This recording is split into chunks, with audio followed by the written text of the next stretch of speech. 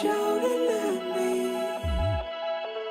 Wish you'd never see me drown.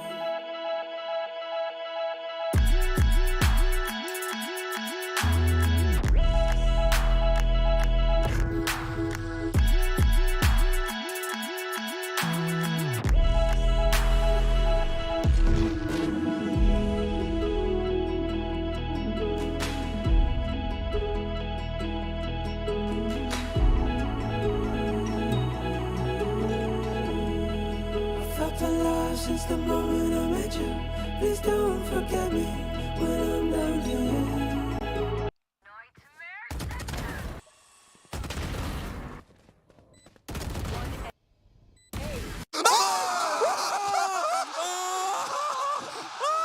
What are you doing? Holy shit!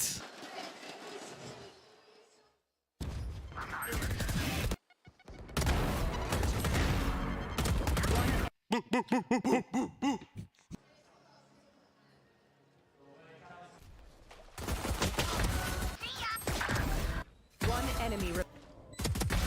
Nice! Let's go! Toxins going up. 30 seconds left. Spike down. C. One enemy remains.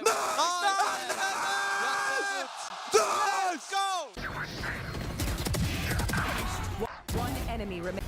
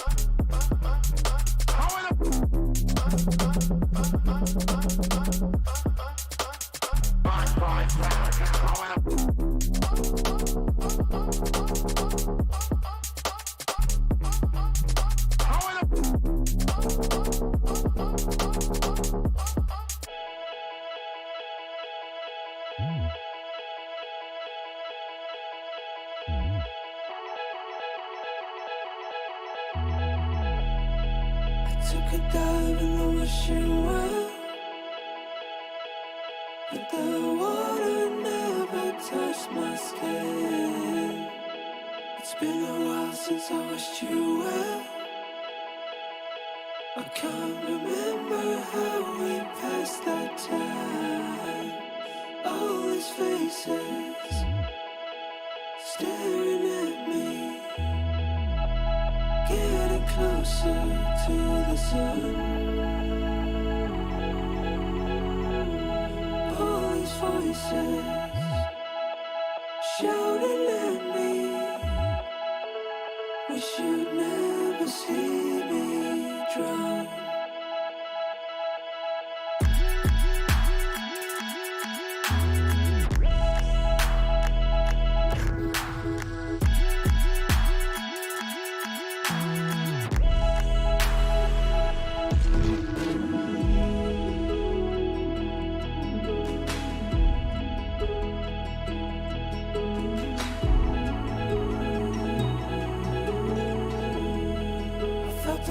Since the moment I met you, please don't forget me when I'm down here.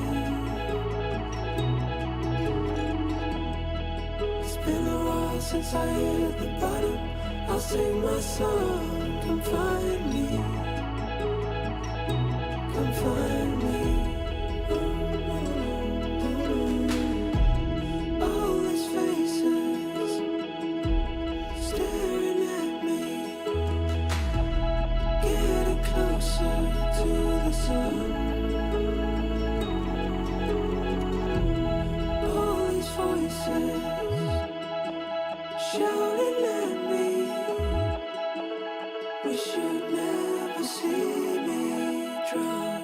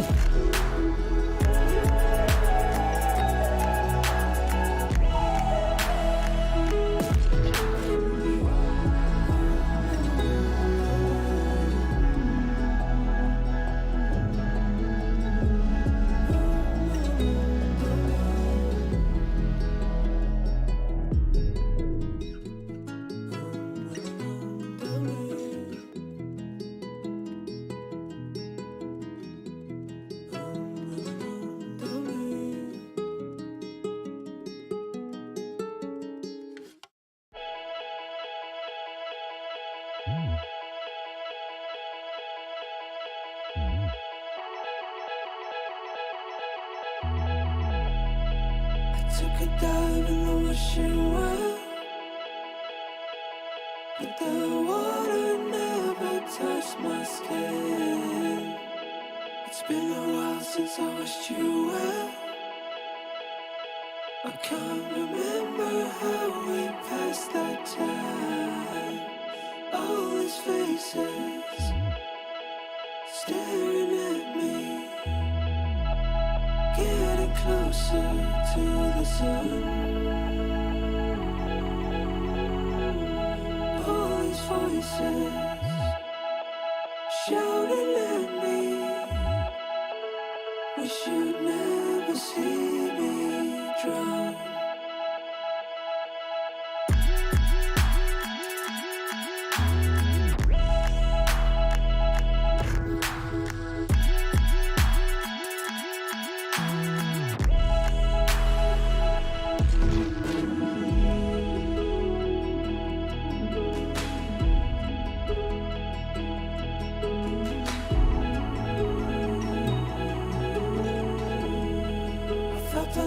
Since the moment I met you, please don't forget me when I'm down here.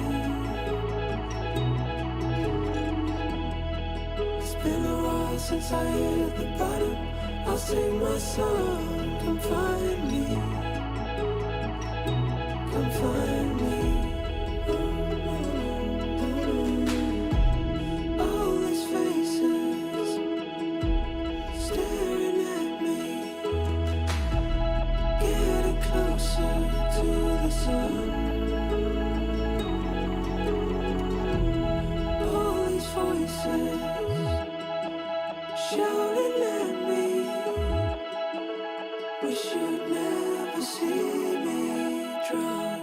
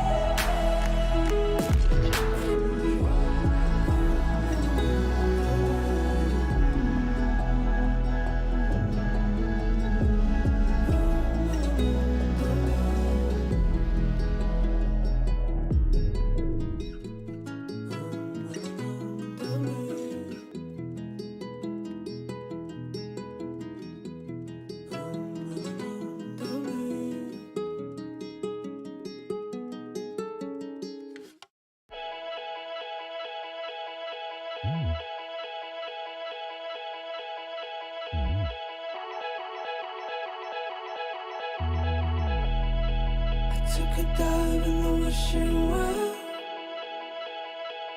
but the water never touched my skin. It's been a while since I wished you well. I can't remember how we passed that time. All these faces staring at me, getting closer to the sun.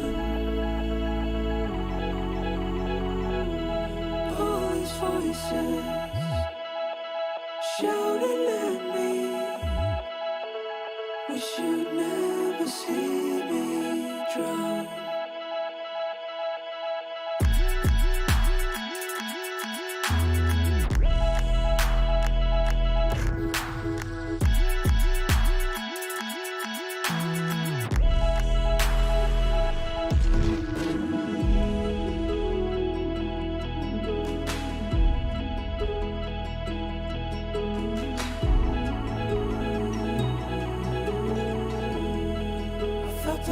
Since the moment I met you, please don't forget me when I'm down here. It's been a while since I hit the bottom. I'll sing my song, come find me, come find me.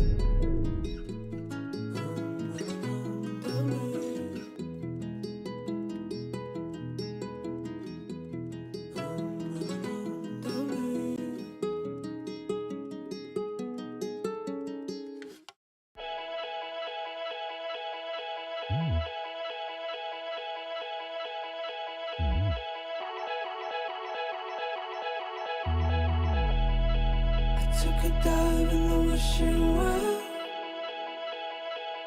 but the water never touched my skin. It's been a while since I wished you well. I can't remember how we passed that time. All these faces staring at me, getting closer to the sun. All these voices shouting at me, wish you'd never see me drown.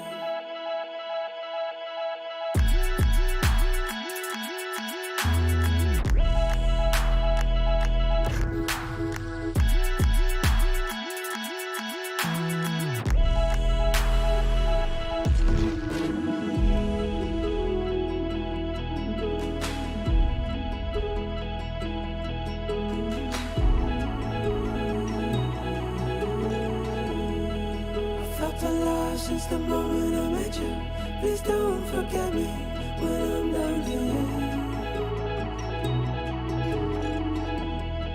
It's been a while since I hit the bottom. I'll sing my song, come find me, come find me. All these faces staring at me, getting closer to the sun. All these voices shouting at me, wish you'd never see me drown.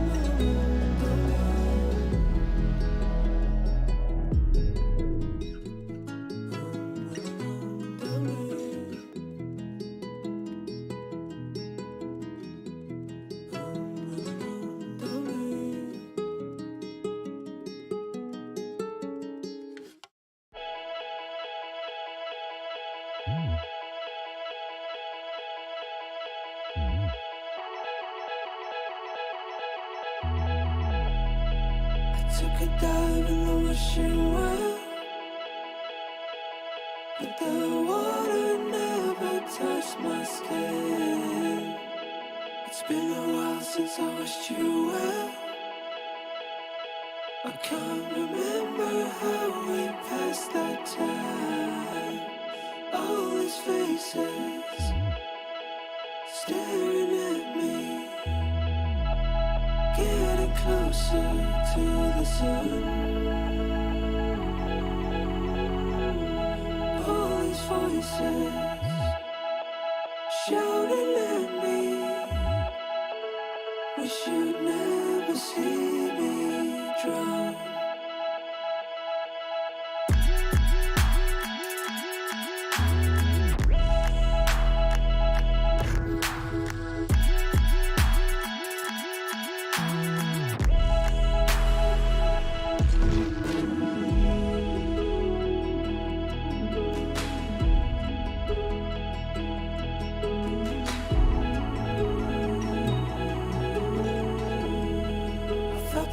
Since the moment I met you, please don't forget me when I'm down here. It's been a while since I hit the bottom. I'll sing my song, come find me,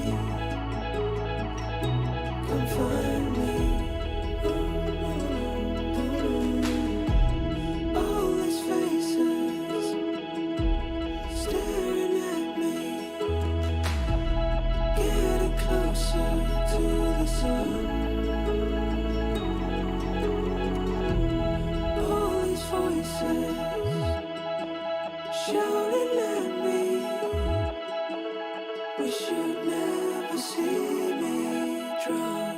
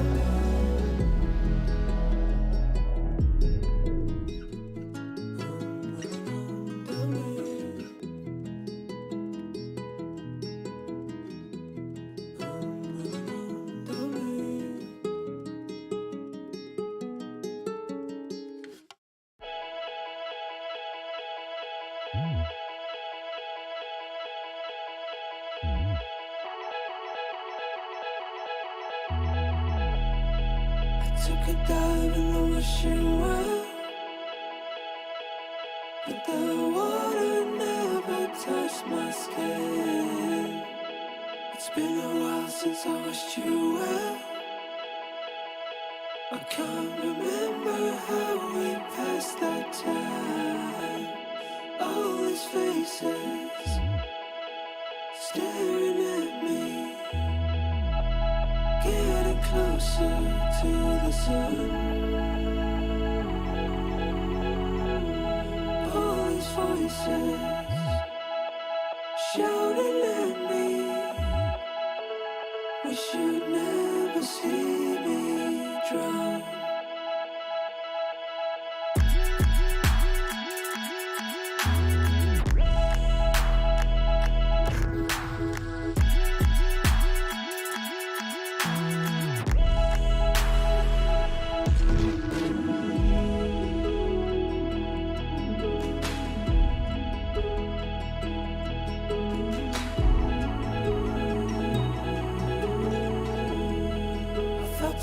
Since the moment I met you, please don't forget me when I'm down here. It's been a while since I hit the bottom. I'll sing my song, come find me, come find me. All these faces staring at me, getting closer to the sun. All these voices shouting at me, wish you'd never see me drown.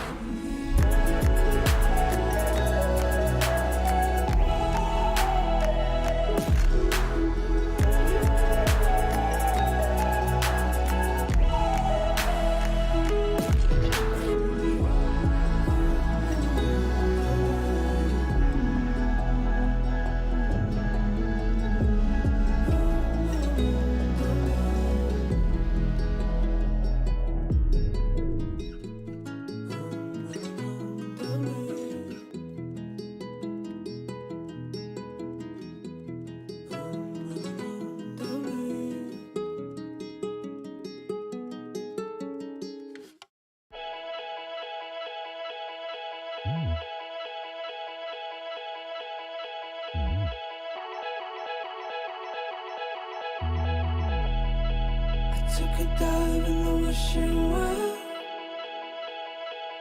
but the water never touched my skin. It's been a while since I wished you well.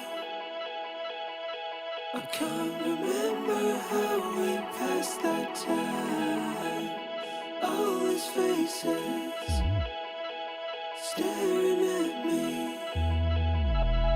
getting closer to the sun.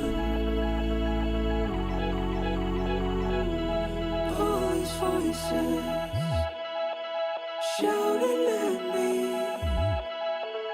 wish you'd never see me drown.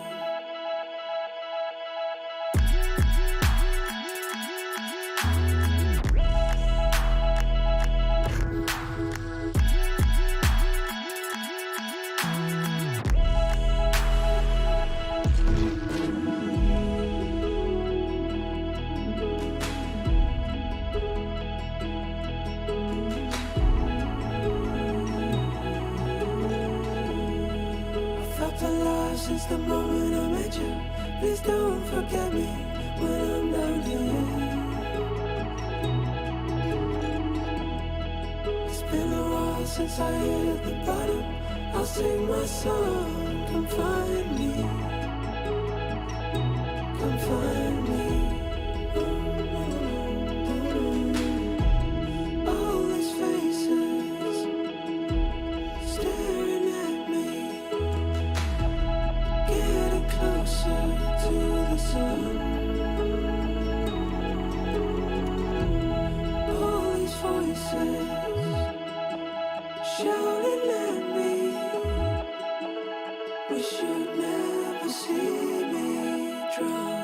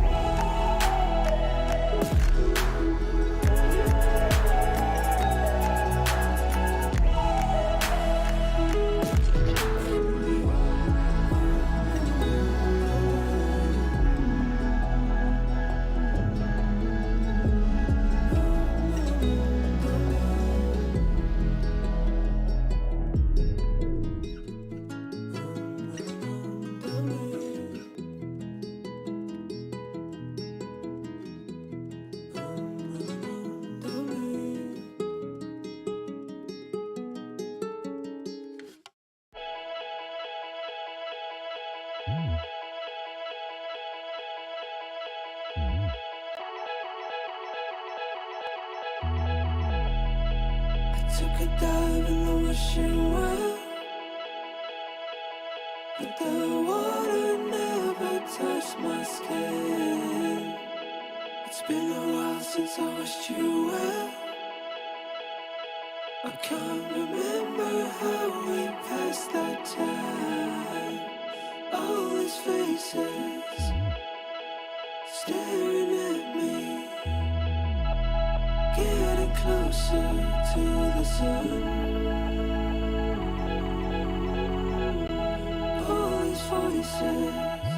Grand finals, and through it all, we're gonna have plenty of guests joining us for all the action. You guys have no idea what kind of guests we're gonna have. We're gonna have the guests from the show match. We got pro players turned streamers, we got content creators, we got the devs. They're gonna be here with us exclusively, only here. So you gotta go watch us here. Watch us here. Right. Sorry, Achilleos. We want them over here with us. Yeah, we're getting vertical. We are, of course, your pocket friends. You can take us anywhere. That means also you can take Valorant everywhere. And you can chat with us. So make sure to join the conversation in the chat. You can catch us over on TikTok as well as YouTube Shorts. It is way more chill here, so get ready to get crazy.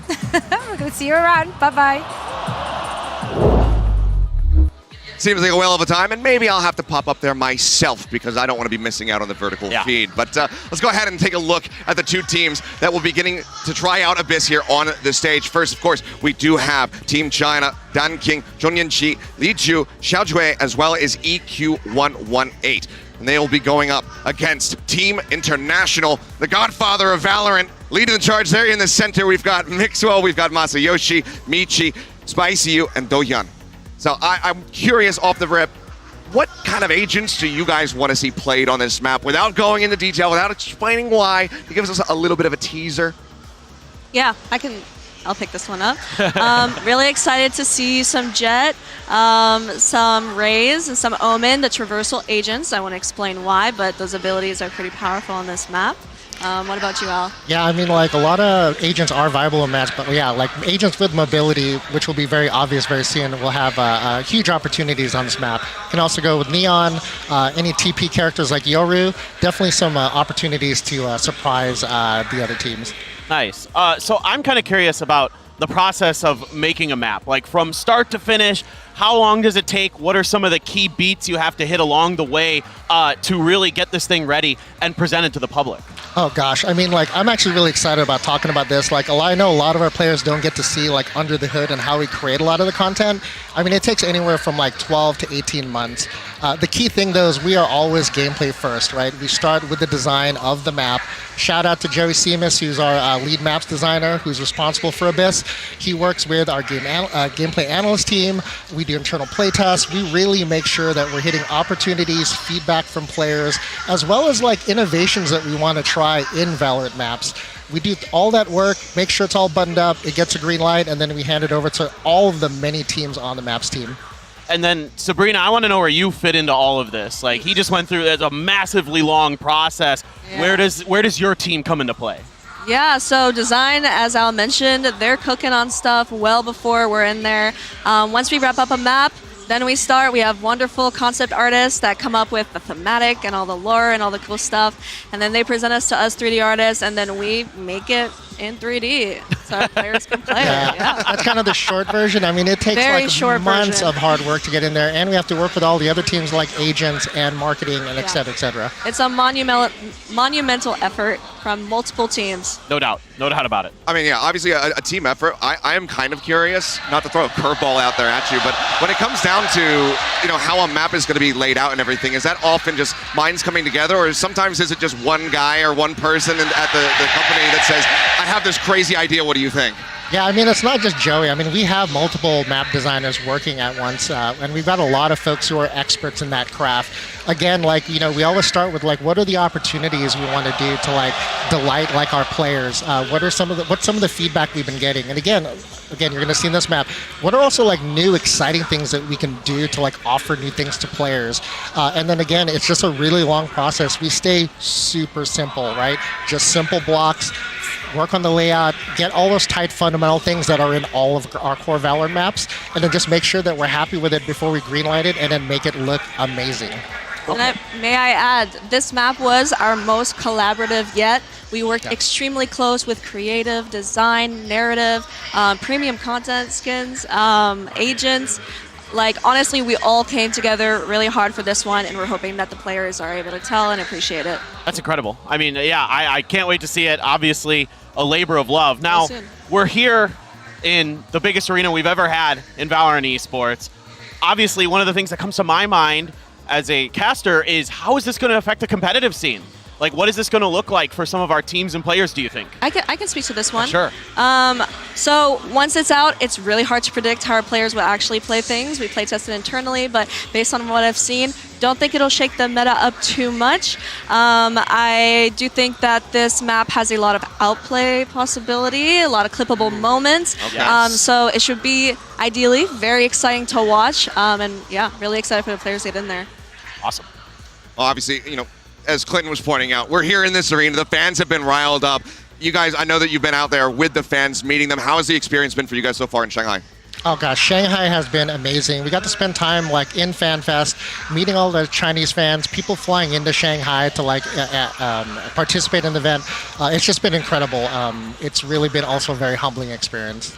I was thinking the exact same verbiage. Humbling experience. China has been fantastic. The fans are so passionate. We got to meet a bunch at FanFest, and that was awesome.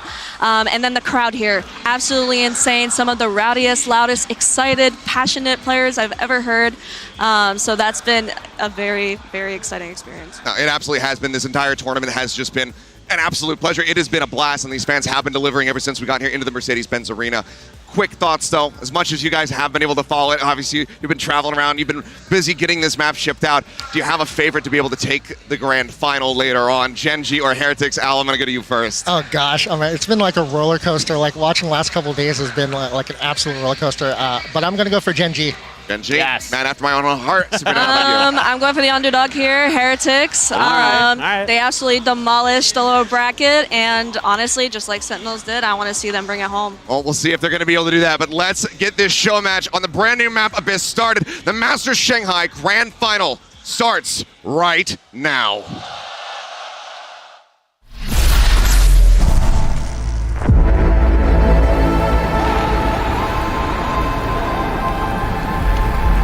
Omen, you need backup. I'm pulling you out. No, we need more answers. What secrets are they hiding here? Fine, but watch over our new recruit. You do know I'm immortal, right? Lucky shot. Team, stand tall and finish this. Quickly. Let's show them the meaning of fear.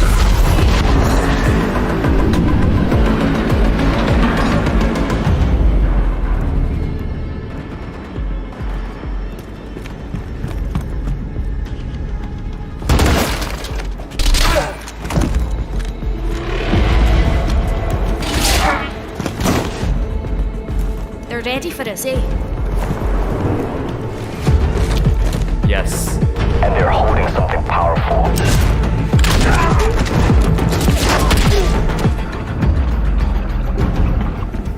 We secure this facility, we finally stand a chance at finding some real answers.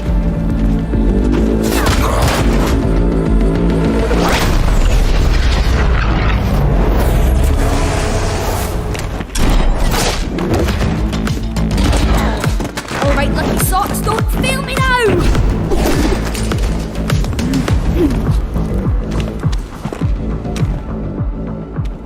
These texts are ancient. How long have they...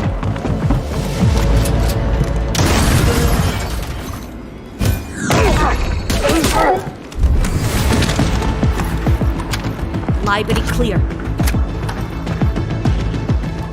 Careful. They think they're clever.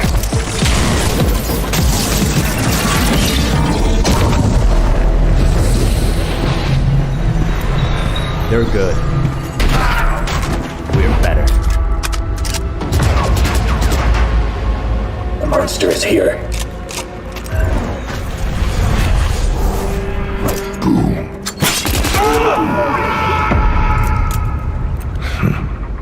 Monster. Coming to you.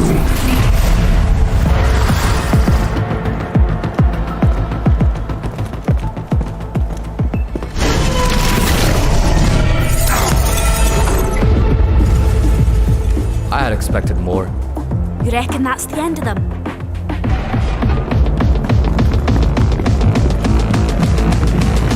The beginning of the end. All right. Who's ready for overtime?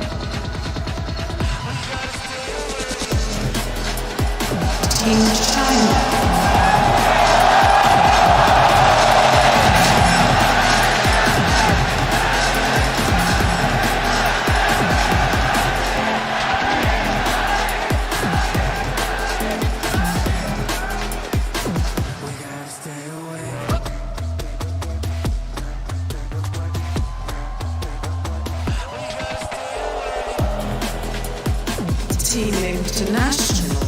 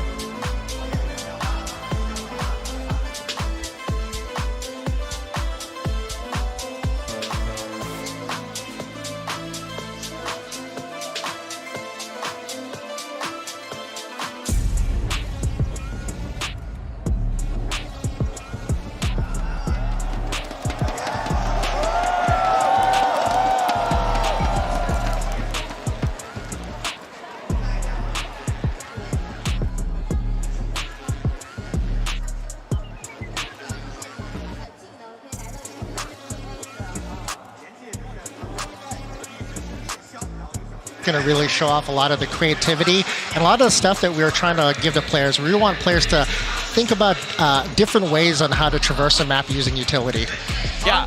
I mean, I think there's... Oh, sorry, go ahead. No. I was going to say Omen, Mixwell and Omen. Very interesting. I'm excited to see how that plays out. Yeah, no. I mean, he's a very good player, so there's going to be a lot of interesting stuff going on. Are there maybe some unique things that we might be able to look out for with some of these agents that are coming into play with this map? So maybe unique interactions with the map itself. I guess we'll see real soon. There's these skill jumps in the map, not to spoil too much, but some of them are more agent-friendly. Others are only you're able to do with certain abilities. Okay. Yeah, keep an eye out too when like the attackers are in A main and B main, which is like right entering the site. We're gonna see some like really cool stuff that's kind of intentional on the design side, which we'll talk about more as the match goes on. All right, well, excited to get into this one. Hopefully we're going to be kicking this one off soon so we can get in and actually get a look at this map. And here we are. And my God, it does look gorgeous. You've done a fantastic job here in your team. Thank you. No, Me and our entire team. All right, well, let's see how they fare. We're here on B site. Yeah, taking a look at the minimap. I mean, it's going to be a full B push here, it would seem, from the attacker. Slide forward. Loving the aggression already. All right, well, Dizzy over the top. So some blinds, but, I mean, as the defenders here, still don't have a spike. Oh, you missed it. Little Wingman did the little jump across that skill jump you were talking about. Oh, he did? Planting the bomb backside. The Wingman can jump over the gaps. Yes, that is correct. Well, that is incredible. It is absolutely adorable. Got him. Now just 2 players left. How do you think this map fares so far? Does it seem fairly balanced in your playtest as far as like attacking and defending side? Very good question. From what we've seen, it is ever so slightly defender-sided. Although in general, when we do launch a map, our maps always start out a little defender-sided. And as people learn how to attack, it kind of evens out over time. Yeah. So we saw some interesting things there with like the way that they're playing the post plant. Like they're waiting behind where the skill jumps are. That makes it pretty difficult for the defenders to try to get rid of where they're hanging out. They're like the attackers. Yeah, yes. Yeah, I was going to say too, like B side, like we actually give 2 towers on both sides, so players on attacker and defender can actually watch 2 nests. That's a really critical part of the map to make sure that you can actually either execute or defend it correctly. Nice. Another B hit. Look at this. spotted them. So one thing about this map, a lot of long range fights. We'll see a lot more of them in mid, but B is pretty open. And like Al said, we have the 2 nests, Heaven, and then in B main, there's another nest, and it allows people to kind of fight over smoke. So that was one of the gameplay intentions from our designer, Joey Simas. He wanted to make sure that, you know, when the players see a smoke, they don't get stuck and stare at it. Right. You know what I mean? So we've given our players multiple opportunities to execute sight. Well, hopefully they'll go to the other side so we can get another, you know, look at a different part of this so map. excited for A side. Yeah, B's nice. Yeah, we might have to have the, if they don't do it, we'll have to have the admin step in and say, please just show us the Yeah, rest I'm a of the little map. biased. I worked on B side, so I'm like, keep going there. I like it. Oh, look at that tree. That's gorgeous. Got a little Radiant tree here. Yeah, this is a very lore heavy map, so that's like part of that, like sort of like part of the Radiant secrets of the science of Hourglass. Yeah, we really had to investigate what does the Radiant effect look like on different natural elements. So you see the rocks in the distance that you mentioned, and then also this tree. Oh, a little play in mid here. And we're seeing a little bit of vents as well. So this leads you right into A Heaven. Okay, so breakable door, breakable vent to just be able to cut across and get yourself over to that A site from Exactly. Yeah, so mid control is incredibly important on this map. Gives you a lot of leverage. And you saw there that the Jet held their spacebar to drift towards that rope. Is that necessary on that jump, or No, can you just make that? you can make it as long as you press F. Okay, got it. If you don't, it's GG. Wow, clean. Very clean. 8 players left standing, and that's going to be Team China getting themselves on the board and showing us a lot more of the map than what we had seen in those previous 2 rounds. Yeah, and as anticipated, we're seeing those very fast, quick plays, high risk, high reward. Now, what if you have an oopsies and you have the, let's say you have the spike and you fall off the map? Oh, so that's a really good question. Yeah. So like it's actually not possible to lose a spike. We definitely want matches to finish, so if the spike does go over an edge, it will always immediately spawn where it fell off. That's excellent. Nice. Same goes for bodies, so rezzing. If a body falls off the map, you cannot res. Got it. And then guns as well. So if you're trying to play that eco round, make sure you're not shooting someone on the edge and losing that Vandal. Yeah, I'd be yeeting the op off the edge so Achilleos can't have it. and then I wouldn't be able to carry you in the game. Okay, come on now. Yeah, well you play Raze with an op and you don't use your satchels. So. Another B-side hit. We're not getting Ooh, the satchel. Yeah, I think we're starting to see why that that mobility is so very important. But this is a great shutdown here from the side of Team China. So fun last one fact, standing. this B main ramp that you saw, the smoke, it does not completely cover up the ramp, so there's still a gap. And that is part of not wanting the smokes to just block everyone off. So yeah, so being able to play around it, being able to peek over top of it or to the side. So just giving you some more angles of approach rather than just keeping a team completely locked in place because of that smoke. Yeah, that's something we really want to point out to you. Like, you guys are used to seeing maps like Ascend B-side. Like, as soon as a smoke usually hits a choke point, it's completely cut off. But it's intentional on this map for both A and B side. A single smoke cannot completely cover an entry point. Plus, we give you those skill jump opportunities so that there are more ways to actually enter site. But it is very high risk, high reward when it comes to actually doing those trick jump executes. And we're seeing a part of the map here that I'm really curious about is mid. Like how long it is, how wide and open it is. What was some of the thought process into making it that way? Yeah, so that's also really intentional too. So this is very lurk heavy for mid. It is intentionally designed. You go all out or you go home. Yeah, and it is designed for these aim duels. Like that. Yeah, ones that right now Team China getting the better of. Yeah, lurked out of B main up into this little corner. Yeah, Joey was telling us it's really hard to sneak by here, so if you're going to go through mid, you probably want to stack. But controlling mid is super important because it does branch out multiple ways into both sites. Oh, look at that. Guns action. Yeah, the break of the vent right into a kill. Catch people by surprise, just hiding behind that vent, just kind of waiting it out. So many flank angle opportunities there in mid as well. There's absolutely. So many paths to come in and out of it. Yeah, I think that we're going to have, once this does get into pro player, once players get this on their hands, like A-main. how high priority that's going to be. But yeah, A-main hit, as you say. Let's see if we can see a trick jump here. Come on, Mixwell. Storming their way through, but slow down. So you see him on top of that box in A main, so this is a really good way to look over that smoke. Oh, watch this. And here he goes with the TP on the bridge into the smoke. Okay. Exactly what we wanted to see. Oh, the timing on the dizzy, looking great. Fantastic execute. Oh, that is gorgeous. And that is exactly what we want to see from this map. That is so sick.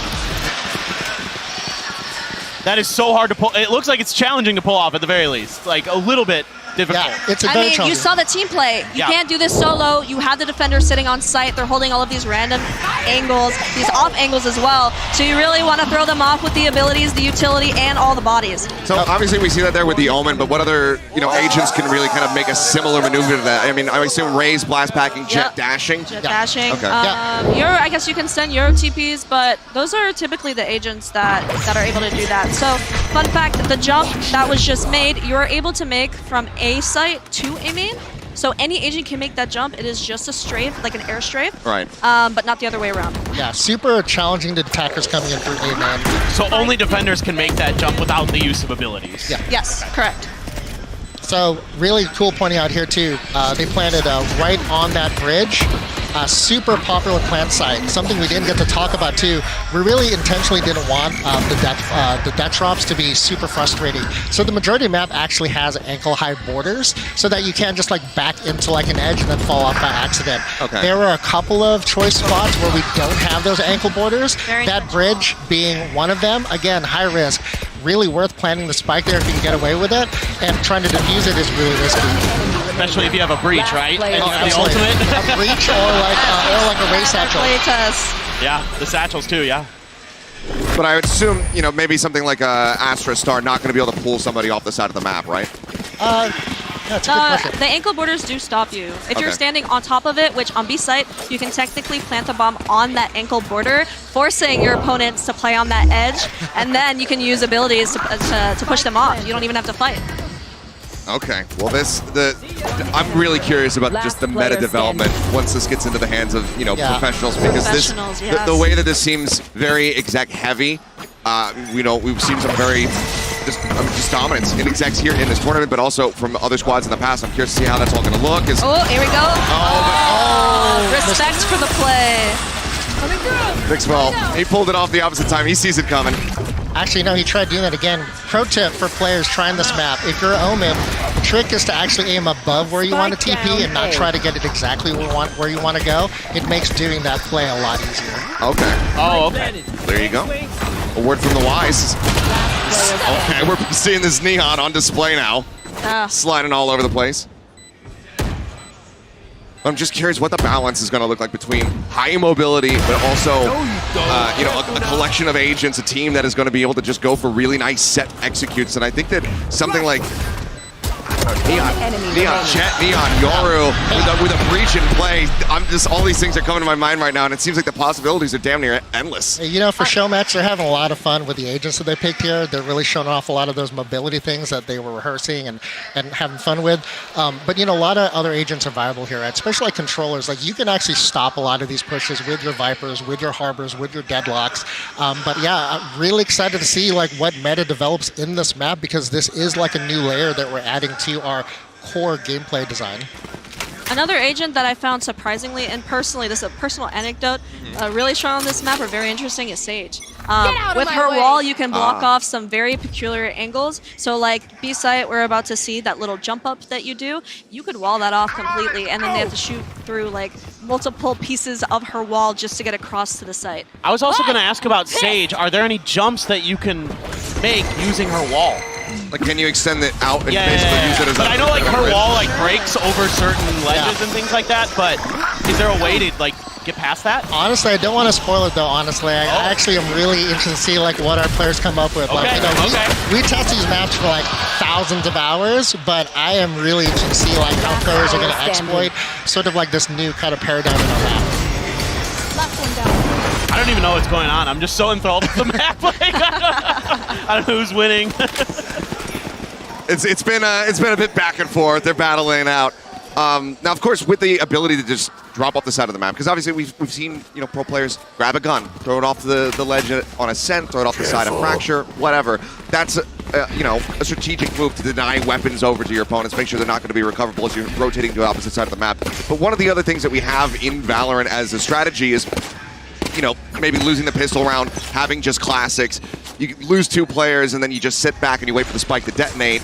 does it all play out exactly the same if you just go into one of the drops? That's a good question. I think for ecos, we actually do see a lot of like mid fights. If you like 5-man hit it, typically you'll only have one defender there to keep it safe, and you get a lot of map control by doing that. So you're getting right into their spawns, into their areas that they're sitting in and catching them off guard. We're seeing a lot of snipers in general. So there's a lot of opportunities to take an eco and kind of turn it around on your opponent. There's a lot of angles and things like that to utilize. Yeah, definitely. Yeah, it's also. I think team play is like really, really required for this because of all the long range fights. Yeah, and I know it's really exciting. Like, you know, this is the first map that's gonna have no boundaries. It has death drops, weapons gonna fall off. You know, Sage can res bodies that fall off the pit. But you know, it's really important to make sure players know that like the core design of the map is still very traditional. It's 3 lanes. It's got 2 sites. It's got that mid. A lot of the fundamentals that players practice day in and day out still super important in this map. But again, we had that extra layer. Really excited to see how players are going to surprise us with some of their clutch plays. Now we said that the spike, if it falls off the side of the map, that just comes right back up. I'm assuming that since we do have geckos in play, I haven't noticed if it's happened yet. If you were to accidentally send Dizzy off over the side of the map, is he just falling into the abyss? No, he's gonna. Gone. Yeah. It's gone. It's gone okay. forever. So.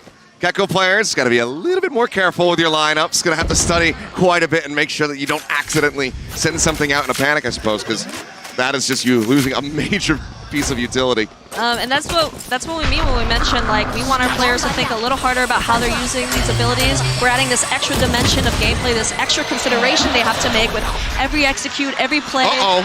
Here he goes! Yes! We did it! We got it! We got the shot! We got it! Slicky in shambles! What a wingman driving! And honestly, this plant backside is pretty strong when you play in B main, forcing your opponents to jump across the skill jump here. It's a very easy way to catch them off guard. Wow. Well, next one not getting caught by the Thrash, but does get a nice headshot there from Dunking, so let's see if they're going to be able to get this. 2v2 for the retake. Oh, they got the wingman. Yeah, he's on it. Oh, cleared off. Oh. Bold swing. Seems like International going to be getting themselves like 7. I mentioned, this B main hold is extremely powerful. All right. Incredible.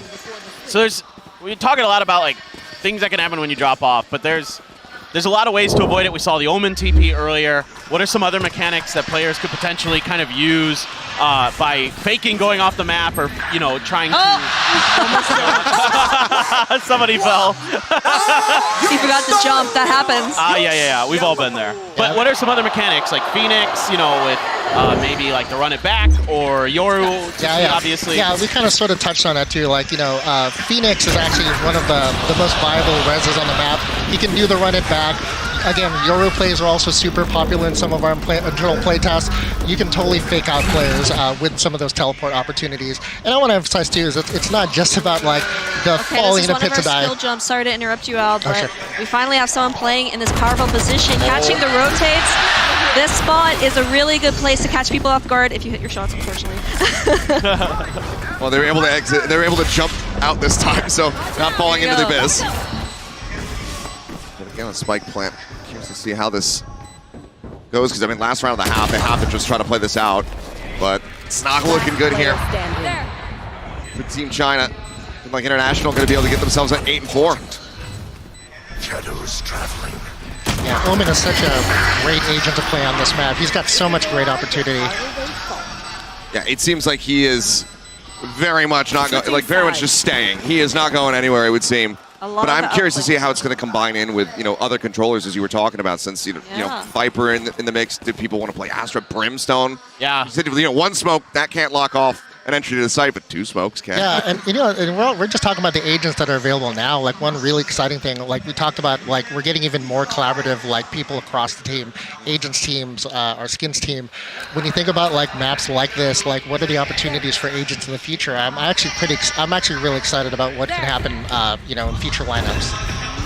My anticipation, personally, I'm seeing the Viper and then a dome smoke potentially. Just because that B main not being able to dome smoke it is pretty rough. Very true. Oh no! He's gone dead again. We're forgetting to jump again. Again, high risk, high High reward. risk, high reward. Or I don't think there should have been that much risk in that one, to be honest. that was by choice for sure. And like Al said, like we have all these ankle borders, everything's intentional. We don't want this to feel frustrating at all. This is just adding an extra dimension of gameplay because our players keep raising that bar. Right. Yeah, I don't think that can be frustration at the map, just frustration at your not pressing the space bar. But yeah, that's user error right there. able to trade one back. Okay, we got him again. Oh, I love the way that. Yeah, so using the Dizzy to cross there is really smart because typically a defender will be holding you on that jump. They're able to clear it out though, so now that this is starting to get away from them.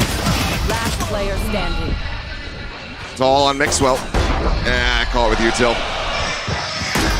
But yeah, I'm loving the approaches that we're seeing. It's so neat to see because it's just so unlike anything that we've had in the game thus far. But like you said, it's still like it doesn't feel that different, but it is still very different. Yeah, so the layout is very traditional. It really aligns with our core maps. It should be very straightforward to learn, very straightforward to play, except we're just adding this extra thing you have to think about. Yeah, and I was going to say too, like seeing the reaction of like our players. I saw some stuff in socials today. Luke's going to be deceiving too. Like this beautiful map that's in this deep chasm, it kind of gives us this idea that it's a huge map. It is not overly big. You know, every new map takes time to learn, but we're really hoping that players will pick up the layout on this. And as you can see too, like action happens immediately. I mean, they're going past that barrier and executing on site, and we get straight to the action, which is intentional. Now this is the eco round team play I'm talking about. I'm hoping to see if this works out for them. Curious if this does fall apart. Do they just go to the side? Excited for this one. Spotted. I mean, they're just going to wide swing him, so he's got a back pedal. They haven't taken a sight yet. The blind. Okay, looks like they're holding it down. Down mid. Mixwell not going to be able to jump off the side. Respectable attempt. Yeah, not bad. Decent amount of damage dealt. Got to be careful on that rope in mid. A lot of times in our playtest, you can actually like hang on that rope, and if people aren't paying attention and clearing corners, you can catch them off guard. Yeah, I had my manager do that to me. He sat on the rope in mid, like in a 1v1, and I just walk past him and he shoots me on the rope. I couldn't even be mad. It was just so cool. And those are those clippable moments that we're talking about, you know? Right. I have a question. Hopefully you can answer it for me. But you talk about the increased collaboration that you have between the different teams. Do you ever have somebody on the agent side come to you guys and be like, hey, can you put something like this into a map because we have an idea for an agent on this end, or is that fairly separated? I will say opportunities to do that are growing. I mean, like we're always really careful, really intentional on how we introduce gameplay mechanics in maps. Agents team does the same thing, but I think it's going to grow more in the future as we do more things. I mean, we've had some real exciting agents come out with kind of new out there abilities, and kind of again talking about we've had 3 what we call core maps, which were really straightforward. The hooks weren't really heavy. This is kind of back to that experimentation of seeing if we can add that layer to really excite players. But yeah. See the future. We're trying to collaborate more, so we have a lot of Easter eggs on the maps, current stuff and future stuff. So keep your eyes peeled. I don't want to say any more than that. Yeah, I was gonna say we won't press you to point out anything here. I'm sure that people, as soon as they get their hands on this, are gonna be scouring every nook and cranny. Yeah, wink, wink. They showed it in the cinematic, but we see a lot of shots of defenders holding the top of mid. We actually have for the first time a lot of our premium weapon skins in the map showcased. Part of that lore, part of that story, that is probably some of the funnest stuff that we got to collaborate on because it adds so much and kind of unifies that Valorant universe. Yeah, so the idea is the Scions of Hourglass are keeping these artifacts away from the world. And then our agents, they broke in, so it's not a secret anymore. Yeah, so it is kind of like a secret underground base, or it's like a Bond villain or something. Yeah, so mid is like a library. It's where they keep all of those secrets, and then B is more of this botanical radianite research facility. They're seeing the effects of radianite on different organic elements, and then A side is how would you phrase it, Al? A side is what we call radianite lockup, where particular things are kept there and hidden.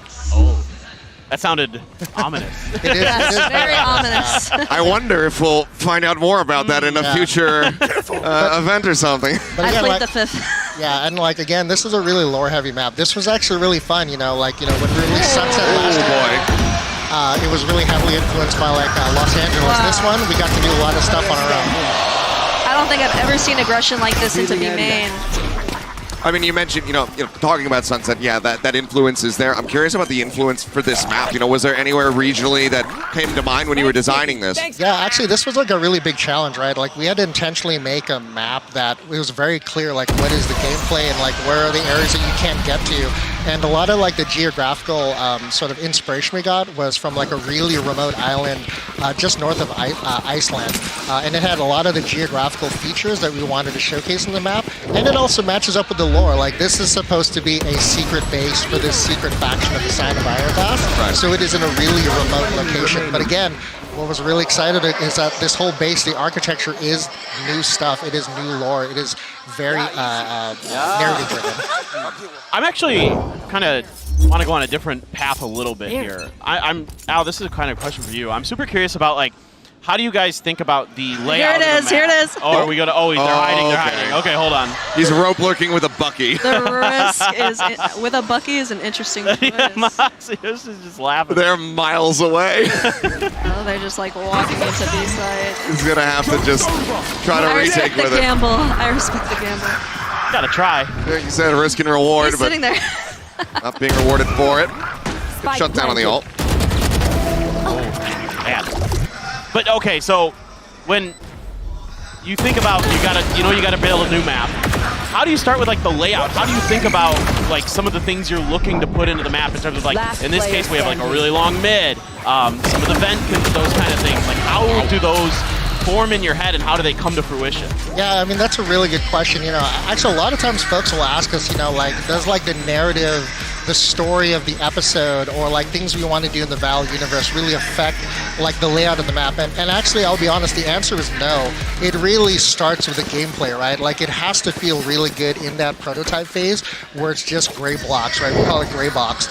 And like when we talk about opportunities, things we're deciding, honestly, it is just the evolution of like what our players are doing in the game today.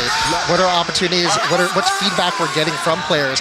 And also just like what are just fresh new ideas that like our design team, and the team, the broader team as a whole want to do, and then we just try to find the right combination of that. And again, test very heavily. Sure. I will share with this map. I mean, this map at one point had like even more extreme verticality. It had things like jump pads and crash pads, so you can go like very long distances. Oh, okay. And we even had like harder trick jumps. We had platforms that were like half a meter. Tiny. Yeah, very tiny. But again, lots of playtesting, lots of making sure that it still hits those key beats for like design principles for map. And again, super excited to see how players react. And to clarify, the crash pads would actually help you not take any fall damage. So we had like these jump pads, you could go super, super high, and if you fall down, you'd take no damage at all. But in the end, we wanted this to align a bit more with our core maps instead, and then and then hopefully not be too punishing. Yes. One of the things that I like that we have seen more times than I expected Yes, way more. is kind of just like, where you hit the where you actually hit the depth when you're falling off the side of the map, what that limit is. So it seems like you have a decent amount of time to try to react. Like if you're playing Jet, something like that, you actually slip off the side of the map to be able to get that updraft off. It's not like you just are instantly dead. It's about 3 to 4 seconds, right? We don't want to make it. We don't want to belabor the point. Like once you fall off, if you don't have any movement utility, you'll die within 3 to 4 seconds. Right. Well, 1v1 here. They didn't take damage from their own shock dart at least, but Mercy of time. It's 2 rounds away here for Team International. This went by pretty quickly.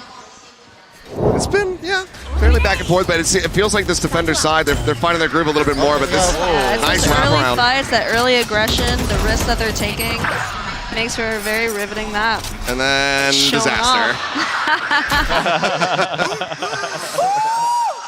Yeah. I can't wait to see that, you know, the first week or the first couple days, especially of this map coming out, all the clips that are going to be compiled and posted online. Streamers losing their minds. And if people are wondering if you can plan on the edge of B side and you've got a breach on the post plan, you can totally have multiple agents go off the edge. Everyone off the map. It seems like maybe everyone will just firm handshakes and agree not to play breach on this. No, or just, if you know the Rolling Thunder's online, don't go to B. Maybe makes them a little bit more readable, but good fight back. There we go. Let's go. Yeah, well, you can see how that round really shows how important that mid control is, right? It is. That Neon gets so far up there. Looks like this is being watched for, though. Updraft peak.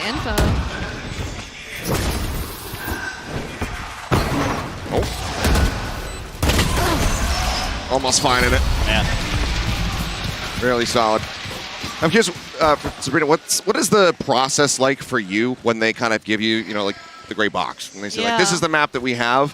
What is, like, the first couple steps of figuring out, like, how what the look of this map is going to be? Yeah, I mean, as a 3D artist, I come in a little bit later, but we do have fantastic concept artists. We started out super early during a blue sky phase, which means the sky's the limit. They could do whatever they want, try the most insane, crazy things, and we do not want to limit them on their creativity. Then we hone it in a little bit, try to figure out, okay, what does this look like? They actually take the map into consideration, trying to fit all their ideas into there. And then the rope lurk come in. Yep. It might pay off. Oh, there's help, but there's but now he's got to get out. Might need some assistance to get out of this position. He's got the teammate holding him there. I can see the panic in the movement. This is incredible. I mean, this is exactly what we wanted to see out of this show match. Right. It could maybe just, you know, blast pack, jump off backwards. Got his ult as well. Get out of it a couple different ways. Smoke here by Mixwell. Again, it's really hard to sneak behind mid. You've got to commit. And that smoke covers all the way into the vent too, so that's really nice to bail your team out. Yeah. Yeah, I mentioned that like dump smoke is not too strong on B side, but mid gives you incredible power. Limiting that information, getting the early info on mid is so important. So sending that dart into back of mid or a fade eye can make all the difference for your team. Have there been any Harbor enjoyers, like trying out some things with like the high tide and stuff like that on this map, trying to? Actually, our game analysis team enjoyed using Harbor a lot because his wave actually covers that B main choke, which the smoke does not cover. Shut down. China trying to fight this one back. And fun fact, that bridge right there is pennable, so you're able to shoot right into heaven. Okay, yeah. Here's a big question that I have a concern about. All right. Not really, but I know where this is going. How valuable do you think the Odin's going to be on this map compared to something like Lotus? You know, Ascent. Hopefully it's nothing like Lotus, only because I feel like Lotus has a lot of those close quarters fights. Like people are right behind that wall that you're spamming. Here we're getting those really long range fights, so we're anticipating more Operator. Maybe the Guardian even. Yeah. Building up in popularity. Okay, but can't say for sure until the players get their hands on it. Again, we keep saying like I cannot wait for players to get the map and see how they surprise us. I was here 2 days ago, and yeah, Lotus plus Odin, that was pretty serious. That was rough to watch for sure.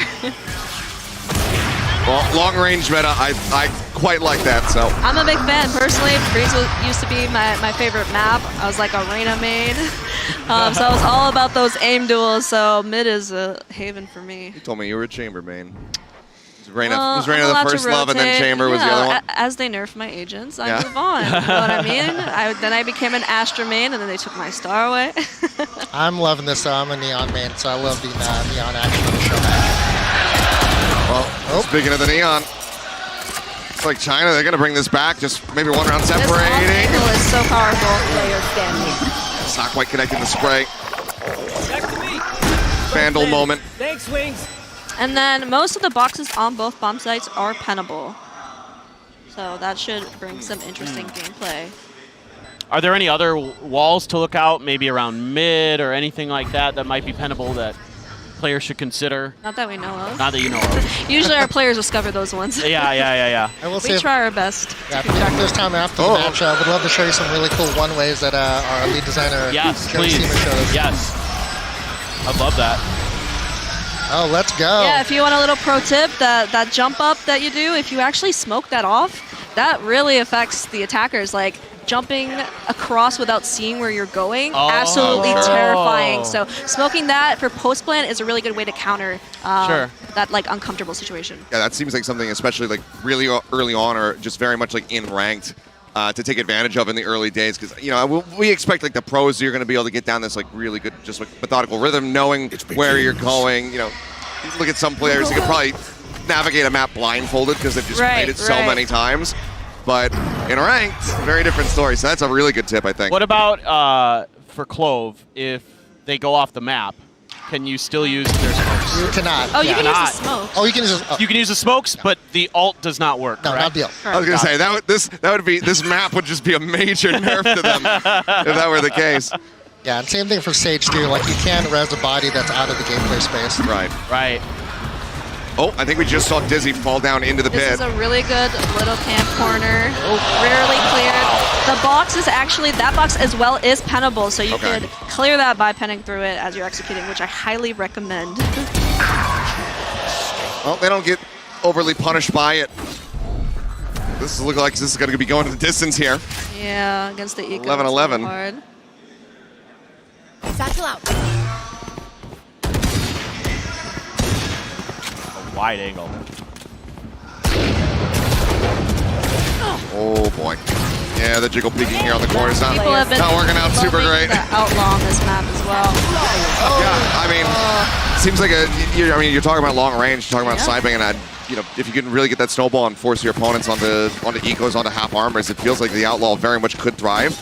But one of the other things that I'm curious to see is going to be, how quickly can you get on top of the outlaw to try to punish it? Because it is just that two-shot weapon, and if they're going to be posted up in mid, there's a lot of routing options. Yeah. That's true. And honestly, with the long-range areas that you do typically fight with those weapons are easily dome smoked. So it's not going to be like the op is overpowered or anything like that. There is a good counter. All right, let's see this hit. Double stack. They're taking their time, but spotted. Obviously, some of the boxes you're talking about is noted, but now way is cleared. Another run it back to try to open up the site even more. It's flashed up. This looks like this is going to end up going Team China's way. 5 players alive. They trade so well. Spike planted. The comms, home team advantage. Yeah, right? Yeah. Fair point. See if they can do anything to try to run this back. But money-wise, not looking great here for International. So often we see the lurkers in those positions, get anticipated and not be able to hold their ground, but match point. I'm King able to make it happen. So now match point. See Yeah, if we get any other new little unique features here in this potentially last round. Yeah, even though you're able to lurk a little bit on this map, like you distract everyone on site, you have that one guy going mid. Defenders still have multiple positions like this where they can hold you and kind of be prepared for that.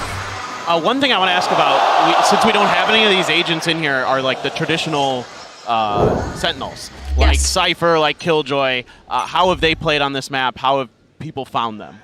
So far, I think there's been a bit of a bias towards Cypher, only because, you have global utility. Placing those trips helps you really keep track of those lurkers, which can be incredibly punishing. Killjoy is pretty fun as well, but from what I've heard, Deadlock is incredibly strong on this one, actually. Really? Oh. Yes, that wall can hold down a lot of space. But yeah. Plus one to Cypher though too, especially if you're worried about Neon on the other team. Like having those trips in key locations can, no pun intended, really trip around. Oh yeah, of course. If it's near a jump and you're trying to get over there, And like I mentioned, getting that early information in mid, we've actually been seeing a lot of people dropping that Cypher cam to try and see what's going on in there. Makes sense. Are there Cypher? Real close here. Off to acid another time, but Team China in front of the home crowd able to pick up the victory here over Team International.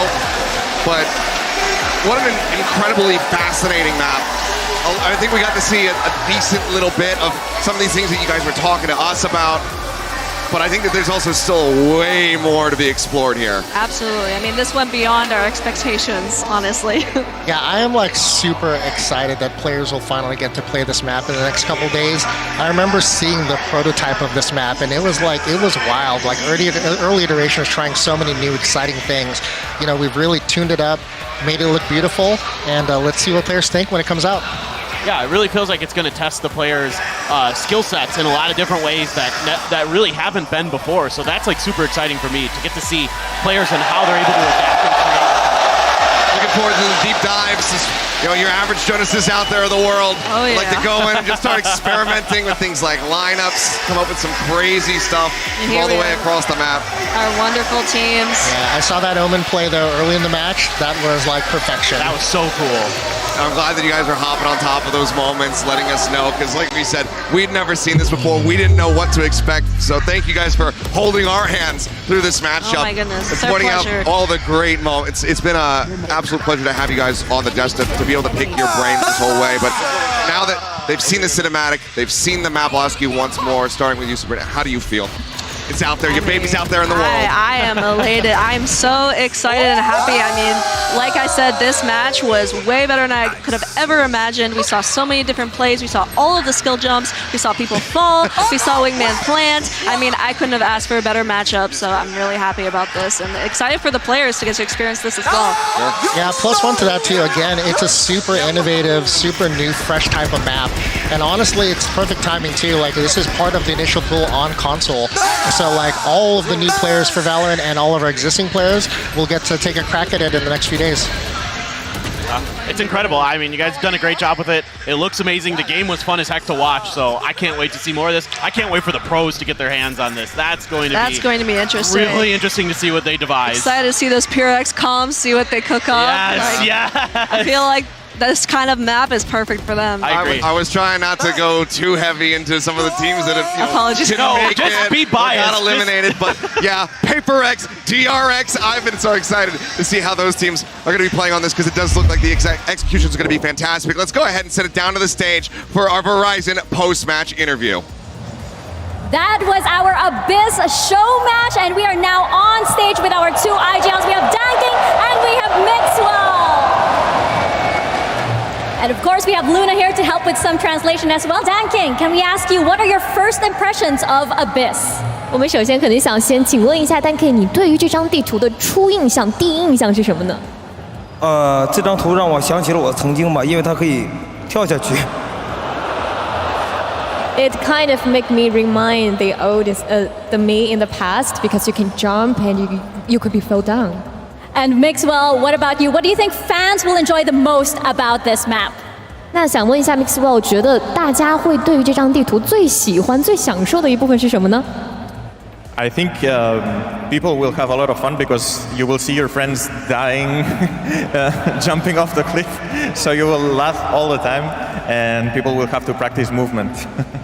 我觉得非常有趣的一点的是，你可能会看着你的队友掉下去，这种非常有趣的场景，我觉得大家可能绝对要为了这一个新的这样的一种创新来练一下自己的操作了。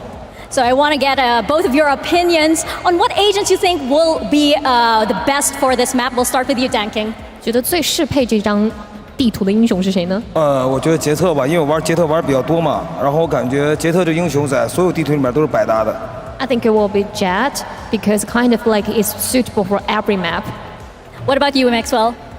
I think Jet as well. I think Omen is really good because you can one-way a lot of places and you can do the jump TP like I did in the game. And I also think that you need maybe Harbor or Viper because the bomb sites are really wide and one smoke doesn't cover everything, so you might have to use one of those. 首先，我觉得可能会是杰峰。那其次，我觉得幽门它的 TP 也非常的适用。然后，我觉得可能海神和蝰蛇他们的烟也可以达到非常好的效果。And finally, we have our grand finals coming up. So I just want to know which team you think is taking home that trophy. Is it going to be Genji or Team Heretics? Dan King, we'll start with you. 那对于我们的总决赛，你觉得 GNG 和 TH 谁将获得我们的冠军呢TH。TH, the Team Heretics. And Mixwell? Of course, Team Heretics. Let's go, Wood. Let's go. Team Harris, Chongma Wood. Mixwell Danking, thank you so much for your time. That was our Abyss show match. And we are off to a quick break, but when we come back, it's going to be the grand finals of Masters Shanghai, Gen G versus Team Heretics. You don't want to miss this. Thank you.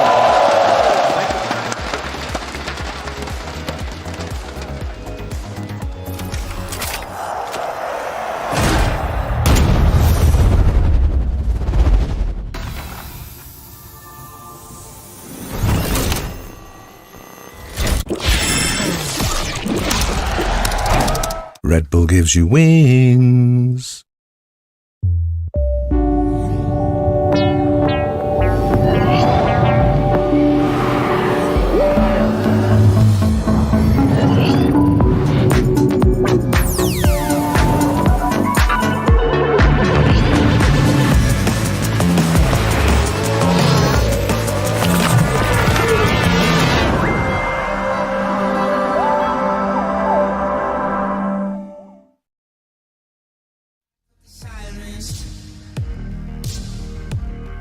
Trying to make my way back to the silence. You got a one-track mind like a driving. I can hear the graveyard sing. Now you got me flatline. Trying to make my way back to the silence. Suddenly, I've been sitting back wondering why you've been coming round, cutting me. And now my blood bleeds quicker than my heart beats.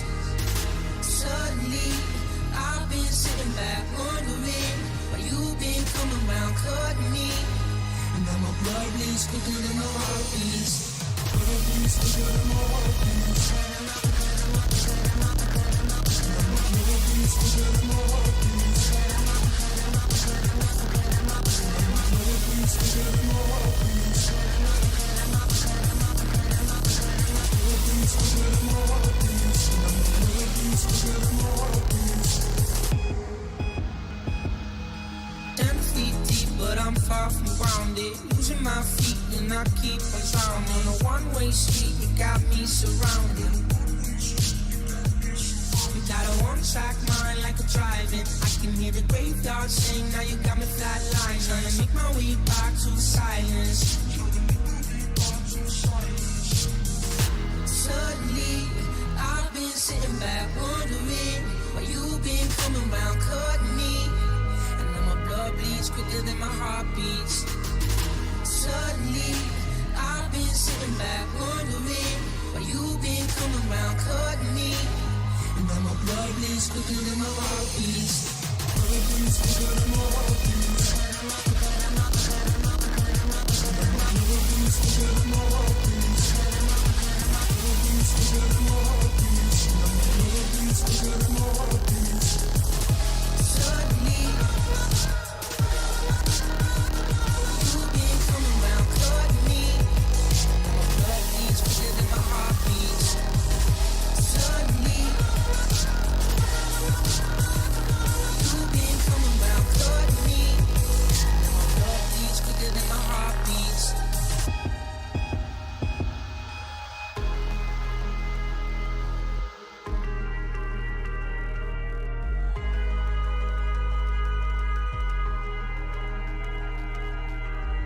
Suddenly, I've been sitting back wondering why you've been coming round, cutting me. And now my blood bleeds quicker than my heart beats.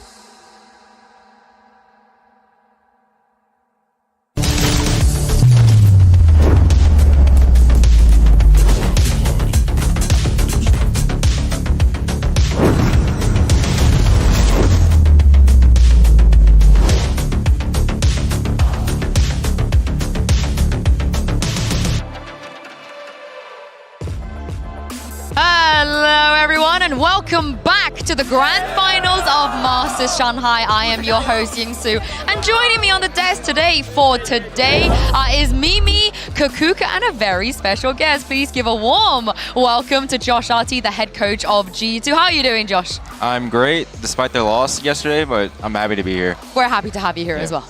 Yeah, exactly. I mean, it's going to be a very, very exciting match if we think about the history of these two teams that we have today. Yeah, we also just saw an incredible new map there. The energy in here is excellent. Josh, we were talking ahead of time about it. This crowd is just ridiculous. It must have been very special to walk out in front of them. Oh, it was electric. I'm so grateful that I got to walk on stage at least twice, experience this massive crowd.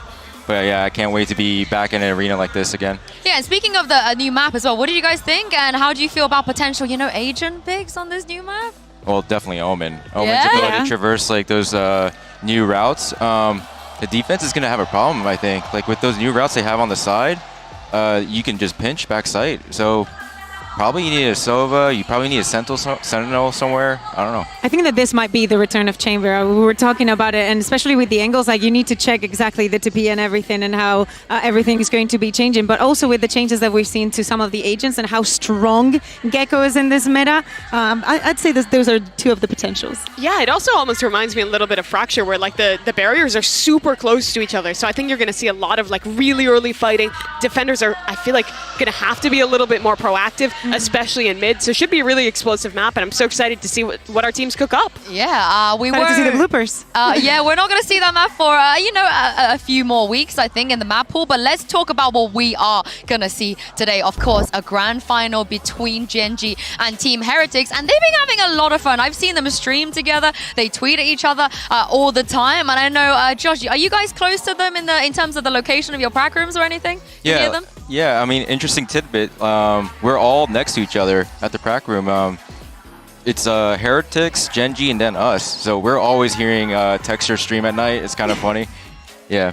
So I'm not surprised there's like a chemistry there, just being close to each other for about a month. Yeah, I mean, both these teams have been like streaming on their own. You hear them yelling back and forth between the rooms. There's a relationship there, but also a very clear one within both these squads. I think we've seen kind of this history repeated of the best squads that can go on runs are the ones with really good synergy, that are just legitimately friends out of game and have players who can bring up the vibe. And I think that's going to be so important in a long best of 5 like this. It's only going to make today's matchup more important for them. I think that they're going to enjoy it a lot, and especially what we've seen throughout the tournament, that is going to be the most important part. Yeah, I can't wait to see what we're going to see on stage. But let's start talking about Team Heretics here. We've seen them here in the Mercedes-Benz Arena at their 5-0. They've had a hell of a journey, Kakuka, to even make it here. At some point, you got to start believing. You got to start believing that they can complete this run, that they can be the victors for today, especially with the year that they've had, not managing to win in kickoff, not also managing to close things out on stage 1 in that very long best of 5. But yesterday,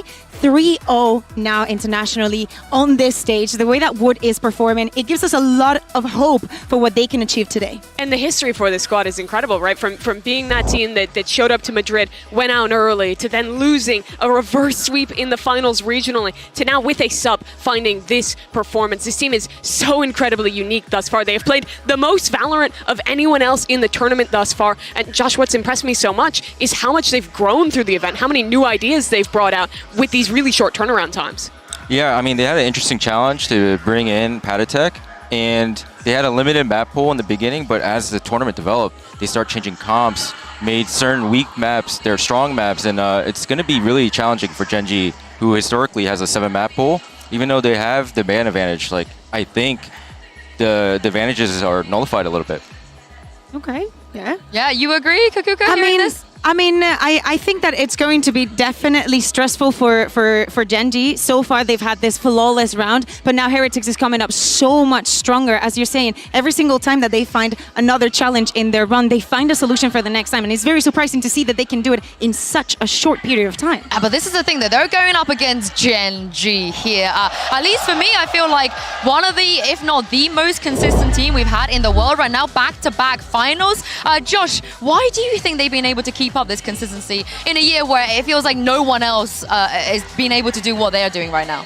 I think they have a really simple but very highly optimized approach where they can get their fights that they want. And in a tournament setting like this, if you can't beat them, you can't match them individually, they will make deep runs. Yeah, and beyond that, right, like, they have a lot of stuff that is kind of like simple on meta stuff, but they've also been a team that a lot of people I think have picked up ideas from. Their comp on Icebox, they were on the first teams playing the KO Gecko, their ideas on Breeze as well. Even if it can like look a little more like one-dimensional at times and they adapt a little less, the execution is at just such a high level that they are beating teams consistently. They're the only squad that is still undefeated here in Shanghai. Exactly, but that is something that we also saw in Madrid. They have been in this position before. Yes, this year is looking great for Gen G, but they need to secure that trophy. They weren't able to do it back in Madrid, but today they have a very, very good chance. Yeah, they absolutely do, but there is a bit of a curse, right? It's been second place consistently at home in Madrid, and a Pacific squad of the year they got the first. Sure, but still, no team from Pacific, no Asian team has ever lifted an international trophy. If they lose today, they have the unfortunate reality of being the only team to ever be in 2 finals and lose them both. This seems like Gen G's time and really their chance to finally win that trophy for themselves and for their region. Yeah, speaking of Gen G, earlier, Mika Fabs caught up with Munchkin for a quick chat. Hey guys, I've got Munchkin here of Gen G. Munchkin, this roster was built from scratch at the top of 2024. You guys, made it over second at Masters Madrid, all the way through Pacific, and now you are here at the grand finals of Masters Shanghai. Let us know, how different is the Gen G from all the way from kickoff to right now here at Masters Shanghai? Back then we were boys, now we are men, and probably. All right, good luck. Thank you. Yeah, the boys to men buff. Josh, is that a real thing? Is that something that we should be keeping an eye out for? Honestly, when you go through grueling series and like a loss like that, you do grow a little bit. I feel like as a team, they probably matured on like how to handle those losses, and they probably took valuable lessons away from the Sentinels game. They're men now, guys. They're Yeah, men. men. They're adults. Men. They're ready to go. It is funny though, because both these teams are so young, right? There's a lot of players that are having their like debut year. A player you're looking at on your screen here, Karan. Like all these guys are so fresh to the scene, but I think have grown up and evolved so quickly. But this is the thing, we mentioned it already. There does seem to be a little bit of a curse with Pacific teams. Paper X, they couldn't do it. DRX, they didn't even really come as close as Gen G and Paper X. It just feels like all the other regions, they're picking up trophies left, right, and center. And Kukuka, we still haven't seen one for the Pacific region. And it's so crazy, right? Because if we go back to the early days of Valorant, to those first tournaments, it was all about Vision Strikers, DRX, Paper X that have stolen our hearts so many times. But actually, coming as close as Gen G, not many have been. And it will be, I think, a very good reward for the year that they're having to be able to lift it and bring it home this time around. Josh is a guy who's played against now all of the Pacific teams in this tournament. Do you think there's a reason that trophy hasn't been lifted? Do you think there's a difference in the style of Pacific that has maybe eluded them in these deep tournament runs? I feel like what they kind of lack is like the multi-dimensionality of their game plans. But they're very, very optimized on like how they want to take their fights. So as long as Neil, the head coach of Heretics, could develop a really good game plan for Boo to call, I feel like they can solve Gen G. Let me throw another question here at you, because there is a curse on the side of Pacific, but for EMEA, it feels like every time EMEA have reached the final, unless they're going up against Sentinels or another EMEA team, they've been pretty successful when it comes to lifting a trophy. Why do you think that is for that region? Because I really like the answer you just gave for why Pacific are still hunting for that trophy. I think it comes down to the game plans and like expectations of like how you want to approach the game, and like I feel like Heretics is a team that can switch and adapt on the fly quickly, and that's enough to like at least secure a few rounds here. So to me, the question is that can Heretics absorb the punch that they'll get from Gen G? Okay, yeah, I mean, it's definitely interesting, right? Because when we talk about that growth, I feel like Gen G has had too much time to study every single kind of solution that Heretics have been bringing, but they still keep bringing surprises. Yesterday even, they changed the composition on Lotus, and you can only think, like, when is this going to end? Yeah, I mean, you talk about absorbing punches. I feel like the biggest punch that Heretics will be throwing out is in the shape of a Turkish duelist. His name is V. And at this point, Mimi, if they manage to bring home this trophy, surely he will be the tournament MVP. I mean, he is absolutely in that conversation. He has been absolutely ridiculous thus far. For those that weren't familiar with his full run, he wasn't a duelist player for his team coming into this event. They have to pick up a sub. Their duelist can't play at the event. He steps up to that plate and has been putting on performances like this. He has over 100 first kills in the tournament, which isn't adjusted for matches, sure, but that's already more than any other duelist player has gotten at a global event. He is so aggressive, his team sets him up so well, and his mechanics are absolutely sublime.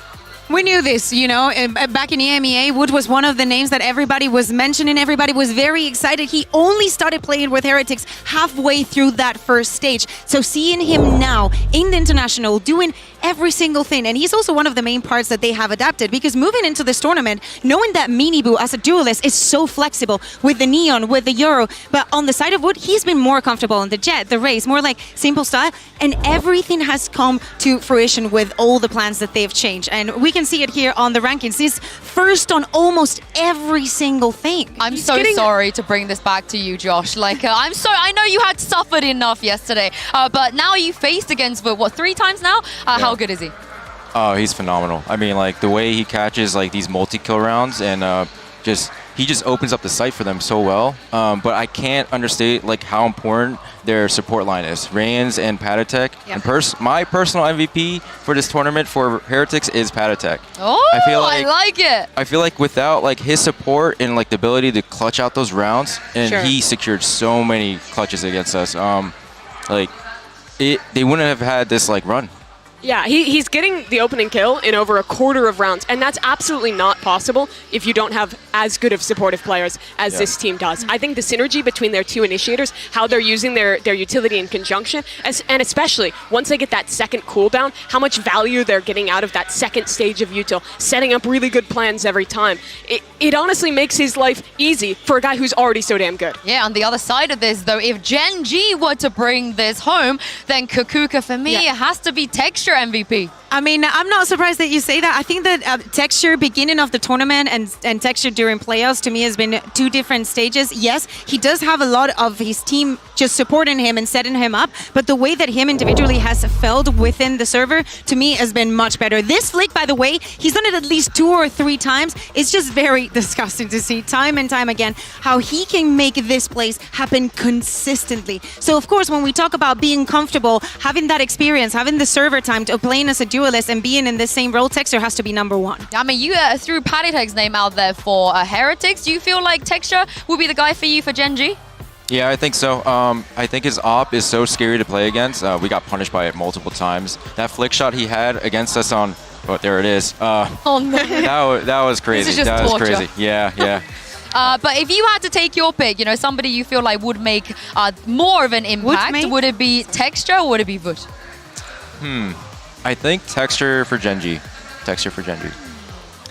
I almost lean Woot just because this is his first tournament playing the role and because he's kind of stepped into it so last second. But both these guys are absolutely pivotal, excuse me. And I think for Texture as well, his like individual impact is almost more important for me because I think a lot of Gen G's game plans are really relying on like kind of like a simple like flash dash setup like that. And if he's not getting those opening kills, he's not finding those opportunities. I think this team's like mid-rounding is a little bit worse off than a squad like Heretics. Yeah, exactly. I think that's the point. If you see a good round from Gen G, you're going to be looking at Texture. From the side of Heretics, anybody can step up. Well, I'm glad you guys mentioned Vote because he's standing by with Mika Fabs.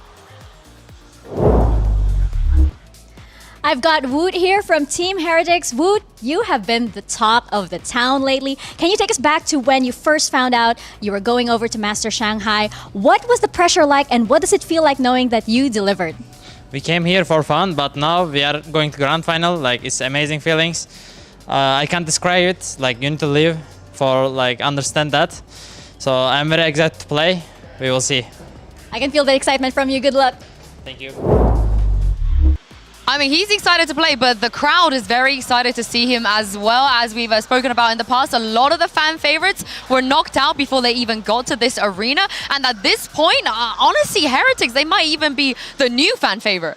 Oh yeah, and I think that everybody can understand why. Time after time, any of these players are a freaking highlight reel, and in so many rounds, things just look ridiculous. The way the crowd has gotten behind them is wild to see. They beat every one of the CN teams, knocked all of them out of this tournament, or at least down into the lowers. And you would think that, that you would think that would vilify them, but instead, all the fans here have gotten on board because they're just a team that is so easy to like when you watch these players play on stage. The vibes, Benji getting up and streaming, the energy.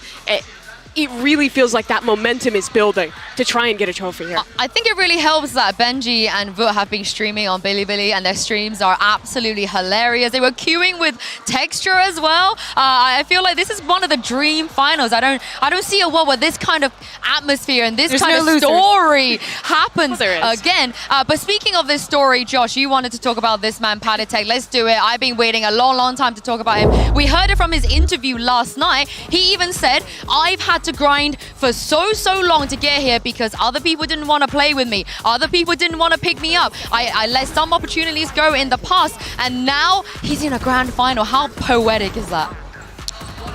It's crazy. It's crazy. And well deserved, honestly. Like from our second match to the third match, like the level of improvement he had and like how much mastery he showed right away.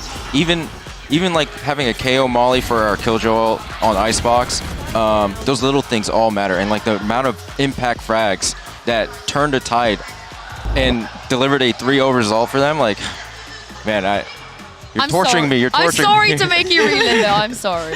I mean, time after time, we've been talking about Patatek and the impact that he's had in the team from the beginning of the year. He's never been just a sub. He's part of the team. I think that everybody can agree that Heretics is a 6-man roster. They can just be swapping people in and out. But I would be so pissed and so disappointed if people did not pick him up for next year. Pick him up, honestly, because pick him up now. He's proven that he can work in any kind of situation, that he can take teams to grand finals at international events, that he's been playing and knows this game inside and out. What he's done is also unprecedented.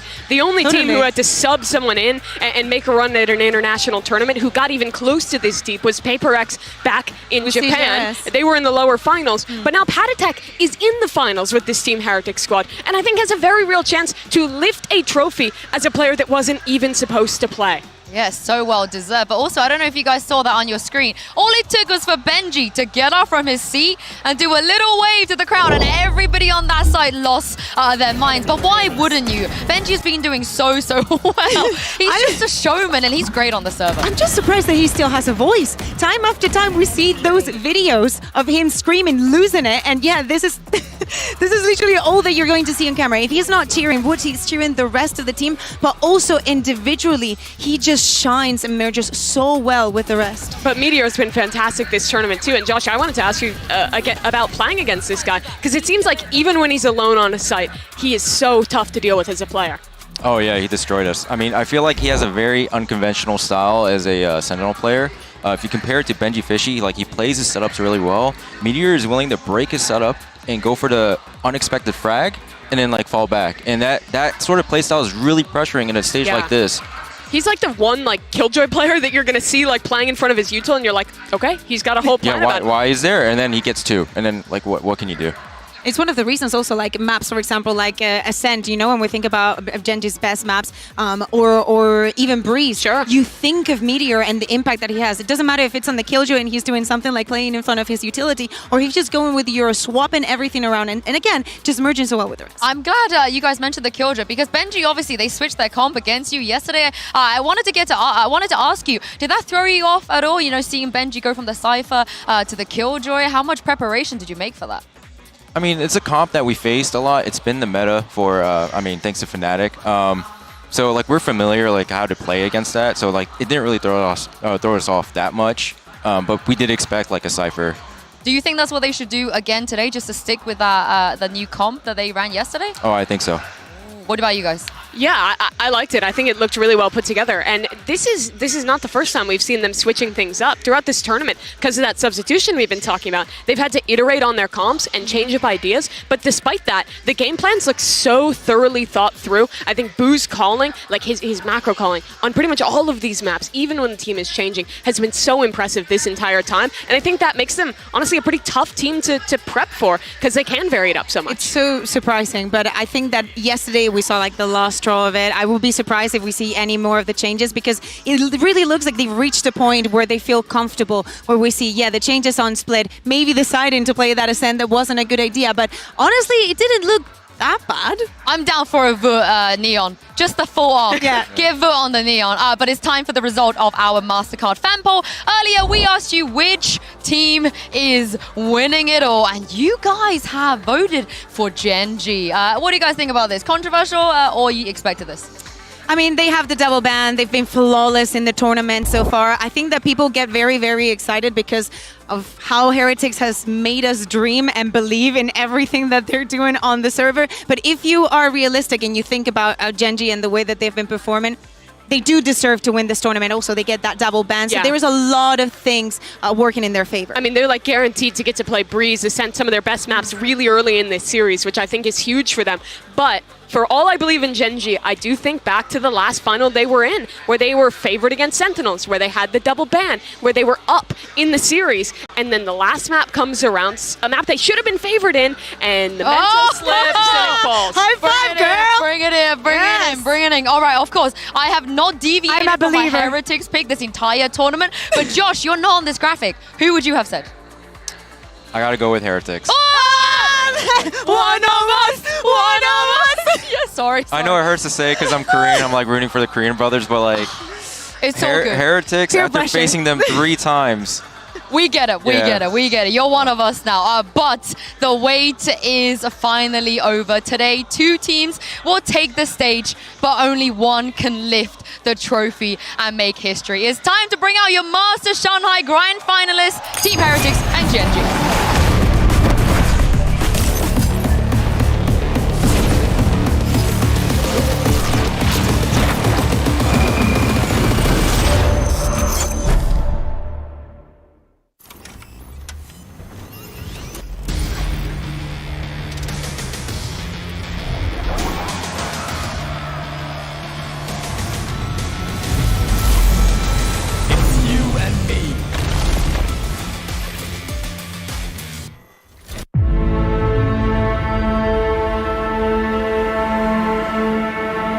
일단 제가 1티어 리그에 올 수 있을지도 사실 잘 생각을 하지 않고 있었고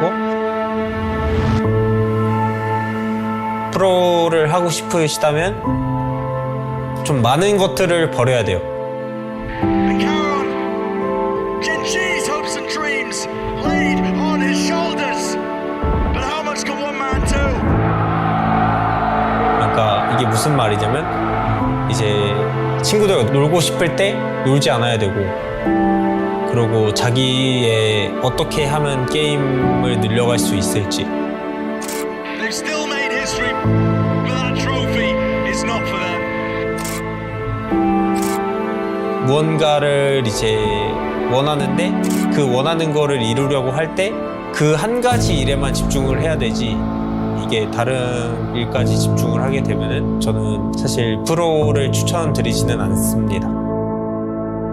Trent gets the play, but now he's in a 1v3. The lockdown in play, and the hopes and dreams of G2 have come to an end. We weren't coming to this tournament thinking we were going to win. The journey we've gone through in Shanghai, it's like a movie. Mercedes-Benz Arena, show some love to Politics. How does that feel, Politics? That's amazing. That's the best thing in my life. The last 4 years were really rough for me. I was struggling like mentally. I was thinking that I'm gonna retire. I think I learned a lot from that, and in my opinion, people need to go through bad times to appreciate when the good times are happening. What a moment for Team Heretics, a 3-0 to make their way to their first global finals. I always dreamed of people cheering for me. I always take a deep breath and I appreciate where I am right now. For Heretics, the journey, the story, it is not yet over. Finishing touches on this. Gen G pick up right where they left off. 사실 마드리드 때랑은 조금 다른 분위기의 저희였기 때문에 What an exclamation point on an incredible match. 13-10 Gen G. 저희가 마드리드 때 실력이지만 이제 멘탈이 조금 문제라고 생각을 했었거든요.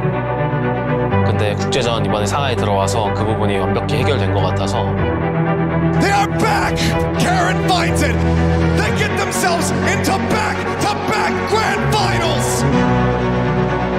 사실 제가 이 젠지를 가장 마지막 멤버로 들어왔었거든요. 근데 제가 이 팀 들어오고 처음 연습을 했을 때 느꼈던 건 정말 제가 지금까지 만나봤던 팀원들 중에 가장 잘 쏘는 팀원들인 것 같다라고 느꼈었어요. But Genji, they've always seemed like a different beast here in 2024. The consistency has been unbelievable, and they are on the precipice of their first ever championship. 역시 챔피언이라는 소리를 들으면 페이커 선수가 제일 먼저 생각이 나는 것 같아요. 저희 한국 e스포츠계의 전설이자 이제 발로란트계의 페이커도 좋지만 발로란트의 라키아로 그런 좋은 사람으로 남고 싶습니다.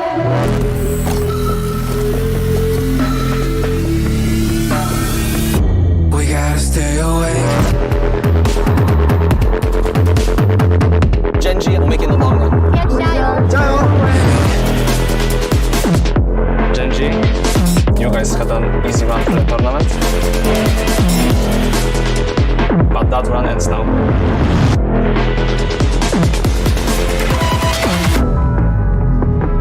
저희가 이제 상하이의 최종 보스입니다.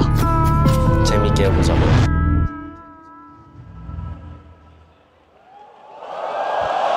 欢迎来到无畏契约上海大师赛决赛的现场。Genji TX 历经层层考验和挑战，从瑞士轮一路过关斩将，闯进了总决赛的舞台。今晚战役觉醒，他们将向最终的冠军奖杯发起最后的冲击。接下来，就让我们有请进入到决赛的两支战队登场。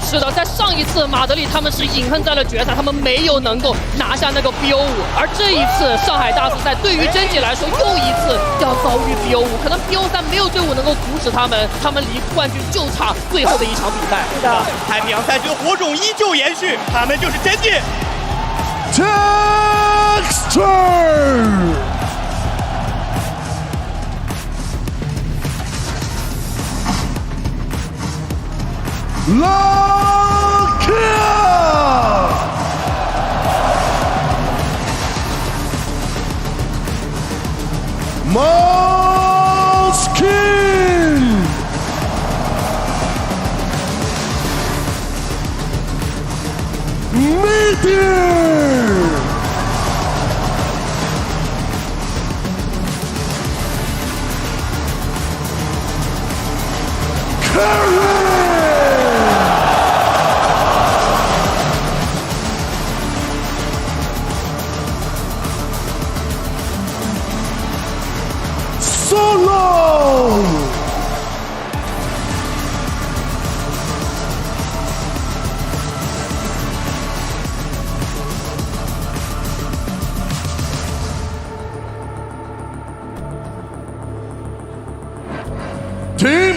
Heretics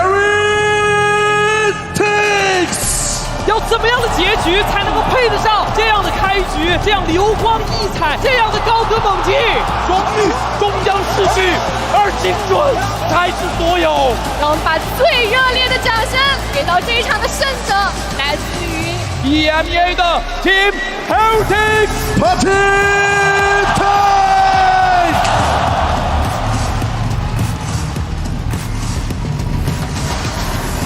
Race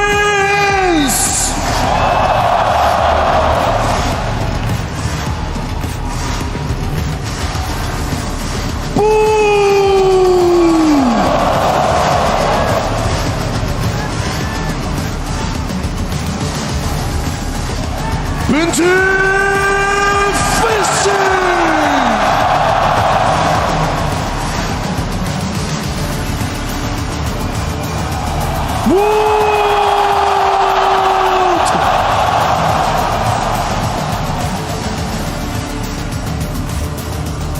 Musician!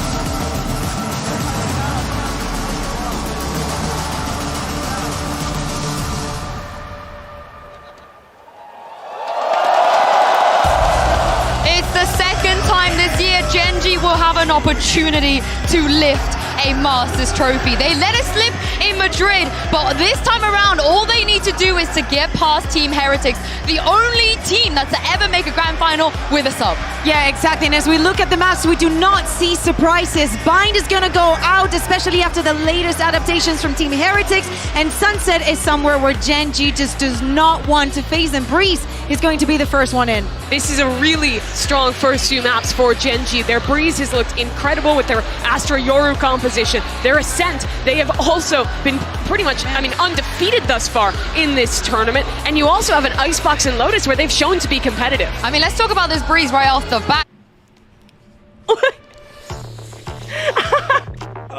Yes, syempre, alas 4 na mga tropa. Ang tanong kung kumain na ba kayo? Ikaw, Bes, kumain ka na ba? Hindi pa nga eh. Nagugutom na naman ako, Bessie. Grand Finals pa naman. Sarap Gusto yan. mo ba ng lumpia? Oo, gusto mo lumpia? Ito, Bes, Pasa mo. Amin. Ito. Okay na. Yan. Sarap! Ang sarap, Patikim naman. Tingnan mo. Tingnan mo. Ayan, okay na. No. Grabe yung kagat mo ah. Kalahati ko, Amoy ano sorry. Sorry na Amoy kalahati kahapon ko. pa. Sorry, okay lang. Mga tropa! Nihaw nga pala dahil ito na ang Grand Finals sa Masters Shanghai. Welcome nga pala kami ang damot sa tahandaan na kami. Wait lang. Tropa. Para ikas ang Team Heretics versus ang Team Genji. Alam naman natin na Korea ang mananalo. Alam natin. Nihaw ma. Pacific, dapat hindi mo kakainin kasi ikaw yung mag-i-intro, Bes, kasi ako kumagat na. Pero anyway, welcome back nga pala, Master Shanghai. Grand finale na para sa araw na to. And Pacific, finally, getting a spot sa grand finale na naman, Bes. So this time, makukuha na ba natin yung kampyonato? Sige, lunukin mo muna yan kasi ako din. Sa buong mundo mga tol, sa buong mundong nagkakas ngayon ng VCT Masters, tayo lang ang kumakain sa harapan ng screen. Beat that! Pero ayun na nga mga tol, talaga makikita na nga natin to. Ito yung mga players nga talaga ng Genji, back-to-back grand finals nga ng VCT Masters. And for me, sobrang excited na nga ako at kasi oras na para makita nga natin sila yung pupunta ngayon sa top. Pero for Team Heretics, lalong-lalo na si Paritech. Ayan talaga, kinakabahan talaga ako sabihin ng pangalan niyan. Pero feeling ko, itong Team Heretics, maganda yung fight ipapakita nga nila. And for me, I'm gonna be surprised if ever clean sweep to. Hinanda ko ang sarili ko para sa 5 games, Besiwap. Ako din, hinanda ko sarili ko kahit 10 games pa yan. Tuloy-tuloy nyo lang. Basta manalo ang Pacific para sa panahon to. At, may siopaw ka pa! Nakakahiya naman sa'yo! Bes, kanin yun! Kanin! Kanin yun! Ginawa mo burger. Anyway, punta na natin yung agent select dahil balita ko, nakita nga natin yung map picks and yung map veto natin. Of course, going into the game itself, we are looking at the map or rather the comp picks na nakikita naman natin, which is typical or very usual sa Genji side. 100 times or multiple times na gamit na nila tong comp na to. So, walang problema para sa kanila. Bessie. Oh. Sarap ng Shanghai ah. Sarap ka. Nabitin ako. Nga, naamoy ko yung kinagat mo. Amoy last week. Magkalahati lang kasi. Amoy last week eh. Amoy last week, no? Diyos ko. Ibang klase. Pero ayun na nga, di ba? I mean, of course, Breeze, ito yung mapa talaga na pinakaantay natin na gusto nga natin makita. Lalong-lalo dito sa dalawang teams ito. A really large map for these players. Lalong-lalo na sa Team Genji, whenever these guys are playing. Actually, merong mga oras na sobrang aggressive nila. Merong oras na medyo hindi. Pero for now, ito yung first time nga talaga na makikita sila dito ngayon. Pero ito rin yung first time nga na talagang medyo pwede natin sabihin na mali mo na getting to know each other facing muna ang makikita nga natin ngayon. Well, last time na nakita natin tong Team Heretics, which is yesterday, Kinalaban nila ng pangatlong beses dito sa isang tournament yung isang team, which is G2. But this time, itong hindi pa at never pa nilang nakatapat dahil tuloy-tuloy na upper bracket yung setup na meron para sa kanila. Pero simulan na muna natin with a Trailblazer, a dash into the side, pati na rin yung wall. A very decent setup going into the A. Oras na para sa retake na pwede gawin ngayon ng Team Gen G. Magandang position nila dito, pero yun nga sila kaya Micho pinapatay ng mga kalaban nga nila. Sila sa kapitas pa ng isa, pero ang problema nga nila, wala natitira sa kanila kasi Gen G na makakakuha ng unang puntos ngayon dito sa ating mapa. Pistol lang. I mean, as much as or yung as early as possible na pwede mo makuha yung advantage, kunin mo na rin. And knowing itong mga pistol rounds natin, napaka-importante and napaka-essential para sa mga teams. And very clean shots coming in mula dito kina Lakia. They do have Hall's control as well. So, in all, kumbaga, pag pistol round, tutukan talaga yung labanan. Kumbaga pag pistol round, lahat sila naka-pistol lang kumbaga. Pistol round na eh. Kumbaga, umpisa pa lang, barila na. Gano'n talaga yun, pero ang problema nga ni Texture ngayon, flash na nga siya, wala siyang ka-idea at meron pala taas sa may harapan niya, pero yun nga, sipot mamamatay din siya, makakadalawa pa ata siya mga tropa, pero yun nga, at least si Texture dito, yung disiplina talaga na meron siya, medyo hindi nga siya nag-overextend. Nung alam niya na hindi siya makakapitas ng isa, nag-back away pa naman siya, pero hindi, sabi niya mag-anchor pa rin siya, titigasan niya yung loob niya, napipigilan niya baka pasok dito yung mga players nga ng Team Heretics. Kinabahan sila doon, Bessie, pero apat pag tumigas? pa. Oo, ang buhay na buhay para sa side ng Heretics dito. They're still looking for any pick-offs, any value at all na pwede at posible nilang makuha. But again, it's gonna be a difficult feat. It's a tall order, ika nga. Bu, on the other hand, Karon to be spotted out. Pero instead, gun advantage. Pero ngayon, on to the side ngayon ng Gen G. Like what you've said, I mean, at the end of the day, sila naman talaga yung may lamang dito eh. In terms of positioning, in terms of hold, in terms of utilities as well. But for Team Heretics, it's just them trying to take these players one by one. Pero ang problema nga nila, in terms of distance, lamang na lamang pa rin talaga ang Team Gen G nga dito. Pero sabi ni Panatic and Riens, well, classic naman yung gamit namin. At least, kahit anong mangyari, good eco na to. 2 versus 3 already. If ever talaga makakaisa pa sila, it's actually a really good thing if ever nga. Kasi nga, si Riens, nagpa-plant na ng spike. We said any value at all. Sakto lang din yung timing ni Lakia dito para pigilan yung pagpa-plant na yan. Karon on the other hand, tagged out. 37 HP para sa kanya. And with that, 7 seconds remaining para ma-plant to.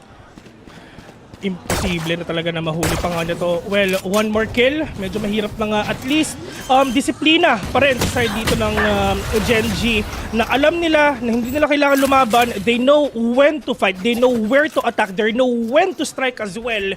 And yun na kayo nangyari doon kanina si A. Talagang si Jet talaga, pag nag-init doon, men, magbabaga talaga. Magbabaga. Literal. But this is, again, para sa grand finals na to, para sa mga kaka-tune in lang this is a best of 5. So, kumbaga, itong mga first few maps or kahit yung sabihin natin first 2 maps natin, pwede sila mag-temp check dito, pwede sila mag-heat check dito, ika nga. And this is, kumbaga, the start of what they have right now. But Riens, on the other hand, alam niya merong nasa left side. Wood, mawawala dito ng biglaan and Texture even catching one sa kanyang operator. Good pick-off already na ginagawa nga ng Gen G, just preventing the possible aggression of TH. At least, yung main smoker nila, wala na. Yung pwedeng dumash nga sa loob ng site, wala na rin talaga. So they need to rely dito sa double scans nga na meron sila. Pero nga sabi nila, kaya hindi na kasi nga si Panatic mawawala na. So they need to rely dun sa camera ni Direk ngayon. Benji Fishy, the only man remaining. And for the side of Gen G, na kahit bonus round sila, they have full site control at hindi man lang sila nakalagpas sa B-main. It might be a converted bonus, but you're still never too sure. Hiwalay pa rin naman yung tatlo, pero itong double up nila pagdating sa spike, Benji Fishy, also very much worried kung ano ba yung mga angle na hahawakan ng Gen G dito. And when it comes to discipline, nandyan naman na para sa side ng Gen G. It's just more of a save, honestly, at this point. 30 seconds left. Save na lang din talaga to, though. Well, 1v5, if ever talaga lumaban ka, hindi ka naman siguro bayani para talagang i-risk mo yan. Pero at least siya yung mag-a-anchor later on. Pero nga si Meteor, walang ka-idea at all. Si Benji Fish na meron palang tao na nag-creep in, papunta nga sa kanya. Meteor, if ever na nag-push siya, makikita na nga niya. Pero who's gonna get that kill? Who's gonna get that win? 9 seconds in, mga to. Lahat sila nagpupush na. Pero diversion lang yon nila Munchkin. para mag-push nga yung iba. That is a 3-0 already. And for Gen G, at least kitang-kita natin that they really want to get this Grand Finals win. I mean, it's a map they pick. It's isa to sa mga strongest suits nila pagdating sa mga map pools ng buong Valorant. And when it comes to tournament format as well, isa to talaga sa mga mapa na makikita at makikita mo pagdating sa Gen G. And it just goes to show how much they have improved as a team, and not only that, pero how much they know this map as well going up against opponents. This time, meron ng ult si Meteor. And malalaman pa rin yung information nga na pwede ngang puntahan ng mga kalaban niya dito for sure. Pero in terms naman dito sa Recon, grabe naman yung Recon na yun mga tol. Pero this is the aggression, this is the pagka ginagawa ngayon ng Team Heretics right now. Who will catch one texture with a big retaliation right now? Pero Micho makakadalawa pa. Spray and pray, Micho makakatatlo pa ata siya. Pero with that scan, alam na alam nila kung saan pupunta yung kalaban nila. Ganito kasolid yung scan na pinapakita ni Lakia. Gandang map awareness through and through para sa side ng Gen G. And kahit sinong makapasok nga dito, kaya nilang tapatan when it comes to the aim duel. Knowing Meteor's position as well. Yung Rico na yon, kumbaga, yun na yung bonus para sa kanya, para malaman niya exactly kung saan pa magsiswing yung tinatapatan niyang Cypher dito. But the shots coming in from Texture with an operator and with that amount of pressure, hindi na niya kinaya. Actually, parang nag-semi-bait and switch sila doon, di ba? I mean, look at Meteor. Look at Texture with a kill and a dash away. Tapos si Meteor showing up with the 2 kills with a spray transfer nga na pinapakita niya. Making it a really hard time sa side nga ng Team Heretics for them to win that round. At sasabihin mo pa ng retake na Recon na makikita nga nila kaya lahat ng mga whereabouts ng position ng mga kalaban nga niya. Plus magpa-follow up naman yung ibang players ng Gen G to take down this team. Ito na lang gusto ko sabihin talagang nakikita ni Texture yung value ng operator nga na hawak niya. Talagang good reads actually na nakikita niya na alam niya kung saan magpupush yung mga kalaban niya. And not only that, no, kung titignan mo, sisilipin mo din yung mga recent or past 4 rounds na meron tayo dito, hindi rin tayo napupunta sa mga 1v1 situation. It seems to be a very clean take coming in from Gen G, a retake if perhaps yun yung nakikita natin. But at the same time, because of that, makikita mo economy-wise, booming. Stonks para sa side ng Gen G ngayon, and 4-0 pa yung score nila. Paldo! Na all! Sobrang paldo ng geng-geng ngayon. Pero nga sa side nga ng TH, kailangan nga nila makabawi dito. Ito yung round na kailangan nga nila manalo, no? I mean, dumating na tayo sa punto na nakapag-timeout na nga sila, and with this, hopefully talaga ma-convert na nga nila itong round na to para manalo na sila for them to get that one round away dito nga sa game nila. Pero sabi ni Micho, hindi ata mangyayari yan. Yung Sentinel pa yung nawala. Wow. I mean, they play around this orb. Kahit nga kung mapapansin mo yung pwesto ni Munchkin kanina is inside that orb. But speaking of Munchkin, tamaan siya ng lumilipad na ligaw na shock dart. Grabe naman yung shock dart na yun. Tumber.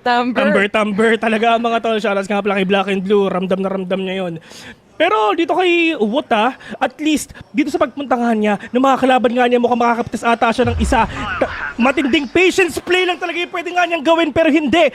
Lumipat siya sa kabila, pero pagdating naman dito ngayon sa may amen, napaka-delikado nga nito. Ngayon si Patitik magpapakita na. Si Renz, doon nagtitis ka sa may gitna, nagtitingin if ever may push doon. Pero in terms naman, sa information na meron si Meteor, at least mako-confirm niya na baka lumipat nga sa kabila yung mga kalaban nila. Kabalik na siya safely, but at the same time for Heretics, mapapaisip sila ngayon and really care for the flank itself dahil kung matatandaan mo, si Benji Fishy pa ang unang nawala dito. So that anti-flank is gone, and with that Recon na na-shut down, alam nila there's gonna be the B main. Lakia already pushing in and trying to crunch in sa mga natitira pang players dito. The cross has been set and Meteor with the triple, pero mawawala din siya with 11 seconds to plant the spike and 5 HP. Kakayanin pa ba? The pressure is on. Retake na lang din talaga sabi nila, pero 5 HP na titira dito kayo. This is gonna be really difficult if ever, kasi for sure talagang crossfire na talaga ito madala, and that is Texture from afar, from mid all the way from downtown will take down Wood right at the bat. 5-0 na mga tol. May pera o wala, Gen G pa rin talaga ang nakakapanalo dito. Kahit yung timeout dito ng Team Heretics, hindi rin nila na-convert. Usually nakikita natin yung mga teams after a timeout, nagkakaroon sila ng at least a little bit of a change. Not only that, but also win the round. But not this time para sa side ng TH ngayon. And yung shock dart pala na yun, natamaan din siya ng vulnerability ng Viper na snake bite. Yeah. And at least in terms of angles nga na ginagawa nga dito Team Heretics, nakukuha nila yung mga ganong kills na yun. Pero in terms naman sa aim duel, yun ang hindi talaga nila may panalo. Pero pag naman dito sa A, Texture with a good read already, pero ang problema hindi nga siya makakatama nga ng isa, pero they have an idea already na baka mag-inom mga kalaban nila kasi si Woot tsaka together with Benji Vishy, nasa holds sila. Pero in terms of information, they have a lot of information already. Naririnig nila yung sound cues, naririnig nila yung mga barrel, and of course, walang gagawin dito si Texture kung hindi i-hold lang itong operator na to. Good trade actually by Meter 1-1. Also a good shot from Patitech to consider na eco round nila to. And still, they managed to pull off 1 kill away. But Karon, 5 HP natira para sa kanya pero buhay pa rin naman siya. They could still set up. Pagdating sa mid-control, nakikita natin naka-double up na Sinarians and Wood with the knives also available. Yeah. Kailangan talaga mag-open dito si Wood ng isang kill for them to go here at 8. That is a smoke, that is a dash already. Meron pa siyang updraft ngayon which is gagamitin ang kanya. Anya ng dalawa ngayon, natingin ngayon sa likod. Pero with that recon bolt, at least may kita nila si Karon. Pero ito na ang anime fight, makatropa si Texture dito. Mananalo kayo, but from afar, that is Lakia. Makakapitas ng isa. It's all up to Boo with a sheriff on hand. Makakapitas ba siya dito ng isa? Pero sabi ng Texture, hindi na. 6-0 already, and Genji trying to prove na Pacific dapat ang mananalo dito. Okay na sana yung ginawa nga ng Heretic sa hall. Na-dink na yung isa eh. Linis na mga rounds coming in from Genji as well. Tsaka yung una, yung pag-amba rin ni Texture when it comes to A main. Kahit na hindi tumama yung first shot niya doon, it's still a shot that makes you think na nandito yung operator. We have to invest a lot of utilities, probably even a drone para lang ma-secure or maiwasan at mapaatras mo si Texture. But then you have to deal with the knives as well. So it's really a lot to take para sa side ng Heretics. But they do have a full buy right now at may operator na din sila. They have the ultimates already. Kailangan talaga nila yung gamitin ngayon. You have the Seekers, you have the Hunter Sphere as well. Benji Fishy, na talagang medyo mamaya pa nga natin makikita if ever talaga makakapitas ng isa yung mga kalaban nga niya, may makakapit niya rather. But now what? At least, meron na siyang operator ngayon. Itong one pick lang din talaga na pwede nga niya makuha which is actually can give them that opening that they need in order for them to go inside the site. At magandang pick pa to if ever si Kronyo talaga makukuha nga niya. But Rienz trying to creep up all the way from Amy. Pero in terms of position nga ng mga players ngayon ng TH, medyo mabago pa rin talaga yung approach nila. Pero for Genji, ang tanong ko talaga magpupush nga sila dun sa Seekers nila galing sa TH ngayon.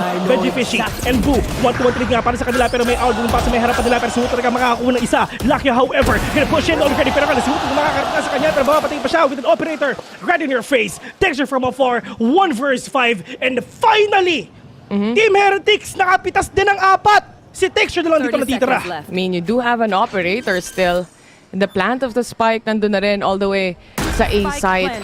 Masyadong madaming players to. Pakiramdam ko isang magiging save round para sa kanila. Though, kahit huntingin siya ng mga players ng Heretics, may pera pa rin para sa susunod na round. But the problem is still, parang isa lang ata yung mag-hunt para sa Heretics dito. Kasi wala rin silang pera once na makita rin sila at mapunish sila ni Texture dito.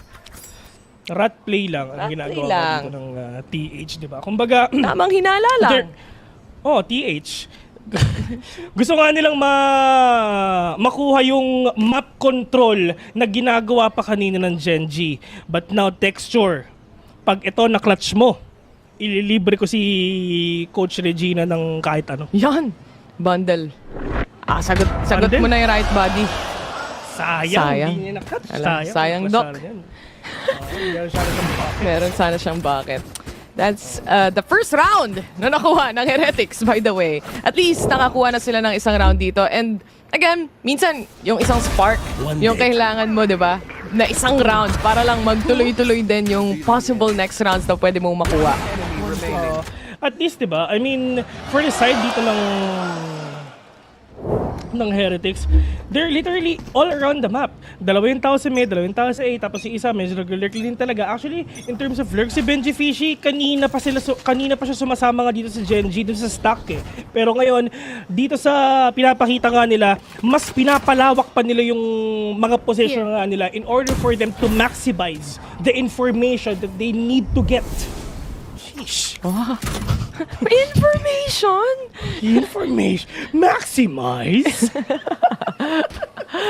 The default setup para sa side ng Heretics. Alam naman natin na slowly but surely kailangan nilang hanapan to ng butas. Lalo na yung operator nila is still in play. And it was able to take up the first initiating kills mula kanina. So, that's also very much possible para dito sa susunod na round na to. With the help of the Seekers at least, and the Recon, malalaman nila kahit saan or kung saan manggagaling to. Isa nasa stairs and yung Hunter's Fury ni Lakia. Meron ba matatamaan? Walang kill so far. Riance instead, siya ang makakahanap ng isa. And Boo also shutting down one, leaving us to a 4v3.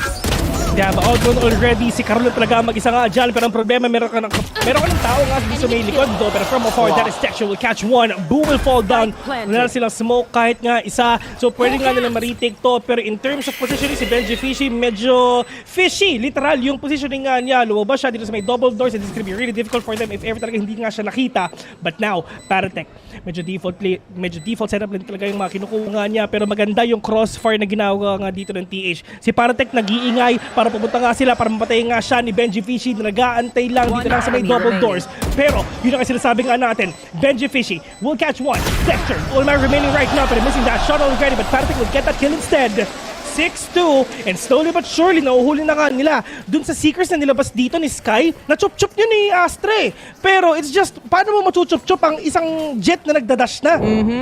At naka-entry na, ika nga. I mean, Meteor did a good job trying to stop some of the players coming in.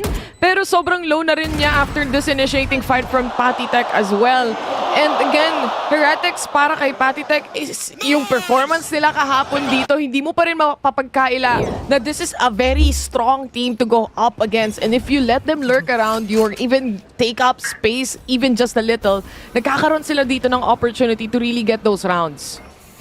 Medyo aggressive ang positioning dito ng Team Heretics ngayon na talagang hindi na nga nila binibigay yung space na kailangan makuha dito ng Genji. But right now, medyo, kumbaga, inaambahan nila ng content din yung Genji, di ba? I mean, right after nakascore sila kanina, ito na ata yung umpisa ng tuloy-tuloy na star nga na kinukuha nila. All they need to do is get that information, get the momentum out of Genji, and doon na magsisimula nga yung dire-diretsyong win nila. But right now, Meteor, you have that ultimate right now, pwede mo nga talaga makuha yung information kasi talaga yung mga kalaban mo.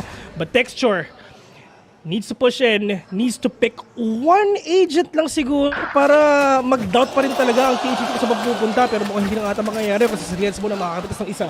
Unti-unti dito sa mga rounds na to, mapapansin mo na si Rienz, napaka-sneaky ng mga play at napaka-cheeky ng mga kills na nakukuha niya rin dito. Also, a lot of impact. If you talk about it, dahil si Texture nawala, the operator nawala. Woot, on the other hand, alam niyang fake out lang yung nakita niya doon. And Meteor still has that ult as well. And now Munchkin, siya ang sasalo ng mga papasok. Buti na lang yung fake out yung nabaril muna. And Munchkin for a double now. For a double then, mula kay Meteor dito. Tamang switch up lang na mabilisan. Yun nga, yun yung spray transfer nga. Actually, parang hindi pa spray transfer pinapakita. That is a transfer of all the shot that he's actually doing na ginawa niya kanina pa sa B at ngayon sa B ulit niya. Gagawin ulit yon at partida, Bessie. Hindi pa niya ginagamit yung ultimate niya. So information-wise, malaki pa ang makukuha nga niya later sa next round, which is eto na. Yun nga eh. It's just the setups kung saan siya pupwesto.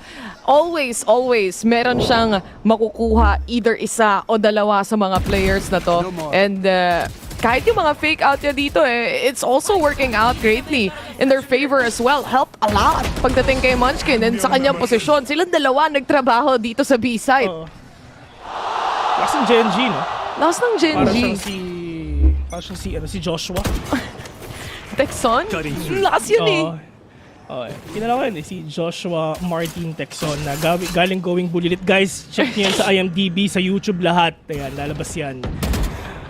Pero, pagdating nga dito mga tropa, tamang podcast na talaga ang ginagawa nga nila pero Texture muna makakapitas nga ng isa pero meron pang isa. Sige, Benji Fishy, sumisilip ka pa, gumugusto ka pero pag narinig pa dito, Texture makakaisa pa siya.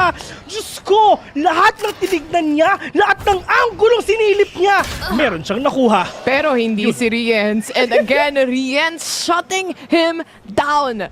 2 rounds consecutively na nagawa ni Rienz yun. At least magkakaroon or ma-alleviate yung pressure na nabibigay para sa side ng Team Heretics. They still have control pagdating sa mid and halls. But at the same time, nakaabang na rin dito si Lakia kung sino man ang lalabas. Sinara ang pinto and instead si Rienz ang mawawala. Lakia to wrap around orange here. Sarado. Sarado. Ano oras bukas?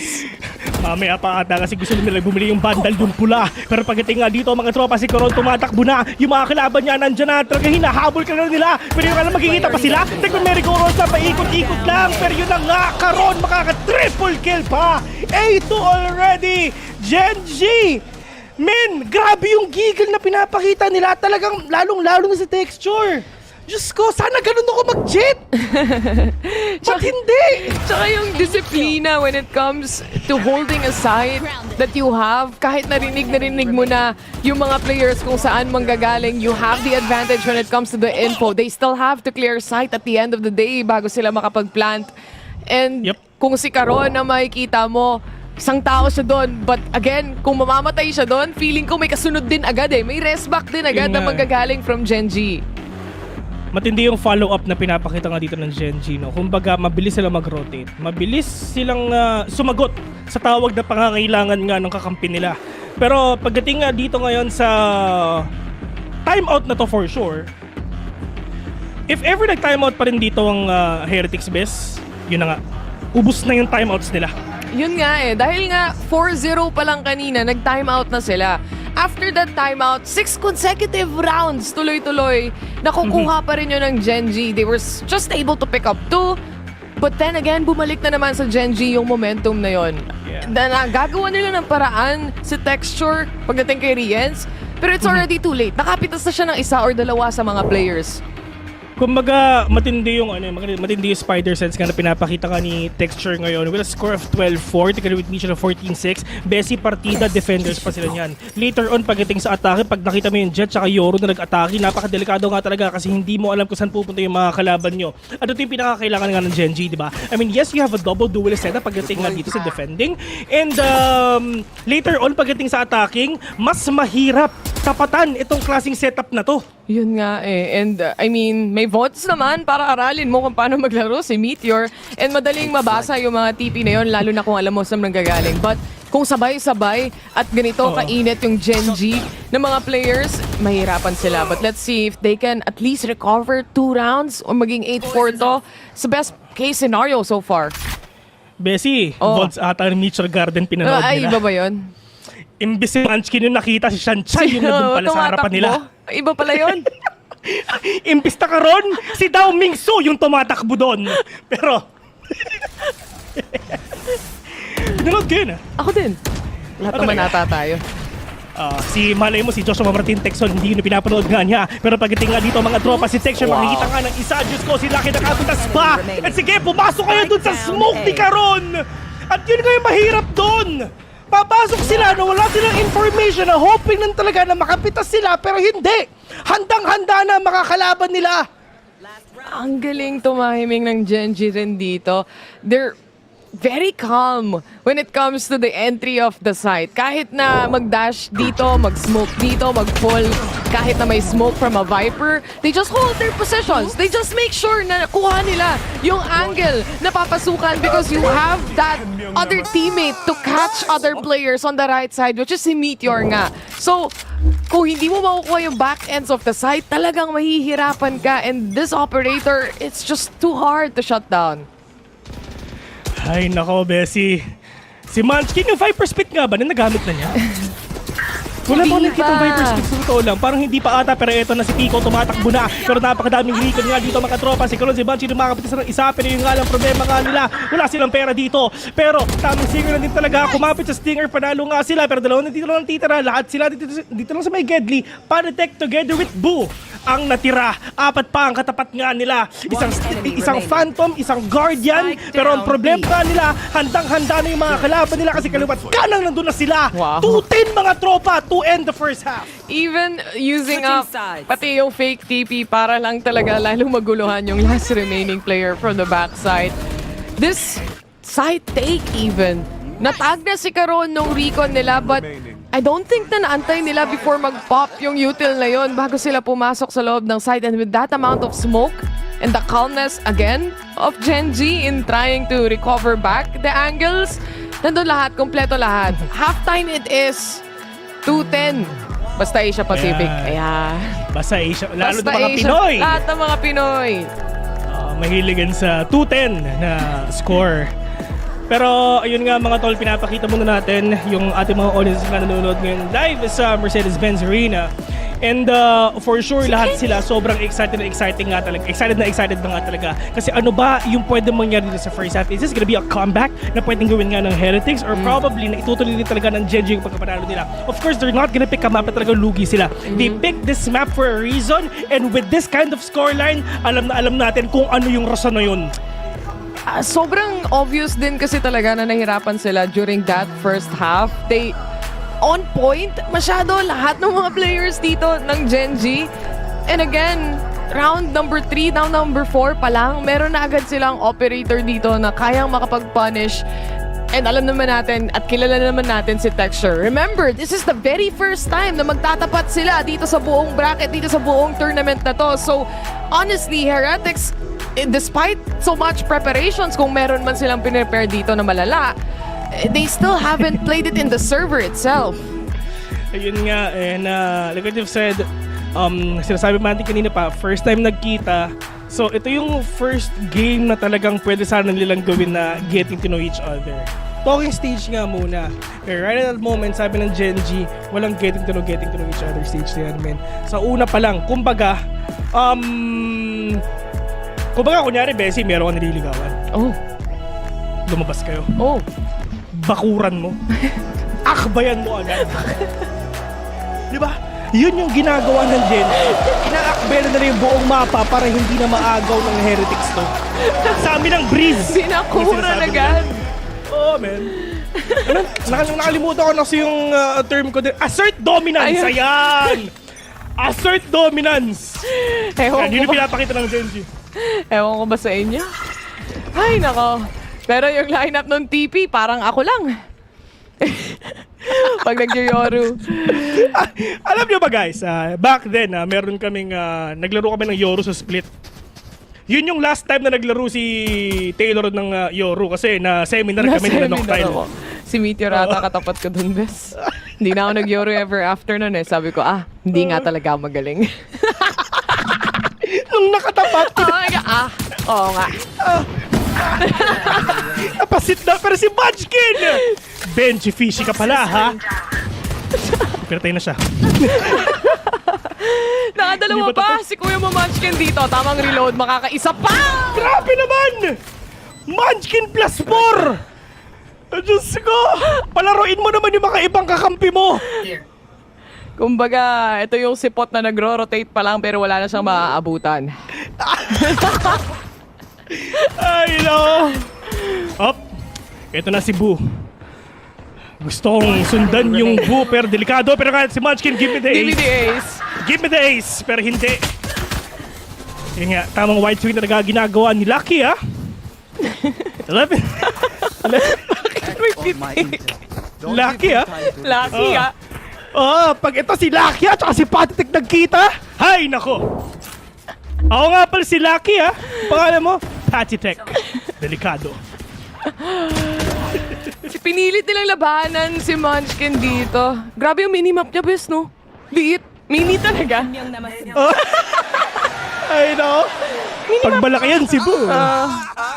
Kasi may mini Boo sila eh. Diba? Oh, yan, si Mini Boo. Oh. Ito si Boo. Kung may Mini Boo, may Lucky, o diba? So, sakto lang itong dalawang teams na ito. Sila talaga yung nagkikita. Pero tamang outdoor nga muna talaga yung ginagawa nga nila. Magkakakita pa sila ng kills ngayon or any. But right now, sabi ni Lucky, Tol, walang tao sa A. Tara, pasok na. One tap to the head though. The ends flash off for a little while. Munchkin, good for one. It's a quick 1-to-1 trade. Nakuha nila yung halls, pero the ends hindi hahayaan na mangyari yan basta-basta. Remember, it's a long-range angle and Sheriff works best pagdating sa mga ganito on a low buy. It's still a 4v2 though at napakasakit para sa side ng Genji. Hindi nakita ni Meteor na meron pang tao dun lang sa may bridge, mga tol. Dalawa nag-aantay dito lang sa may double doors, but it's all up to Lakia with 20 HP, and that is Benji Fish. He will end that round with a win. At hindi na uulitin ulit yun ng Team Heretics sa pagkakapit sa isa-isa. At saka kung mapapansin mo, no, talagang binigay nila actually yung buong site talaga. They used up a recon, they used up a drone, yeah, sure. But if you check on the minimap, there's literally no one playing on site. And they played sa strengths ng mapa na to, yung long-range duels, yung sheriff mo na kayang pumitas ng pangmalayuan. And why not? Kinakabahan ako mga tropa kasi yung monitor ko sumasarado na. Pero pagdating nga dito mga tol, at least yung mga players dito ng Team Heretics, itong mga wins nga talagang kinukuha nga nila. Talagang ito yung pinakakailangan nila, no? Lalong-lalo na, they have the advantage right now. They have the economy. So, if ever Team Heretics, maybe we can see an 11-4 scoreline right now. Pero early aggression pinapakita nga dito ng Genji for them to get that Yoru ult na if ever pagdating kay Meteor later on, pag nag-ult na siya, makakapasok sila kung saan nila gusto because of the information that he can actually give. Parang hindi pa nga ata natin siya nakitang mag-ult eh. Nag-ult pa siya nung first half? Oo, nag-ult siya. Dalawang beses na? So sobrang galing din ng iba niyang mga kakampi. Alam mo yun, na-outshine din ng isa't isa. But would to go out and hop out. Kahit na matalo siya sa swing na yon, merong trade na sasalo. Pero ang importante para sa kanila ay panalo every shot na posible nilang makuha dito. Low on HP si Riens, but again, si Patitech, kapag nagkita sila, at least may heal na pwedeng gawin. What a shot from Meteor in this Marshall. Ka pala, pero pagdating nga dito si Patitech nasa Genji pa. Yung mga players ngayon ng Genji at least nasa loob na ng B, pero alam ni Benji Fishy kung saan kayo pupunta. You have the traps already, you have the camera as well. God camera nga, ito yung tinuro mo sa akin, Bes. Pero pagdating dito nga sa Team Heretics, at least they're really trying to wrap around these teams. Na kung ano yung ginawa nila sa A, uulitin na lang ulit nila. Still a 4v3. Bibigay nila talaga. Wala silang masyadong pera, wala silang masyadong baril pagdating sa round na to. It's just the Guardian from Texture na magigage upon pagdating dito. But Poo, first contact, he gets the kill. Texture to get the trade. Sa 2v3, kailangan niya mag-hold ng backside, pero the flash settling in perfectly sa kanyang mukha. A headshot mula kay Lakia, but that's gonna be the round para sa side ng Team Heretics. An 11-4. Ito na despite na sa team ng Genji is of course, broken by sila. Pero, na-push pa rin nila na 2v2. So, naka-ghost, naka-sheriff, naka-guardian ng iba, na yun na yung magiging nangyayari ngayon. What more kung naka-vandal lahat sila. And right now, wala namang ginagawa si Meteor kung hindi ipon lang talaga ng ultimate dito. Yun ang pinakakailangan. Yun yung goal nila. Yun yung objective ng Genji ngayon. They have a lot of rounds to lose. We started this game onto a 11-3, ganon. Men, you have 8 rounds to lose. Ngayon, 7 na lang. So, napakadami nyo pang pwedeng i-adjust na pwedeng gawin yung kahit anong place in order for you to win every round. Pero what? With this operator, medyo delikado ngayon ng Genji. Sa loob pa ng smoke at tinitimbrihan na siya ng mga kakampi niya. Mama out para kay Wood right now. Ang galing umilag. Batang Quiapo ata to. Pero Wood repositioning himself. Still not able to get any kills at all. Sa harap lang at forward ang push dito para sa side ng Genji. At nagpa-plant na sila. Backside, mamaya na yan. May smokes naman tayo. Meteor playing around it as well. May TP pa siyang pwedeng iset dito, Bessie. Yun ang nga sinasabi nga natin, diba? Inatin talaga natin ultimation para ginagamit nga niya. Pero ngayon gamit na. Meteor will catch one already. Pero meron pa tao sa may kanan nga. Meteor nakakadalawa na. Pero nasa ba yung iba? Wood at Benji Fishy nandito lang titira. Medyo mahirap pa kasi nga si Benji Fishy nagro-rotate pa mga tropa. Wood slowly and surely will get actually will fall down to the hands of Meteor. Pero Wood, eto na. 4 yung katapat mo mga tol. At ang hirap nga nun kasi kaliwat kanan at harapan yung kalaban mo pupunta na sa'yo. Ano ba nangyayari sa Heretics? Diyos ko, men. Hindi ko na alam, men. Kasi, alam mo yung composition na to mula sa Genji, etong double smoke, double control agents na meron sila, yung Viper na yan is yung typical smokes na makikita mo sa Breeze. But you have Karon who's playing with Meteor. Kung mapapansin mo, lahat ng nilalaroan halos ni Meteor dito is yung smokes na siniset up ni Karon. And each and every single time, meron siyang nalalaro around it. Meron siya napipitas talaga. And lalong-lalo si Munchkin, iwan mo yan. talaga makakapitas din yan. Well, actually, siya na lang yung parang acting sentinel nga dito for themselves eh. Together with Karan eh. You have a lot of agents pagdating nga dito sa Genji who can actually flank or lurk at kung ano-ano pa. At yun lang din talaga yung kalakasan nila. Because number one, you have the full map control of these players, of these agents that can actually give a lot of information kung saan pa sila pwede mag-pushin. Mahirapan yung Heretics dito once na nagkaroon din tayo ng post-plant na setup na dahil for sure, they will let Munchkin plant a spike and use up a Viper's Pit here kung sakaling makakuha sila, makatake up sila ng space. But that is very much a default setup that we're looking at right now. Flash mula kay Patitech, didn't see anyone, pero yung jump peak, meron kahit papano. Tatlo lurking up mid already. Pero si Benji Fishy, nag-rotate na rin siya. Start na the rotation already. Pero ang problema nga nila si Patitech mga kadalawa na. Good on the kill nga na pinapakita nga niya. Actually, yung iba, RNG lang yung sting na doon, literal. Kasi isa tumama sa ulo eh. Spray and pray lang yun, men. Pero, na bala. Exactly. And at least, dun sa mga ganong klaseng luck na ginagawa nga niya, na pinapakita nga nila, na nanalo sila. But at the end of the day, yung mga kalaban nila, match point na. Match point na nga sila. And for Genji, there's still a lot of cushion, a lot of a big score gap, to be honest, para masolusyonan kung ano man yung ginagawa or ano man yung nagiging play dito ng Team Heretics at sila yung hindi pwede magkamali. We all know that, but this take towards the site, I mean, the Stinger itself, you cannot discount na pag close range yung duel talaga. Maaaring makapitas to ng dalawa sa isang magazine ng bala. Sa isang magazine? Yan, sabi niya Oo. Hindi mo pipigilan eh. Sorry. Pero pagdating nga dito mga tol, ayun na nga, alam ni Mitchell na meron pang tao dun lang sa May City. Pero si Wood, makakapitas pa nga ata siya, pero tamang dash away para naman si Patitech to the rescue for him to take down one. Pero meron pa siya isang flash actually, pero hindi parang sting. Talagang secret talaga yung gagamitin nga niya. But now the aggression of Team Heretics, at least they're not letting Genji to get the space dito sa mapa na to. Inuunahan na ng Team Heretics to. Gaya ng sabi mo, assert dominance, di ba? And this time, they're happy to take up a little bit of a space against a team ng Genji dito. And it works. Because again, if you let Genji just allow them na maka-entry ng site and makapwesto at makabuelo yung Yoru nila, which is si Meteor, mahirapan ka na maka-recover. But if you play ahead of it before pa makapag-TP kung saan-saan, before pa makapag-flash, then you might have an advantage, and that's where they found the rounds na nakikita natin ngayon na nagbumula from Heretics side. And I think this is a timeout from Genji naman para solusyonan na to. Meron pa silang dalawang time. This is the first time out nga na, si Jesse Bash. This is the first time nga na nag-time out sila, no? So, kumbaga, if ever siguro yan later on, pa nag-12-10, magka-time out ulit yan. Kumbaga, ang Team Heretics dito, hindi na sila pwede magkamali. They need to win 6 perfect rounds in order for them na mag-reset nga onto an OT. Pero pagdating nga sa Genji, like you've said, like a caution, but talagang, Bessie, feeling ko, Genji pa rin talaga yung pwedeng manalo dito eh.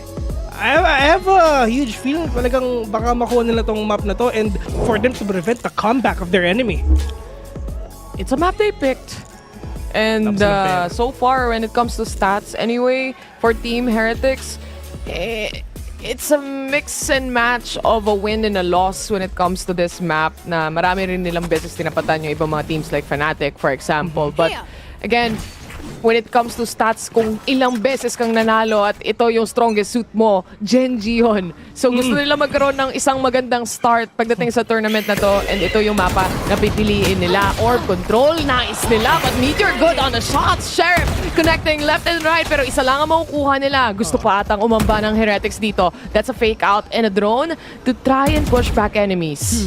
Ito, talagang objective talaga nila is makuha nga dito yung ultimate nga na meron talaga si Meteor, pero kalitan siya dito makakaisa mga tropa, pero this is gonna be a 3 vs 5 already. Just ko si Red mo, wala pa. Ano na nga yung problema nga nila? Walang pera ang Genji kanina, pero lumalamang na sila. Kung kita 3 vs 2, Cosmic Divide, eto na. Yung Neural Theft, alam nila kung nasa ba yung mga kalaban nila. So eto na, magsisimula na yung pwedeng rotation nga na pwede nilang gawin para si Munchkin. Okay, pwede siya mag-stick dito. Pwede siyang umikot. At least, lamang sila in terms of head count.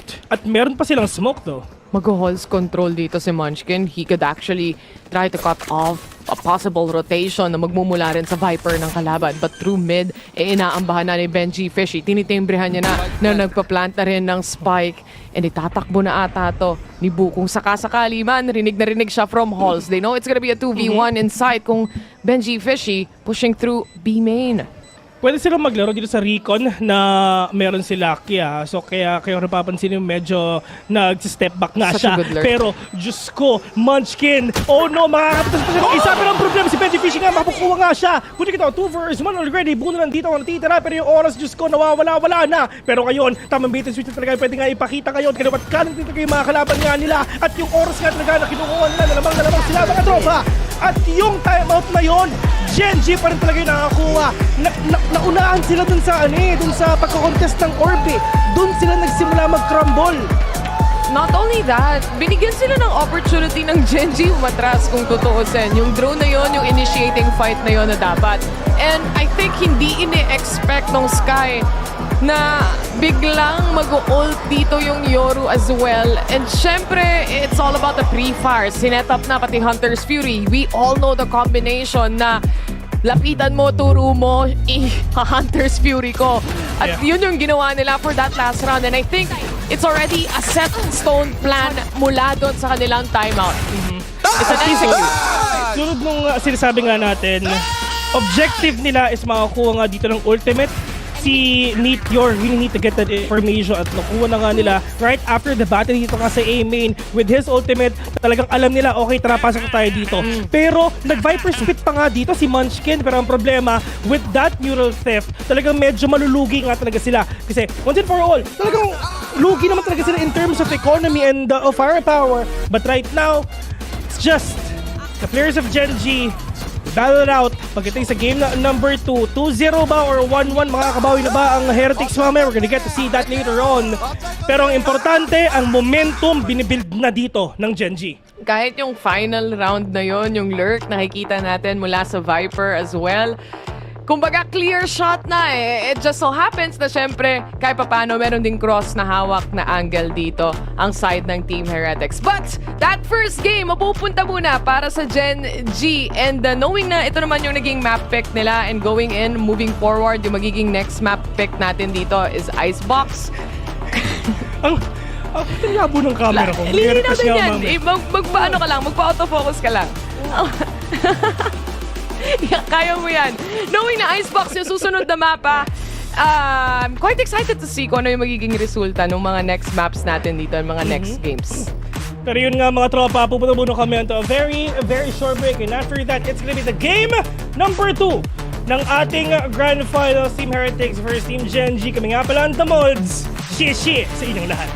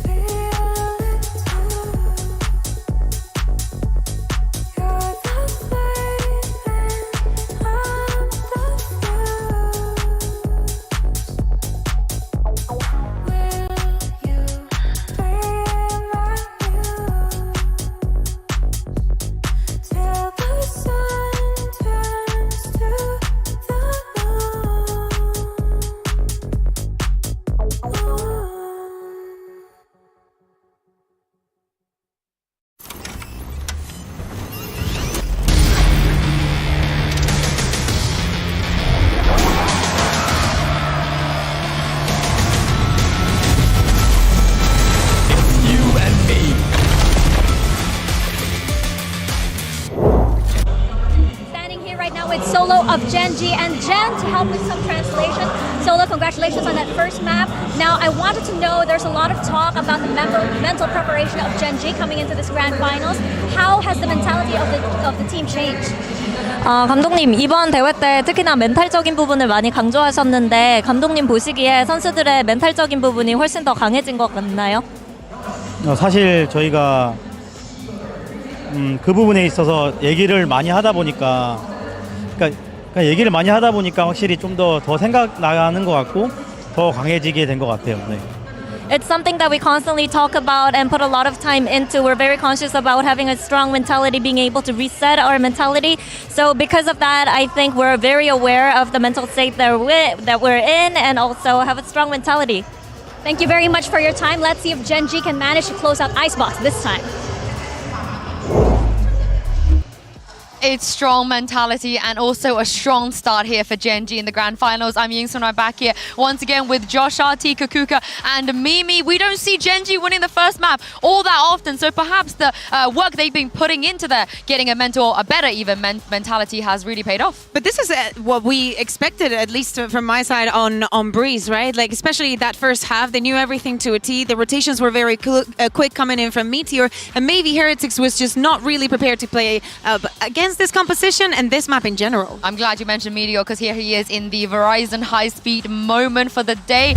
Mimi, he was getting so many first kills as well. Yeah, Meteor has always been pretty incredible on the defensive side on this map, and in others when he's playing the Killjoy too. I was super impressed with how Genji was playing around these constant B execs that Team Heretics was pulling out. I think they do a great job of finding that gap in the execute and even going for like really surprising forward plays like Meteor does in this round to get an advantage even when that B side is the weaker side, which I feel like makes them pretty tough to play against, Josh.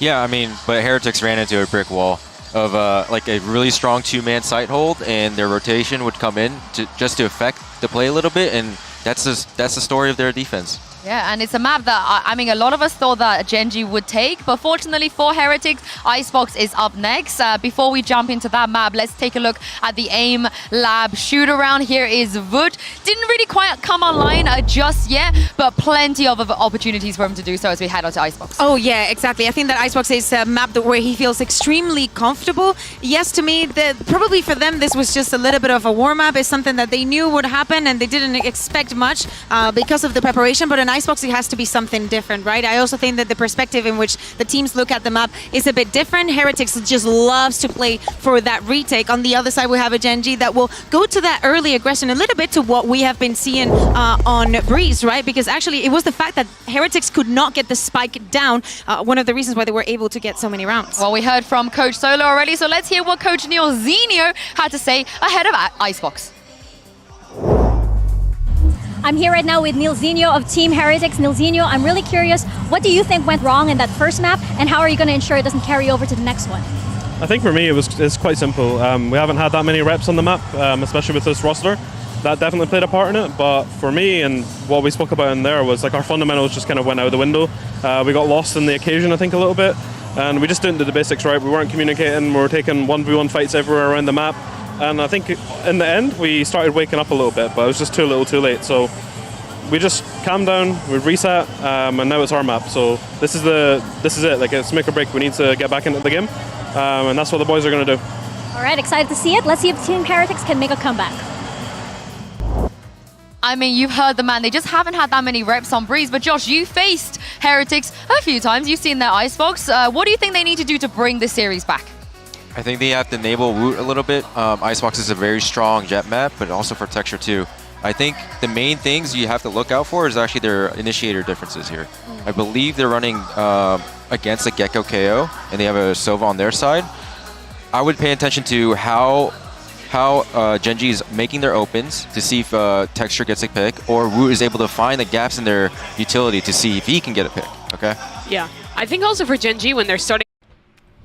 Welcome back sa Masters Shanghai, ladies and gents. Napakabilis no, natanggal pa yung headset ko. Pero welcome back. Andito na tayo ngayon sa game number 2, Bessie. At syempre, ang Genji maglalaro sa Icebox ngayon na pinili naman ng Heretics.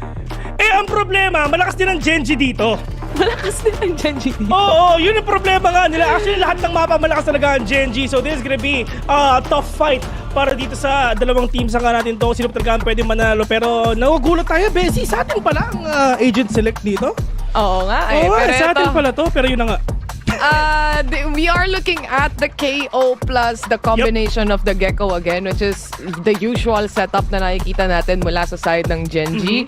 And itong mapa na to sa mismong Master Shanghai, nilaro nila to, but majority of the times yung kalaban yung pumipili against them. And majority of the times as well, they've won it against doon sa kalaban nila na pumili ng mapa. So, I feel like, sabi nga ni Coach kanina, di ba, Bes, nung in-interview ni Mika, it played a part na hindi pa sila ever nagtatapat dito sa tournament na to. Kasi medyo lost pa lahat ng mga players. Yeah. Pero at least ngayon, sana nga mahanap nila yung best footing nga nila, no? I mean, of course, game number 1, pumunta in favor of Genji. Pero ngayon, pagdating nga sa game number 2, kailangan nga nila makabawi no matter what. Kasi ayaw na talaga nila makuha itong serious point na makuha nga dito ng Genji. Pero right now, sa Team Heretics, actually, medyo solid nga to. You have Paratech and Riens with a double scan na pwede mong ipakita. Medyo mahirap din tapatan to. Pero sabi ng Texture, Diyos ko, simula pa lang! Men! Ang lalim na niya! Malalim na. It's a map for Jets, and kung gusto mo mag-push, kung gusto mo mag-move forward at least, I mean, you have that certain advantage na mabilis ka makakilos, mabilis ka makagalaw. Pero dahil doon, may cons din yon. Mabilis din mawawala yung dalawa nilang player. And it's just, alam din ata ng Team Heretics na they took that time off nga talaga. Hindi mo na sila nag-push dito. Na malay mo talaga mag-push din talaga yung Genji, which is nangyari na nga rin talaga. At least 2-1 trade. Still in favor of Team Heretics right now. Nawala man yung isang pang-scan nila, pero si Riens buhay pa. You still have that drone, you still have that recon for them to push it, for them to counter. Itong aggression din talaga na pwedeng gawin nga ng Genji. But it's just KO and Meteor ang natira sa A. Si Caron, he's really trying to wrap around, pero kailangan mo niyang kalabanin itong turret sa likod, which is magandang diversion yan actually para umawit yung positioning dito ng Team Heretics. Alam nun nila, merong flank dahil basag na yung turret na sinasabi natin dyan. But again, setups coming in from Genji's side para pigilan, makapasok at maka-entry sa loob mismo ng side. The dash is there, but the nades also waiting for them. Alam naman natin, pag tinapatan mo yung Viper wall, masakit yung vulnerability niyan. Yun na nga yung pinakamalaking problema nga nila. Lalong-lalo na meron pang nano-swarm dun sa kung saan man nag-dash itong jet nga ng Team Heretics. It's just alam na, basang-basa na rin ng Genji kung paano nila mababawi itong side. Actually, it took them 2 players only to take down 3. Plus yun nga, si Viper all the way from behind. Kumbaga clean up crew na lang. Dito si Caron. So deadly, lalo na sa mga pistol rounds. Itong Viper wall na to, na nag-aantay pa at hindi mo pa rin napaatras itong Genji. Lalo na wala silang info dahil na barrel agad yung recon dart nila kanina. Again, brand new round for Team Heretics na kanina nakakapag-convert pa rin naman sila kahit paano ng mga bonus at eco rounds nila eh. B ang call ni Kapitan dito sa side nga ng Team Heretics. At least, andito pa naman si Caron. Andito si Meteor ngayon. Magandang positioning nga nila, pero ito rin yung ginagawa nga nila, mga kalaban nga nila. One tap to the head ang ginapakita nga dito kay Caron. At least yung Viper wala na. Burado na. Pero, meron pa naman silang mag-counter dito. Though you still have that means kaya pwede mo gamitin ngayon. Texture will catch one. Hindi lang isa, kundi dalawa pa. Makaratlo pa ata siya. Overhead flash, pero Meteor nakabawi pa. Spike is drop as well. Dalawa pa yung natitira nga na kalaban nga nila. Pero kalawat ka yung mga kalaban nga nila. Pwede po siya kanila ngayon. Pero Texture, dire-diretso together with Meteor. Pero nga lang, Patrick dito makakadalawa. Make that a 1v2 in favor of TH. Texture will catch one. It's all up to Riens right now. And alam na kung nasa ba yung mga kalaban nga niya. Hindi na kailangan mag-scope ngayon. Hindi na kailangan mag-scope, Bes. 4K, Bessie! Wild! Wild! Ginawa niyang pistol yung Marshall! Parang ikaw lang mag-jet? Hindi ako nag-jet kaya peke ang sinabi mo. Pero pagdating dito sa clutch na to, I mean, you have to give it to Texture. Makikita mo kung ilang milyong oras na ata magpa-practice sa Valorant to. Hindi na natutulog to. Oh, man. Ano yan? Eat Valorant repeat. Tapos konting CR. Pwede na yun, man. Okay na yun. Oh. Tapos tamang pansit canton sa Gedli kung meron sila doon na may halong kimchi. Yun na din talaga yung mga kinakain nga nila. Pero Texture dito, dire-diretso na. Wala silang idea na si Munchkin nasa taas na nila. No fear at all, but the damage has been done. 25 HP remaining onto him. Alam nila may 2F as well. Mapapa-atras yung Genji sa space na kinuha nila, but Texture willing to fight for it as well. Bait and switch malala. Men, matinding aggression na pinapakita ng Genji. Literal na minamama nila yung mga kalaban nila. Diyos ko, sobrang tinatapatan nila. Wala silang takot, men. Yun na yun. Hindi nga kasi sila sanay sa laro ng APAC, Bes. Siyempre, yung laruan nila dun sa EMEA, napakabagal. Sobrang bagal, guys. Sobrang bagal.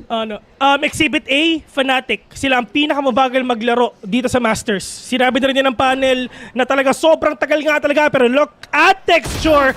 Silang swing out. Pero Benji Fish will get that instead. Walang idea si Lucky. Nag-cross doon. Pero karon, one tap to the head. It will connect. Lamang pa rin ng Genji dito kahit lamang ang TH sa barel. Itong mga sheriff shots na to, kinakabahan ako para sa lahat. Halos lahat sila tumatama na. Riens, on the other hand, hindi mapiflikan dito si Meteor. Instead, siya pa makakahanap ng kill. This is the buy round supposedly from Team Heretics. Pero isa na lang ang natitira at si Buyon. Ay nako, Bu, ano bang gagawin mo na apat pa ang katapat mo? Ang problema, Diyos ko, vulnerable ka pa sa lahat ng binabato sa'yo. Genji, 3-0 na. Parang yung map 1 lang natin, tropa. Napilitan siyang mag-swing out. Akala niya ata yung wingman magde-defuse na ito unahan niya, but that's really not the case with all the setups. Kahit yung nano swarm, para pagka-swing niya, may damage na agad. But the shots coming in from Caron to hold Kitchen as well was very essential na makuha nila para maipanalo tong round na to. Actually, mabilis yung jiggle na ginawa nga ni Caron doon. Kaya nga siya nakapitas nga ng isa. And the delay na pwede nga niya ipakita because of the snake bite. The only snake bite na talagang pwede nga niya ibato dito sa game. Pero right now, wala pa rin pera ang TH. Pero ang Genji, easy upgrade para sa kanila. Libreng upgrade actually for themselves. May trash available pa sila para dito sa susunod na round. They're feeling a lot of confidence when it comes to the series that we're currently watching right now. Magmula game 1 until dito sa game number 2. May drone man. Alam nila na nandyan si Texture pero wala nang iba. Bait and switch na naman. Kumbaga Texture, sige, sirahin mo yung mga traps. Kami nang bahala sa ibang angles. Yan na, dumidiretso nga siya. Wow. Pero nga lang, Texture Nice, laki naman dito makakuha. Wala pang bawas ang Genji kahit piso. Literal. Except Meteor, kasi patay na siya. Pero puti ka daw, 4-2 already. Riens and Bu na lang dito ang natitira. Pero sabi dito ng Genji, upush na namin kayo. Si Bu na lang naman dito ang nag-iisa. 1 versus 4 tropa. Pag ito na-clutch niya, ililibre kita mamaya. Sige, kahit ano? Kahit ano! Turo ko? Bibilin mo? Turo mo, sky's the limit. Ayan. Sky's the limit, best. Kahit ano. Sky's the limit. Sige. Gusto mo bilhin ko yung Riot? Sige. Bibiling ko pag nakasibo to. Pag na-clutch. Munchkin muna. Wop. 11 HP. Sayang. May Riot na sana ako. Sayang, man. I mean, sayang, guys. Pero yun nga. Once again, shoutouts nga pala sa mga tropa natin nanonood. Siya kay Miss Pat, na nanonood ngayon sa mga tropa natin sa Dentsu. Hello nga po. Lagi silang nanonood. Big shoutouts to you guys. Sana masarap ang kain nyo. Sana masarap ang araw na nandito. Shoutouts nga pala sa nanonood sa Discord live. Naglilinis ng keyboard. Mga ganun. Ayan. Nilinis ng keyboard. Yung isa nagpagupit. Shoutouts nga po pala sa inyong lahat, mga sir. Pero ayun na nga! Simulan na natin to na 4-0 yung laban natin ngayon. Okay lang tas pinapakita nga ng Genji, at least mabilis yung laban nila. Tinamaan si Bu pero hindi enough yung damage para sa kill. Tinamaan nata siya sa balikat. sa bumbunan. Malayo sa bituka, bes eh. Medyo malayo, buhay pa. Iba talaga pag masamang damo ka. Pero pagdating nga dito mga tropa, 5 versus already. Buhay super low on HP. Wala silang sustain kahit isa. Lakya, Munchkin, Caron dito ang natitira. Pero medyo mahirap na nga to na pwede nilang i-retake to. Pero tamang delay yung factor talaga pwede nga nila ipakita. Pero Boo with a kill kahit super low na niya. Gandang mga pre-fire shots mula sa Team Heretics ngayon. 2 agents suppressed pero hindi nila alam may pangatlo pa na nagtatago sa likuran ng Yellow as well. It's still a 5v2. It's gonna be pretty difficult take or retake even dahil ang dami rin nilang yung smoke ng Viper nandito, yung setup ng mga Killjoy, yung lahat nandito na nakaabang na. Kaya feeling ko magsasave na lang ang Gen G. Save na lang to, man. I mean, kahit 4-0 yung score, at least yung May economy. Yung economy talagang kailangan nga nila dito makuha at they need to save that operator nga na hawak-hawak ni Texture kanina. And ito yung... Hindi umabot. Si Idol. Isa pa. Isa pa. Paglo-long way na lang ako. Yan, dyan kasi dapat. Ayan! Muntika na. Kung hindi siya umabot nun, hindi niya makukuha yung op. Hindi nga. Pero ito, hindi diba? worth it yung save. Si Texture kasi, sobrang init niya na medyo ini-expect na rin talaga ng TH na baka nga medyo pumupush na siya. Kaya medyo slow yung approach nila Kung pagka jiggle na lang, konting information, pwede na makita mo na yung bumbu ng kalaban mo, okay na. Tsaka ang ganda rin ng mga pre-fire shots nila kahit na dun sa loob ng mga smokes. Parating may hit or may malaking damage papunta sa side ng Gen G. Kaya nahirapan din sila mag-retake doon. Another push mula sa Gen G side and I think expected to ng Heretics but Texture not really afraid even or despite using an op. Assert dominance agad, Bessie. Yun na lang din Kaya niya naman daw umatras Oo. Ginawa itong icebox para mag-back kayo. Yun ang sinasabi nga nila. Pero Texture dito makakita pa ng isa. Pero mukhang hindi naman ata kailangan dito mag-swing out ng mga ibang players ngayon ng Team Gen G for them to catch these players off guard. Paratech will catch one. So meron pa ning scan dito ang TH. They still have that null command as well na talagang pwede niyong gamitan or probably counter itong thrash na meron nga si Lakia and itong blade storm na meron si Texture. Pero right now, you really need to use boost of Viper Spit. Pero ito na nga yung tulad na sinasabi nga natin. Counter lang din talaga yung mga pakita nga nila, pero in terms naman dito sa TH mga tropa, dire-diretso na sila nung narinig nila yung oh yeah, tarapos na!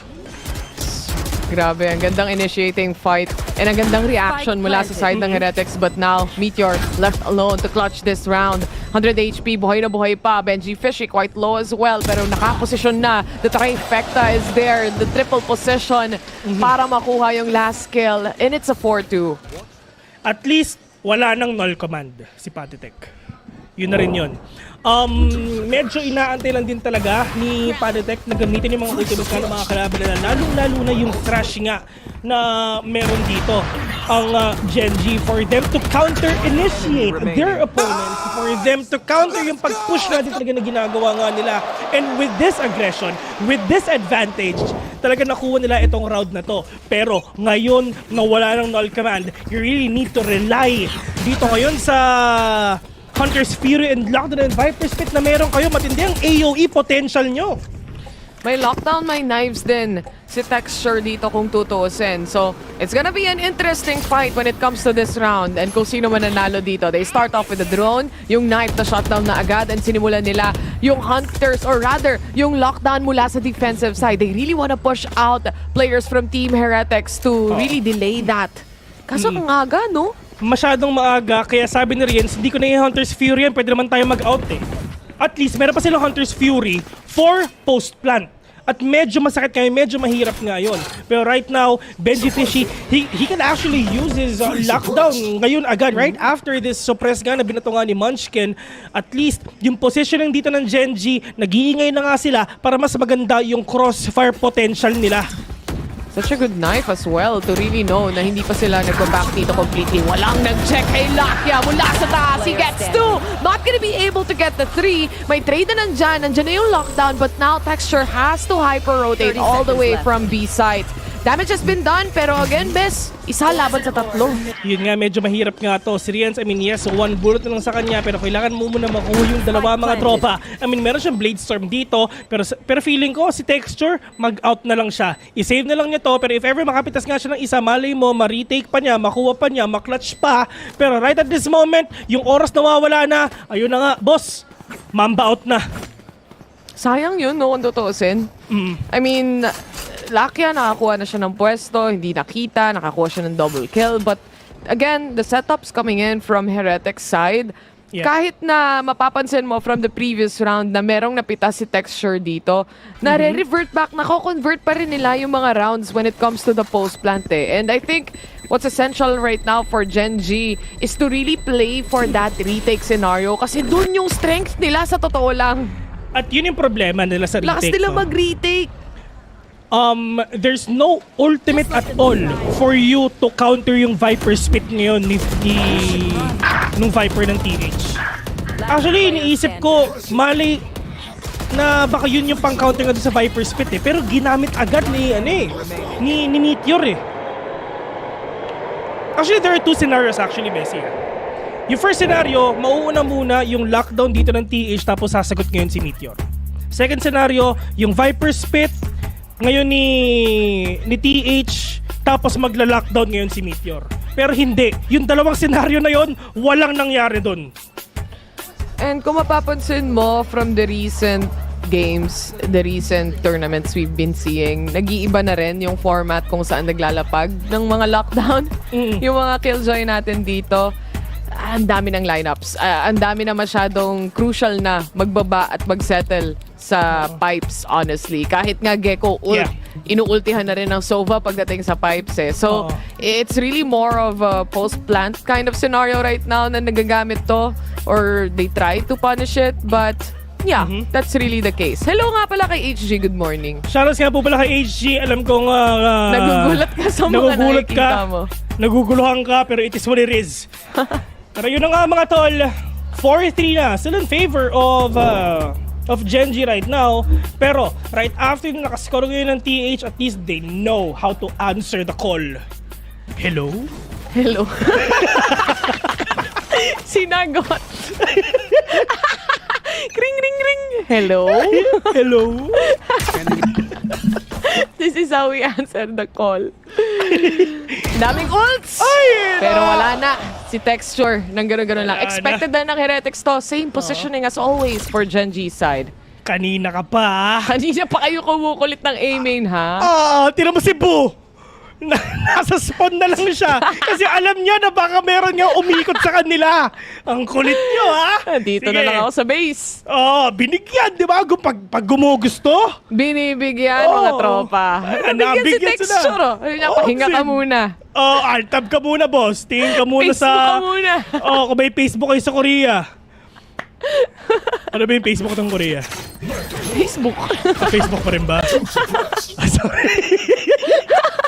Sorry. Facebook ka pa rin pala. Nga pala. Pero at least yung knife na to, nabigyan ng info si Patitech na may dalawa. Never. Talaga? Meron sila. Ganun pala yun. Korean, Hamne! Sa'yo.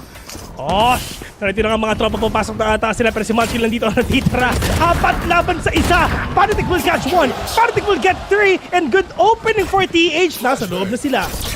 Umiinit na si Kuya mo Patitech, and if he actually starts off to really go na tuloy-tuloy, yung momentum dito ni Patitech nakakatakot para sa side ng Genji. Hindi siya kita ng turret dito, so still mid is very much open and he still has to look around. And Genji, medyo careful yung last 2 remaining players. Karon!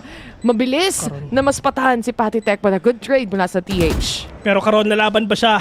Wala sa no choice dito mga tolo. Wala siyang pera ngayon. 4-4 already. We started off na 4-0 pero ngayon 4-4 na. TH at least nakapag-conduct sila. And ito na nga ata yung oras para mag-usap-usap. Ay, nag-timeout na pala nag-timeout na ba ang Genji? Nag-timeout na ba sila? Hindi pa, bes. Kanina pa ata yun, yung game number 1 pa yun. Okay. So far, yung 4-0, tas nagtuloy-tuloy na makabalik ng Heretics. Parang wala pa tayong nakikita at all. Yung initial push kasi nila dito for Genji side, gusto talaga nilang makakuha ng space eh. Pili-pili talaga nila. And I think it's very important para sa side ng Genji. Kaya naman yung knives na to, makakahanap ng isa, that's Benji Fishy. But that goes down as well. Mula sa taas, si Woot makakaligtas, pero low HP na si Texture. 5-3 already. Good opening ang pinapakita ng Texture. At least si Patitech at si Benji Fishy dito wala na. Pero si Lucky sobrang lalim na mga tropa. Nakapitas na ng isa. Makakadalawa pa ata siya. Si Lucky nakadalawa na. Pero si Renzo na dito ang natitira. 4 pa ang katapat niya. Napakahirap nga nito kasi wala siyang idea kung nasa ba yung mga kalaban niya. Meteor all the way from B. And yun nga, wala namang pera yung ibang team players dito ng Genji. Pero napakahirap pag 3 sheriff ang katapat mo. Yung isa may vandal na. Si Karon nakita pa yung alam na nila kung nasa series ngayon. At sobrang lalim na nga niya. And Texture with the aggression na pinakita nga niya. Kasama niya si Lakia. Nagulat na lang sila. Hala? Kumukulit pa rin sila? Oh, well invested yung Blade Storm dito mula kay Texture. Nahanap niya yung pinaka-importanteng mga players pa. Kahit si Patty Tech dito, nabura pagdating doon sa round na yun. Almost a triple at that point, but wala siyang buhay But Lakia, andito siya para saluhin lahat ng lalabas sa belts after that.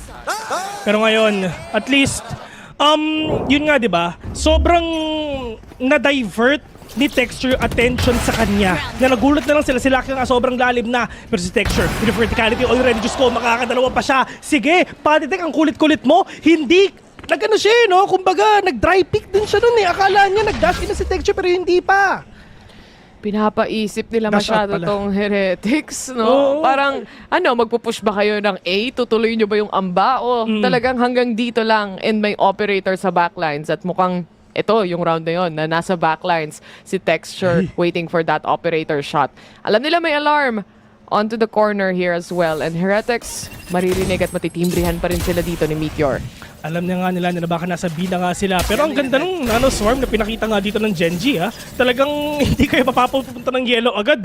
So kumbaga, talagang delaying factors din talaga yung mga kailangan nga nila i-consider. Pero look at Benji Fishy. Medyo malayo pa siya to try to cut off the rotation nga na pwedeng gawin ngayon ng mga kalaban niya. Pero pagdating nga dito sa B, stuck yung dalawa. At mukhang oo nga, bes.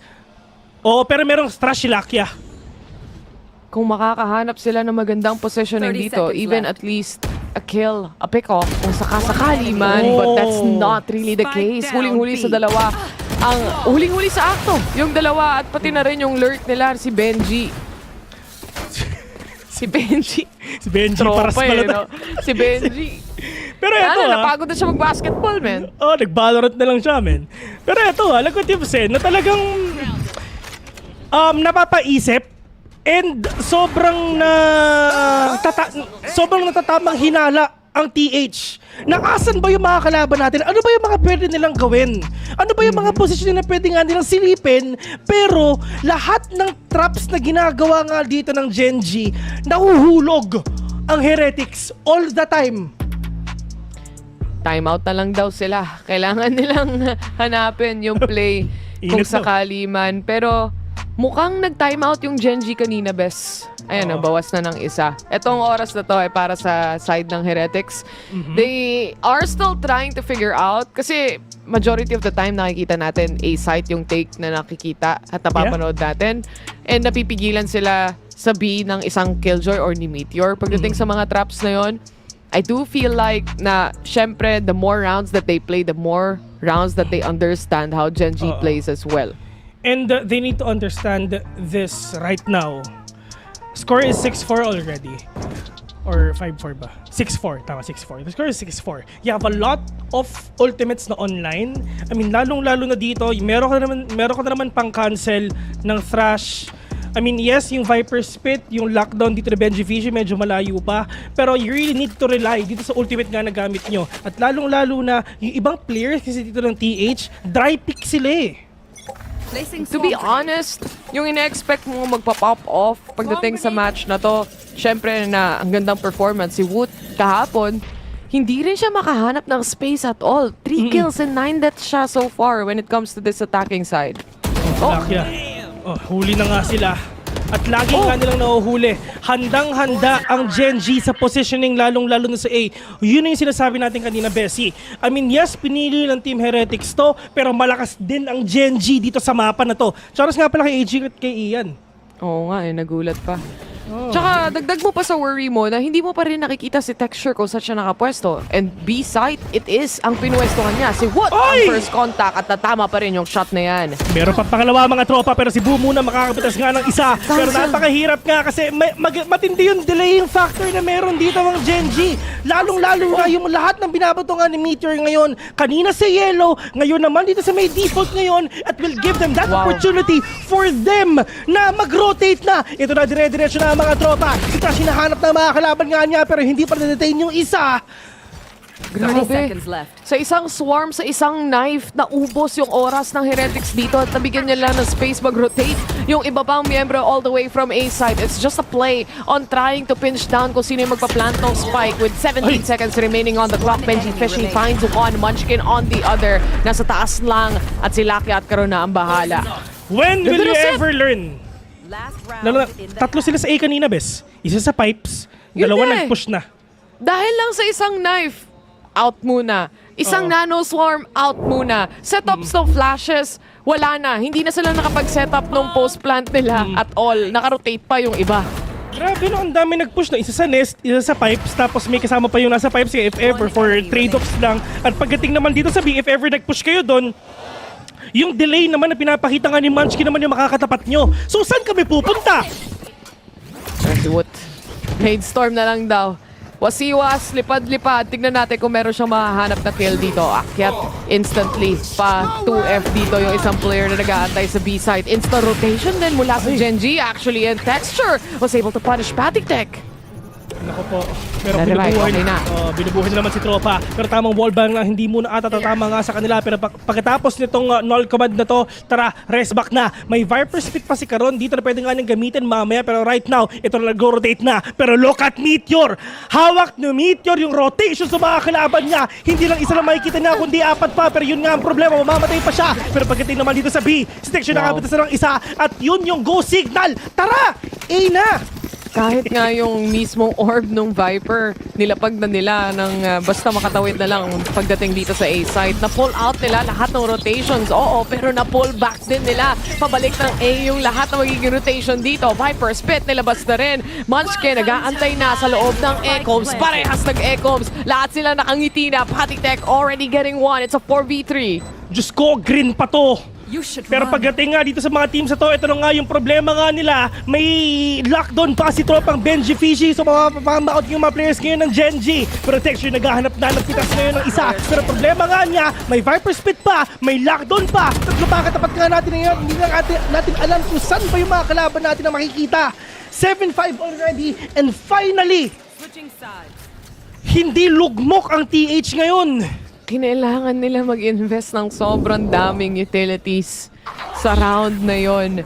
Kahit yung Genji, napilitan nilang mapa-invest nung sarili nilang Viper Spit at Swell. Lockdown was placed, was destroyed, but at the end of it, around is around, and yun ang pinaka-importante. Lalo na last round naman yun eh. So labasan talaga lang lahat ng utilities na pwede mong makita. A 7-5, that's not too bad. Not too bad indeed. While pagdating nga dito sa Genji, I mean yung aggression na pinapakita nga nila sa A, pwede ulit nilang gamitin ngayon na lalong-lalo na attacking na nga sila. Pero paano ba sila mapipigilan nga dito ng Team Heretics? At the end of the day, you still have that Gecko though. So, in terms of attacking, at least you have a 6-man na pwede kang yung mag-relay nga na mag-plant nga yung spike. And we're gonna get to see later on kung paano ba yung plano nga nila. Pero once again, shoutouts nga po pala kala Ian. Grabe yung sando ni Ian eh, no? Parang sa, alam mo yung grade school na ano, yung ganun yung sando yun eh, no? Tapos yung tatak basic. Tapos susuot mo ng polo pang school, no? Oo, grabe si Ian, boss. Taas mo yung kamay mo yan. Taas mo. Tripan na. Ayan. May watch party kasi tayo dito. Exclusive watch party. Exclusive. Pay-per-view. Mamaya Gcash na lang kami. 45 seconds pagdating dito sa halftime na to. At least makakapag-reset sila na maganda. At so far naman, kahit hindi nagsashine pa si Woot pagdating dito sa game na to, you have to give it to the other players like Patik, Riens, na talagang nagsa-step up pagdating sa match na to, which I'm not surprised because Patik also really had a good play or gameplay this whole tournament. Best of 5 yun yesterday, Bes. Sinong kinasta? Best of 5 din yun. 3-0. Grabe, ng Team Heretics, no? Tapos, dinudurog lang sila ng Pacific. Kami lang to, guys. Yun pala yung kasunod mo. Oo. Pero, ayun na nga, pagdating nga dito sa game to mga tol, it took them a lot of rounds actually para nga mabawi nila. Tira mo yun? I mean, nag-4-0 tayo, 4 straight ngayon ng TH, and right after that, nung timeout na ginawa nga ng Genji, alam na nila kung paano nga mabawi doon with a streak nga na ginagawa nga rin nila. Pero Munchkin tried to be really aggressive though, without any flash at all. Tara, magpupush lang ako. Benjifish, he tried to cut off someone pagdating nga dito sa mid. Pero magpapakita nga ba sila? Yun ang tanong, pero hindi, nag-push nga. Pero Munchkin, at least talaga nag-iingay lang siya to give space sa ibang players ngayon ng Gen G na nasa A. Mang off-angle lang ang ganda ng Dizzy dito mula kay Lakia. He takes the shots in. Isa lang yung mapapunish niya, pero a punish is still a punish dahil si Meteor nakaisa na rin. It's still a 4v2 at kuha-kuha na nila yung A site. And ito yung malaking problema, hindi rin halos nananalo ang Team Heretics sa aim duel na ginagawa nga dito ng Gen G. Like what you've said a while ago, Bessie, nagsisimula nga tayo ng player walk-ins masaya sila. They're really comfy sa pagpasok nga dito sa arena na to. And with that kind of mindset, maganda yung pwede nilang ipakita sa game na to. And look at that. Pwede pa nilang mapanalo itong first and second half, which is si Buno lang dito natitira. Tatlo pa ang katapat niya. Yung spike, yung oras taking niya, at yung ulo nga at least nakuhuli na niya. Pero karon with a trade 8-5 already sa game na to. Mamadali na rin siya hanapin kung saan ba makikita itong mga kalaban niya. Literal, tinakbo niya na lang din yung loob ng site just to try and pull him or pull the players out of their positioning and mag-peek sila. Pero wala wala talaga. For Gen Z, the initial pick-offs that they got, papasok ng loob ng site, wala nang duda na makakapag-setup sila ng isang napakagandang post plant dahil kuha-kuha nila yung complete space rather. Si HG kumukulit sa comment section.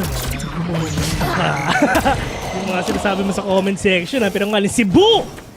Diyos ko, nakapitas na ng isa! Nagulat siya.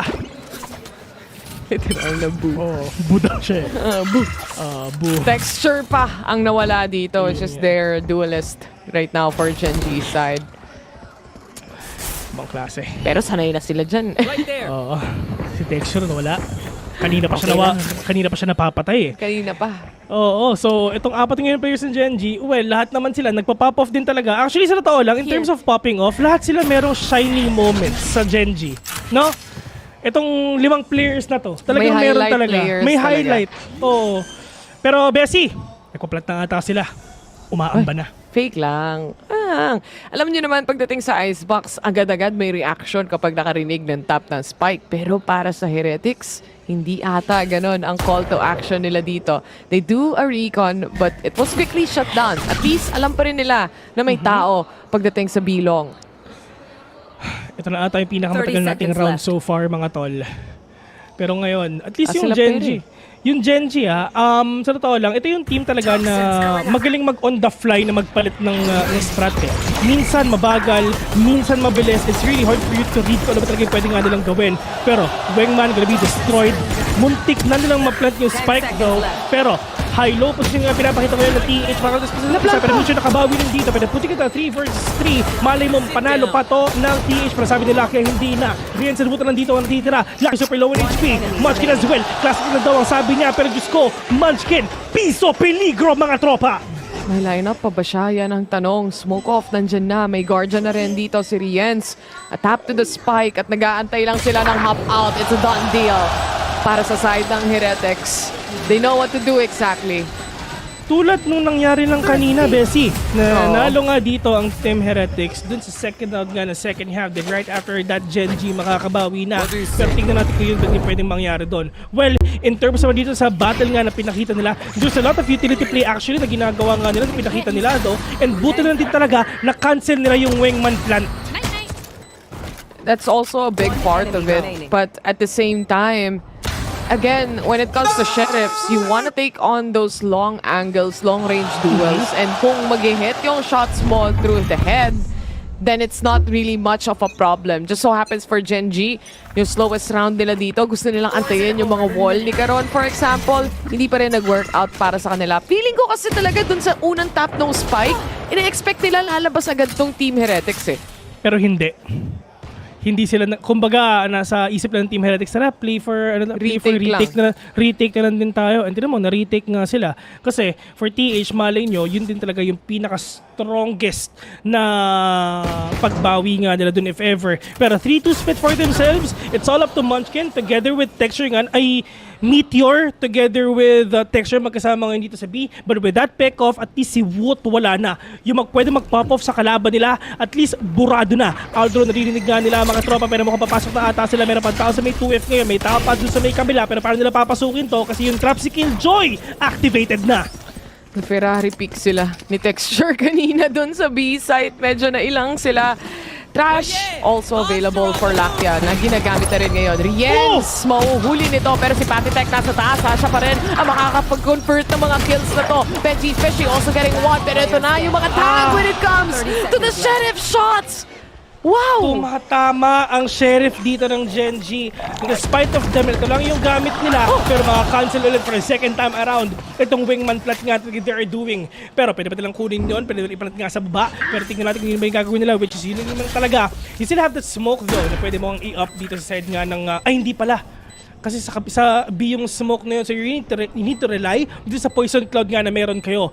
1 versus 3, dalawang Sheriff and a Vandal. All you need to do is wait. May nanoswarm pa, Bessie. Munchkin, super low on HP na yung dalawang players dito. Si Boo on the hunt. At least na-clear niya yung back ends of the site. Plus, meron pa siyang wall. Alam niya na kung saan nakapwesto si Meteor. Pero he also got spotted out. One man down. Parehas low HP. Kailangan niya mag-defuse ng spike. They just have to play for the time and they get the thrifty. 9-6. 6-9. Nice. Para sa kanila mga tol, panalo ang Genji dun sa round na yon. Paikot-ikot lang, may pera o wala, kuha pa rin nila. And this is what happened a while ago dun sa Breeze second half, Bessie, no? Talagang pagdating sa Sheriff, lalong mas nagiging careful yung mga teams, lalong mas nagiging careful yung mga players mo, and lalong mas mag-hit yung shots. Kahit sa gano'ng kalayo pa. So, you really couldn't discount yung mga thrifty rounds o yung mga pistol rounds coming in from both teams. Kahit sa side ng Team Heretics. That's true. Na talagang kahit anong baril talaga pwede mo makita, kuha pa rin nila. Pero Texture, Diyos ko, napitas yung isa, buo walang nagawa. Pero pag swing nga ni Woot, ang dami niyang nakita. Pero Guardian na yung gamit niya. One to head na muna patama nga para sa kanya. Pero tatamaan na siya. At yun nga, napatay na nga ni Texture ngayon. Dire-diretso na siya with a dash as well. Pero Patitech, this is the rotation already. This is the retake nga nila pwedeng gawin. Pero meron pa silang utilities dito. You still have that recon, that shotgun, and an Aldron, the flash as well. At yun lang yung kailangan yung gamitin para nga makuha nito. Pero si Nature may lockdown pa siya. Setup na yung mga cross nila dito. Yung Dizzy nakita ata. Yung isa sa mga players ng Heretics. That recon also not gonna spot anyone. Quickly shut down mula sa Genji players. Patitech good for one. Riens gets another. It's a 2v2 scenario. Vandals versus a Vandal and a Sheriff. Karon, na-flash out siya dito. The spray down mula kay Riens. This is still a doable round. Yung nagde-defuse ng spike! Munti ka na! Munti ka na. Maganda sana yung angulo niya pero sobrang sayang nun kasi tumama pa sa wall. Na-thrifty sila pabalik. Na-thrifty rin sila. Well, yun na nga, di ba? I-wall bang sana ng Genji pero hindi lang din talaga tumama kasi iba yung angulo dun sa wall bang na talaga pwede niyang gawin. Wild! Nagsasalit-salitan lang sila ng mga rounds dito. And unfortunately for Munchkin, the shots, especially towards doon sa nagde-defuse ng spike, kung nakuha niya yun, alam niya na exactly yung next swing niya. Alam ko din yung sinabi ni Coach kahit Korean yun. Ano yung sabi niya? Alam mo naman tayo, yung mga natututunan lang natin yung mga words. Ayun, mga hindi talaga pwede sabihin. Pero at least, kitang-kita natin yung reaction ng fans. Talagang gulat na gulat nga sila. Hindi na lang kung sino pwede manalo ngayon. Pero yung mga players ngayon ng Genji, nagigil na. Alam nila kung paano nga babawi ito kasi nga may pera sila. Pero with that blaze from already with catch one, parang wala dito nagawa. Pero Wood, babawi ba siya? Kahit naka-operator nga siya. Pero may Hunter's Fury pa, nakatapat na itong mga players ito. Let's see if every may tatamaan ba. Sila kaya bigla na napitas ngayon. Pero Texture, with the blaze from na-up pa rin. Talagang kailangan nga na makapitas na isa. Pero ito yung sagot ng Genji. Mag-lock doon talaga ako. Pero ito yung sagot ng TH. Babawi na lang ako. Shocked ito yung lockdown nyo. May line-ups ba na nakaset dito? Binigay na rin ni Texture yung kanyang baril sa kanyang mga kakampi. Alam niya na Blades at 23 HP ang magiging puhunan niya pagdating dito. Screens, hindi na kailangan tignan dahil mula Rafters, alam nila exactly kung saan yung positioning na yan. It's a 4v3 scenario so far. They still have an operator in play here at si Wood ang first contact nila. Meteor to fall down. Wood also going down. They're ready. They need to know yung answer talaga na pwede nila ipakita ngayon. First off, dun sa tao, dun sa may 2F, good call actually talaga i-wallbang nila for them to take down the players of Gen G. And yung aggression, yung updraft for them to know the information and the location. Kung saan pa sila magpupush, kung saan nga sila babawi ngayon. And with this call actually, ginawa nga ng TH, si Riens, buti nahuli pa nila si Texture. Grabe! Ito na yung kumbaga lahat ng players mo online na. It's that point of the tournament kung saan hindi mo na rin sigurado kung sino yung mananalo sa rounds kahit na nakapistol pa sila. But again, for what? Ito yung momentum na hinahanap niya simulat sa pool nung rounds na to eh. And kapag nag-pop off pa siya, going up against Texture, this is gonna be a crazy round. This is gonna be a crazy game. Sobrang scary nga talaga kung anong ginagawa nga ng Gen G kanina. Mukhang gagayain ata ng TH ngayon. Inuunahan nila pero alam ng Gen G kung ano ba yung nasa isip nga nila. Pero na-dick na nga yung isa dito yung mga players ngayon ng Gen G. So ngayon paano nila pupuntahan to. Pero alam nila kung saan mag-pick, alam nila kung saan mag-swing. Pero dire-diretso na nga sila. Diyos ko na Dizzy pa. Diretso Benji Pigeon will catch one already. Pero buti na 3 versus 4. Food super low on HP. May Viper Wall pa mga tropa. Pero Spike is dropped dun sa may 2F. At paano nila kukunin to? Kasi nga may lock dun pang binato si Benji Fishy. Delay. Yan ang gusto nilang gawin para sa side ng Heretics right now. And Gen G has to reset and reposition themselves right now. May knife pa na pwedeng gamitin dito for info. An alarm bot and an anti-flank. That's all they have, but they have to make a pick-off happen.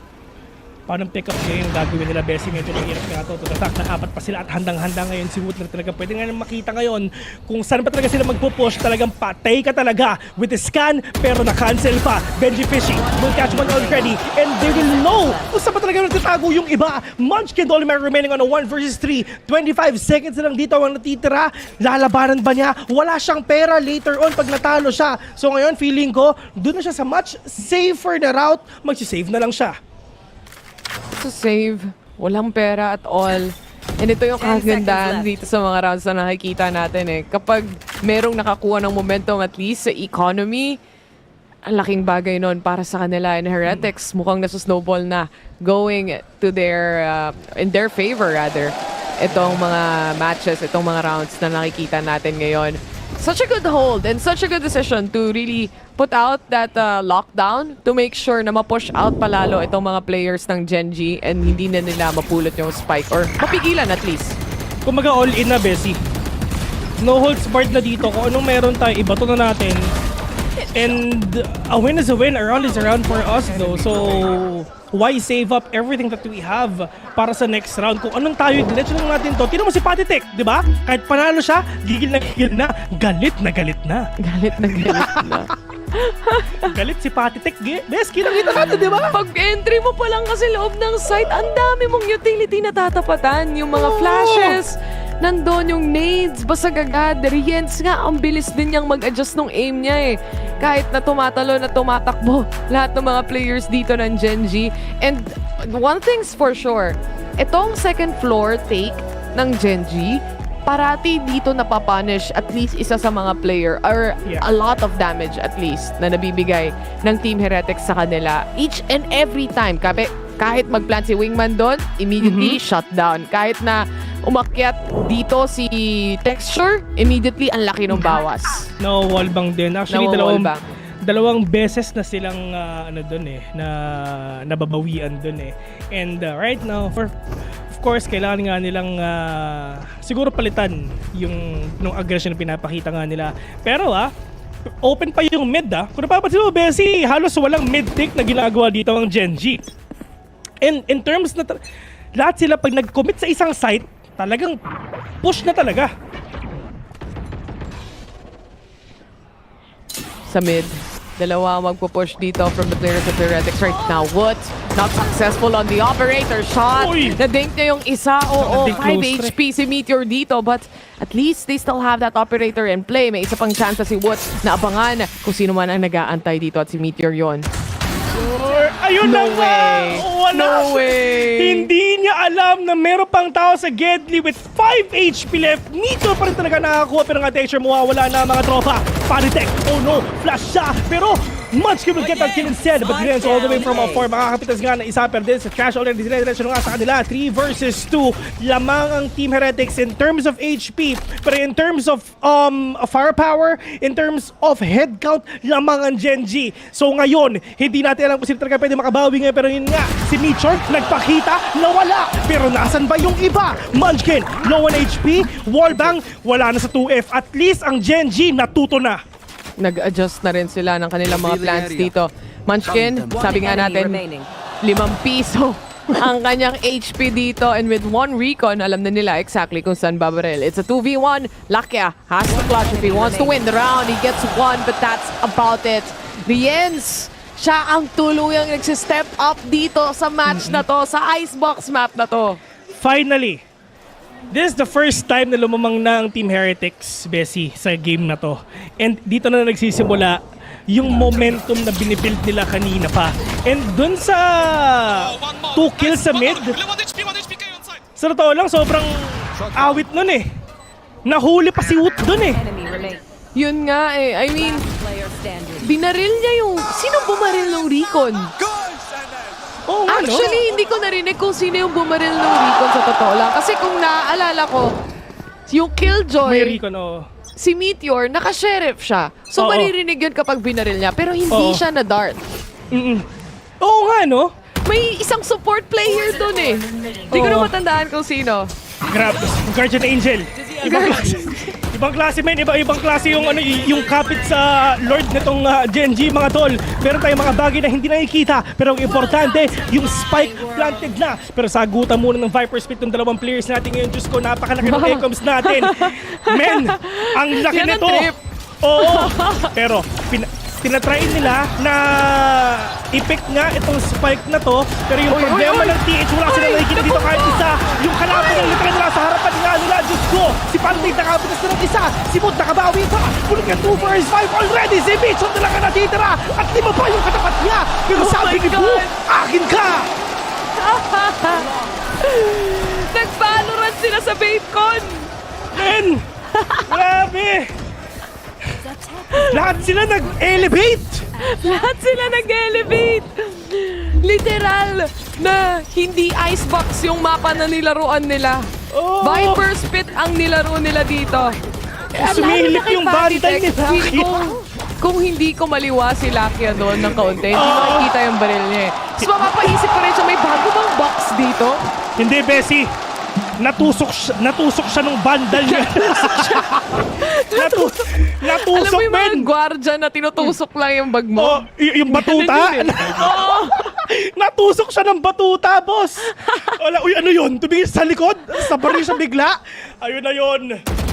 Ibang klase yung batuta ni Patitek, boss. Napakatindi. Basta Patitek talaga, ibang klase. 11-9. And sa ganun lang, nabaliktad na yung scoreline, yung kalamangan ng dalawang teams na to. And Heretics really coming back stronger here when it comes to this map. But Meteor, Lurk God, it is. Boo, alam niya at nararamdaman niya. Isa-isa na namang nawala ang TH dito naman. Eh, at least nakakapag-trade pa rin ang Gen G. Tamang hinala nga sila, pero 1-to-1 trade na pinapakita nga nila, pero Munchkin na ngayon natitira mga tropa. Spike is there already. Munchkin dun sa posisyon niya kanina pa, pero yung mga kalaban niya, okay, punong-puno pa yung buhay nila. May shocked pa sila dito though. Recon bot, ilang oras na ilang segundo na talaga pwede nga nila makuha, pero they really need to play out with this kind of utility. Sa Poison Cloud, binata nila yon para malaman nila yung exact location nga ni Munchkin. Pero yun na nga, mag-isa na lang siya mga tropa. Lahat sila gumagalaw na, pero alam nila kung nasa ba yung mga kalaban nila mga tol. Boo, get the piece of spike on the very shock rate na ang kukuha sa'yo. Pero may oras pa sila. Yun ang tanong! Meron! 0.06 mga tol! No way! No way! 0.06 men! And the fact also na yung Viper na yon, hindi na alam na hindi na dinedefuse, dino-double swing na siyang malala. Binabaril niya pa din. And I just have to say, it's such a good round coming in from Riens and Patitek yet again. Itong 0.06, ang bilis nung replay edit ha. May pa-zoom in na. Ito, Bessie ha. Wala, galing talaga yun lang yan. Shockboot na talaga siya, talaga. Buti, yung first stop, fake lang yon para malaman nila kung nasan ba si Munchkin. Yun na Tsaka yun, mawala na yung lineup. Oo, yun na yun. Yun yung dahilan doon. Pero Diyos ko, doon sa 0.06 na yun, lahat ng butas sa katawan ko, sumarado. Lahat kinabahan. Oo. Umabot pa yon. Grabe. Anyway, kung tayo hindi pa nakaka-get over, sana naka-get over ang Gen G dun sa round na yun dahil kailangan na naman nila maglaro ng isa pang round. Walang Hunter's Fury para mabasag to. Lineup siguro from a KO. Yan ang posible nating makita. But, sinetapan ba? Iniwas ng kaunti. Hindi ko lang alam kung magpo-full damage. Full Pero damage right pa rin. now, napakasakit, men. Isipin mo, yun lang yung kailangan ko para masira ko yung lockdown mo. Pero sila, kaya mukhang papasok na ata sila mga tropa. Yung momento na punta na sa mga kalaban nga nila, yung dash dito na, si Wingman magka-plant na, may lineup pa sila. Si Texture naghahanap na pwede mapitas ngayon, pero Diyos ko, napakahirap pa nga. At kung nasa kanina si Texture, sige, pumunta ka ulit dyan. Pero ito rin yung double scan nga na ginagawa nga ng mga kalaban nila. Si Benji Fishy nakapitas na ng isa, pero nasa ba yung iba? Booker with the spike already. Mito will catch one. Para tigil Benji Fishy nakakapitas pa. Pinik na 2 versus 1. Munchkin the only man remaining right now. Walang utilities at all. One tap to the head. It will not connect. What will take that instead? 1-1 na mga tol. Totoo nga pala talaga ang comeback na pinapakita nila. Totoo ang comeback. Team Heretics winning a round, a game, a map specifically na pinili din nila against Gen G. And on that finale round even, makikita mo kung gaano kalito na rin si Texture kung saan siya titingin. Nagamit niya na yung updraft. Saan ba ako pupunta? Pinapaulanan ako ng bala. Team Heretics just has a good read through and through. Lalo na dito no nag-swap tayo ng sides. At talagang nahirapan yung Gen G na makahanap pa ng space kahit momentum sa pera. Kulang din. Hindi talaga nila alam kung paano makabawi.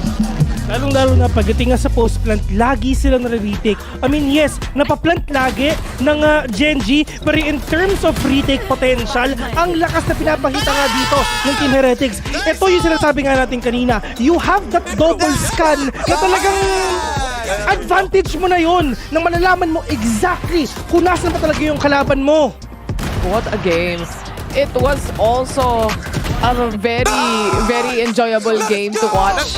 At kahit i-cast, actually, so sobrang minsan gulo na rin ang nangyayari. Double Viper spit, kaliwat kanan may laban, kaliwat kanan may flashes. But what's important is makarecover yung mga teams and lalo na para sa Heretics na syempre may gap na sa score na 1-0 sila ng Gen G kanina. And dito sa Team Heretics, at least yung mga one-tap din nila dun sa Sheriff, gumagana na. Despite of them, na kanina nanalo ang Gen G doon, nasagot agad ng Team Heretics na kahit wala kaming pera, tara bawing-bawi pa rin talaga. Shoutouts nga pala kay May na nasa likod. Ayun, yun nga pala si May. Kitang-kita na sumisilip-silip lang sa mga tol. Mamaya ka na muna lumabas, love. Pero dito na mga tol, ha? At least kitang-kita nyo! Yung asawa ko nag-aantay na, pero break muna tayo kasi yung kape ko, kukunin ko na. Kita-kits mamaya.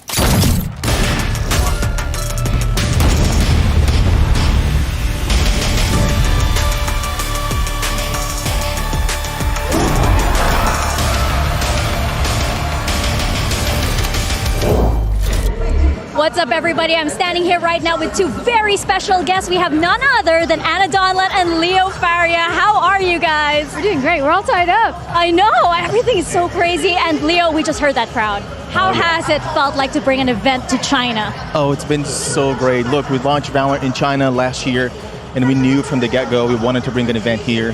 And it's been incredible. Like, we've got to spend a week here now, walk around the city, see players, hanging out, doing a bunch of cool stuff. We had a bunch of activations around the city. And I think getting here, it's one of the, Mercedes-Benz Arena, one of the most iconic venues in the world. And just seeing the crowd has been phenomenal. I'll be honest, we got a little nervous when all the Chinese teams got knocked out. We're like, are fans gonna show up?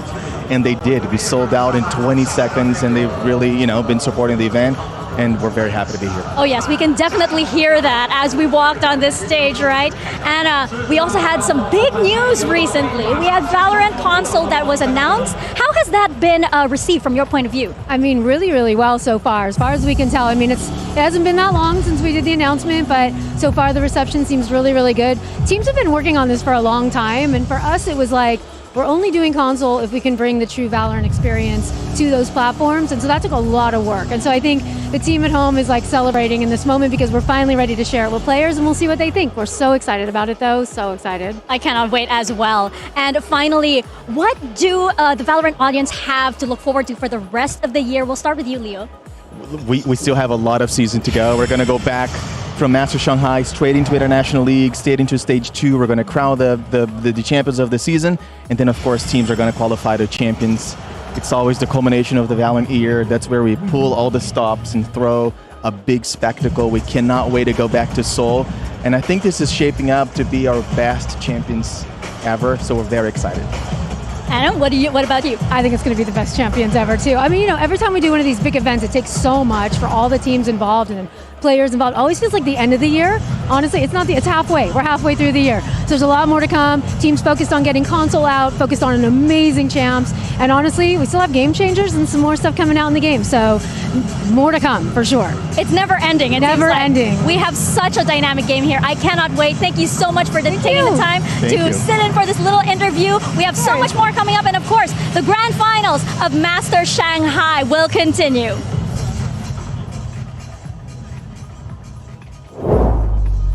It will indeed, and it will continue just that much longer because Team Heretics, they managed to secure a map here in a best of 5. I've got Josh RT, Kakuka, and Mimi with me once again. For a second, it felt like maybe we're gonna a 2-0 here for Gen G, but no, Kakuka Heretics, they hit back pretty hard. Time and time again, them and their retakes, yes, some of those rounds became a little bit too close for comfort, but they managed to close it up in a map of their choice. Well, let's take a look at the HyperX Reflex moment of the day. This one goes to Rians on a map that Mimi Vu wasn't really showing up. Rians, though, was on it. Yeah, this map was absolutely about Rians and Patatek, and in particular how they were playing in the retakes. I think the two of them, we've talked about it before, are super well coordinated on their util usage, but also when it came down to these late rounds, these guys were shooting. Team Heretics is a team that has a lot of stars that can step up, and I think they really proved here that it's not just the Woot show to go on this run. But as we head into the next one, though, how dangerous would it be for Heretics, Josh, if Woot isn't able to show up the way that we've seen him so far in this tournament? Because Ascent is up next. I think Heretics just proved that they don't need Woot to just pop off and they can win with the fundamentals. I saw that in that last game, in the low number situations, they were able to trade out and convert those retake scenarios or all those scenarios that they didn't win in the first game. So hopefully that continues and they can just keep up with that momentum. Yeah, exactly. And now that they're starting on the defense, maybe just with the fact that they were able to close this one out, the fact that they're starting on the defense, it might even means that it goes the distance. I'm honestly way more concerned about that second half and what is going to happen when it has to be them on the attack against one of the strongest, even not the strongest Ascent defense that we have. I mean, you know what happens. You know. Yeah. Yeah, I know. Don't have to bring that up this soon. But yeah, I mean, a happy moment for him. Yeah, they did great. They came back. Oh yeah. I was thinking about Gen G's I was defense. thinking of Gen G too. Okay, yeah. my bad. And Gen G's defense, I mean, Josh, you've played against it, is really good on this map. We talked about some of the kind of varying of the forward plays on Icebox and their retakes. They excel at that here as well. I think good protocols on that side. Yeah, for sure. And I want to like point out that Munchkin lost a lot of 1v2s at the B side in Icebox, and I want to see how he's able to mentally recover into this next game. This is the thing, though. You said that they don't necessarily need Voot to be the one to pop off for them to win. I think the story is the same for Genji, Kukuku. You know, we've seen maps where Texture wasn't necessarily present, and the rest of that team managed to carry him through. And hear me out. Even though this is Ascend and we're going to be looking at the Jets, I am looking at Karon. He is the clutch king on this map. Same goes for Meteor. Both on each extremities of the map when we go into that defense are going to be super, super important. But this is Texture's map for Genji, and at this point in the series, this is where I'm starting to look at that mental for Genji. They've talked about it as an issue in Pacific. It was the issue in Madrid. They were favored to win that final. They were up early on, and then they lost the map, and the map 5 of Icebox slipped away from them. It's a different team than they were. Sure, but if they lose this map, I'm very worried about Genji for the rest of this finals. But on the other side of this, this was Heretics permaban forever, and they let it through against G2, and then they immediately went back to banning it again. So I feel like a mental side perhaps on the side of them as well, as we take a look at the Asian select, and they're going to bring in a Killjoy, yeah. I mean, we're not surprised. This is just the standard composition. Yeah, probably Benji felt more comfortable to be on the Cypher, but Killjoy brings you a lot more to do, especially slowing down and affecting Genji's attack. I'm honestly concerned about how Genji is going to deal with those post plants and those retakes that Heretics has been so good in so far. Yeah, this seems to be a pattern. Benji switching over from the Cypher to the KJ. What do you make of this? I think Cypher gave some unique abilities to help him play out the defense that gave us problems. I believe the Killjoy swap is for their attack and making sure those like mollies are in the right spots to block out the rotation spots. So I expect a better attack from them here. They're starting on defense as well, though. Benji and Boo are great anchors on this map. If they can get a strong start in this third map, it postures Team Heretics for a great chance to win this final. Well, it's 1-1 on the board, and the momentum is on the side of Team Heretics. Doug and Baby Bay, let's get us back into game. Yinsu, it would be my absolute pleasure. Map 2 was a gift, and Ascent often delivers bangers, so there's very good reason to think we're going to get a little bit more of the same. We talked a lot, or the Des did, about the swap from the Cypher to the KJ. I'd love to get your thoughts on that as well. Yeah, I think it's definitely for the attacking side. Heretics struggled to get any type of B main control with just the cages and the camera. It didn't really do much of anything, honestly, and that's why you saw G2 just absolutely punish them on their defense. What's up mga tol? Kami nga po pala yung nagbabalik ngayon. Diyos ko, wala na si Pico, pero yun nga, kami na ang nasa screen nyo. What's up, ladies and gentlemen? Diyos ko, pero darating nga tayo sa oras na mag-game na tayo sa game number 3. Ito nga po pala si Pico. Ayan! Ito nga po pala. Ayan. Okay na. Hello, Pico. Welcome back sa ating stream. And syempre, map number 3, Bessie. Itong mapa na to ay pinili naman ng Genji. Heavy default dahil Ascent tayo at alam naman natin yun. Pero pagdating nga dito ngayon sa mapa na to, lahat ng teams malakas nga talaga. Pero paano pa nila ipapakita yung mapa sa kanila? Pero pagdating naman dito ngayon sa Aegis ko, lahat sila nandito na. Tamang right click ng Classic, pero si Mission dito makakaisa. Si Matt kinakabawi pa, pero nasa ba yung iba? Si Woot low on HP already. Rienzo, no. Medyo malayo pa. Nag-rotate pa lang siya.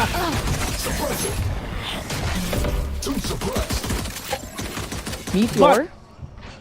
Nasa ilalim lang din dito right now. Bessie, hindi kita marinig pero kailangan ko muna to. But Spike Planter, mamamatay na muna for the meantime. It's still a 3v2 so far. And Woot, 22 HP na lang ang natitira para sa kanya. Andun na yung post-plant position mula sa Genji side at nakaabang na lang din sila through doors. One-way smoke ata to, pero hindi. Pero eto, narinig mo na ba ako, Bes? Okay na. Okay na mga tropa, nagkakarinigan na kami, pero nga si Woot naman dito natitira, pero tatlo pa katapat nga niya, pero Lakya muna makakapitas nga para sa kanila. 1-0 na ang Genji, and with that kind of aggression, grabe yung ano, no? Talagang tawag doon, nakalimutan ko na, Bessie, ikaw na.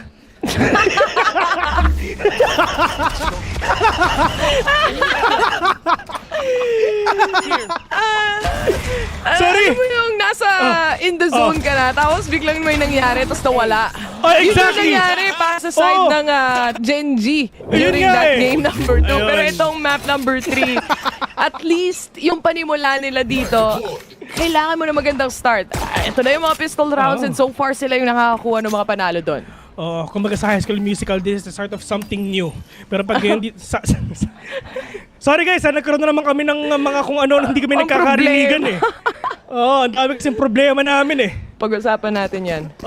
Tandaan nyo, ang problema magiging problema lang pag pinoproblema nyo. Sim. Kaya wag niyong problemahin yan. Dahil si Meteor nga, hindi naman problema kahit wala siyang baril eh. May pupulutin naman daw siya mamaya.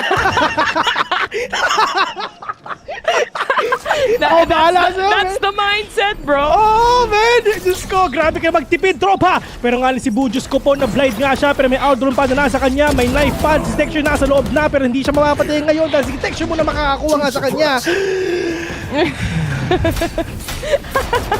Malalim na paghinga. Breakable doors, tamang break lang. Ano pa lang yan? Nasa break pa lang, wala pa sa breakable dahil hindi pa tuloy. But the post plant, Genji, naka-set up na muli. And apat pa ang buhay para sa side ng Team Heretics dito. Lahat sila, syempre, naka-pistol lang. Isa lang ang upgraded at si Woot yun. Can he get a shot in? Can he get a kill in? Damage has been done all, pero drop towards the side nandyan na. Texture already upgraded onto a Vandal as well. And the kill from Woot though, a good double, a 1v3. One tap lang ang kailangan niya makuha nga dun sa tatlo. Wala na siyang dash. Pero yung triangle defense kompleto na. Karon muna makakakuha.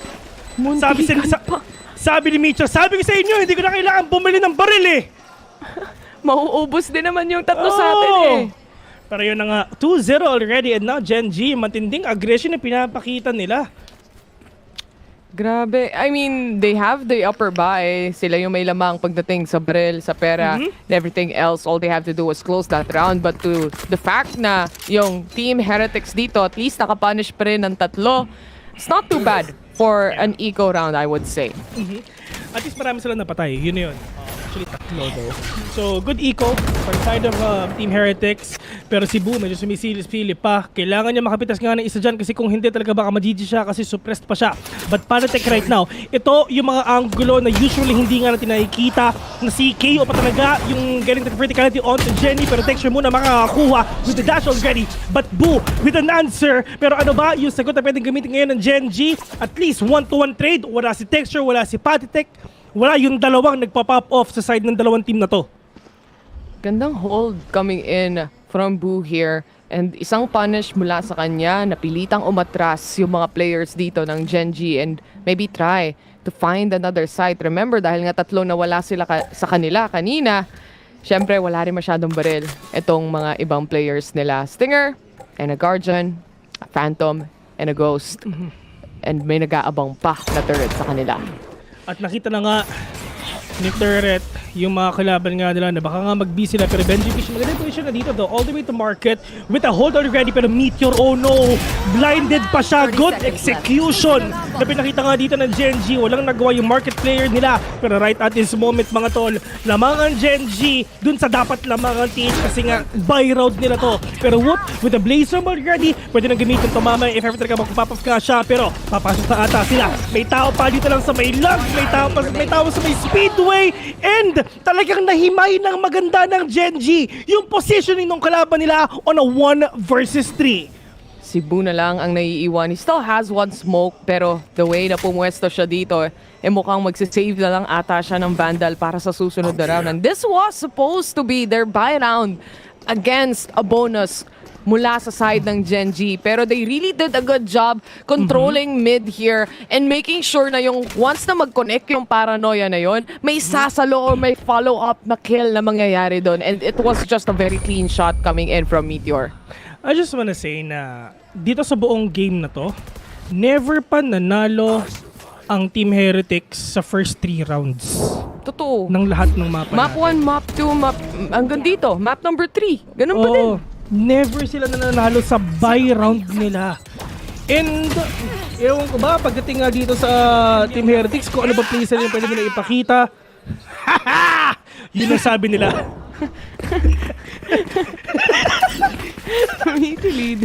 Ito yung masarap maging tropa eh. Masaya lang siya, alam mo yun? Pag natalo sila. Masaya lang siya, alam mo yun?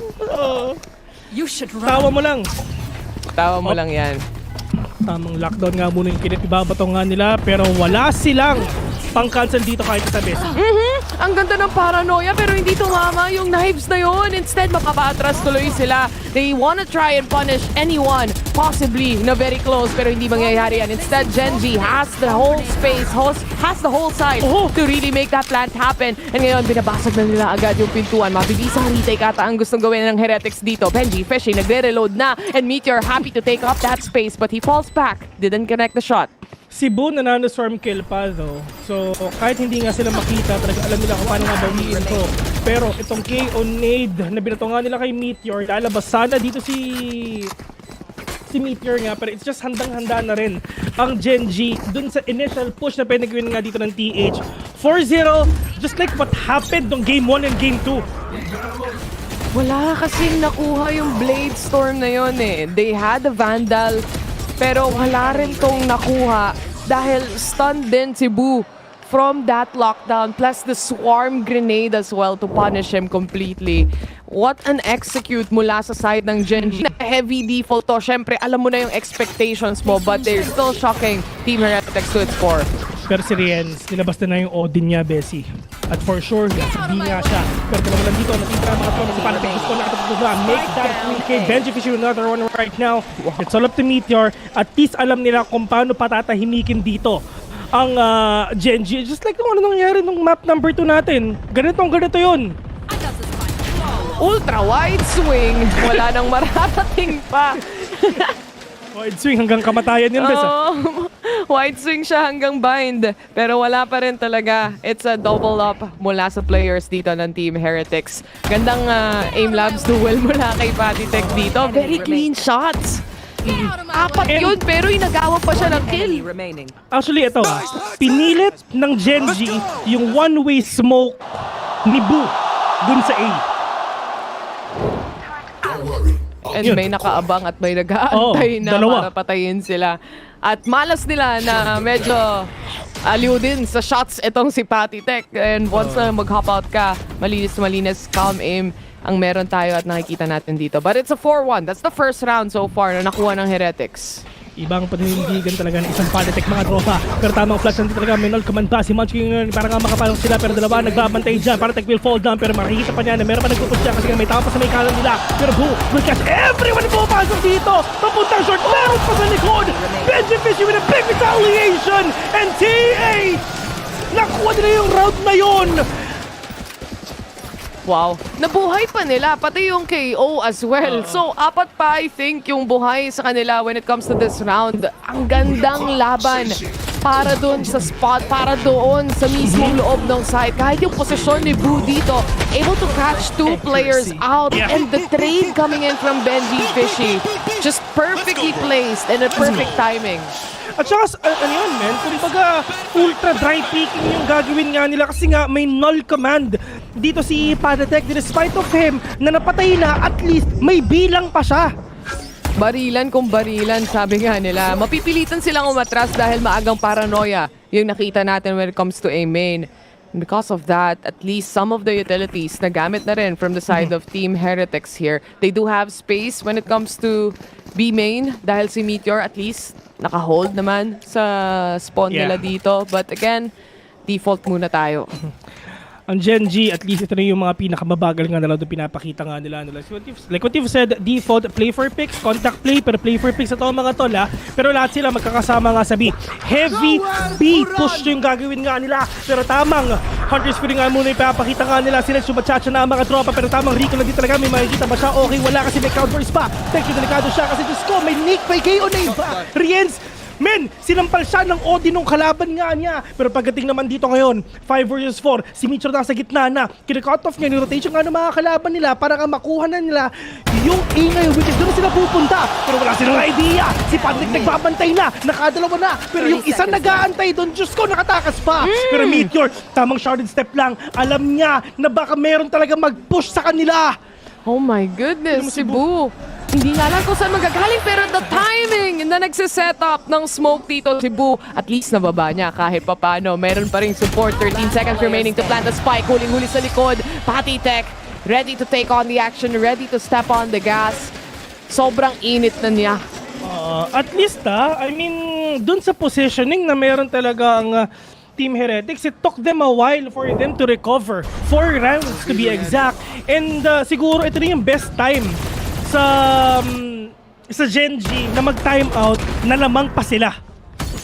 Ang ganda rin kasi ng positioning nila dito eh. Kahit kung sisilipin mo yung B site nila, hindi sila naglalaro sa mga angles na lalabanan mo agad-agad. Naglalaro sila doon sa angles na kailangan mong i-clear yung site. Kailangan mo silang i-clear bago ka makapag-plant ng spike. And again, with the help of a Recon, an Odin, papel yung nagiging mapa dahil doon sa reaction ng mga players natin, lalo na kapag may nag-recon. Sabi nga ng iba, diba? Sabi nga ng isa, ready spam. Wow! Oo, wow. At least good call sa timeout, Bessie, dun sa moment nga na lamang sila. Pero right at this moment, wala silang pera. Save sila dito ngayon. Lungkot nun. Pero shoutouts nga po pala kay Joshua Martin Texon na kung ano yung mga ginagawa. Sulit na sulit niya. Bayad na bayad na tayo niyan, ha? Nag-ayos kasi siya ng keyboard, guys. Yan. Shoutout din pala kay Miss Becca Cabral tsaka kay Miss Camille na nanonood nga pala sa stream natin ngayon. Yan. Nabimigay sa atin ng milk tea, bossing. Uy! Ay, oo. Nag-stop over pa naman kami sa Bulacan last time.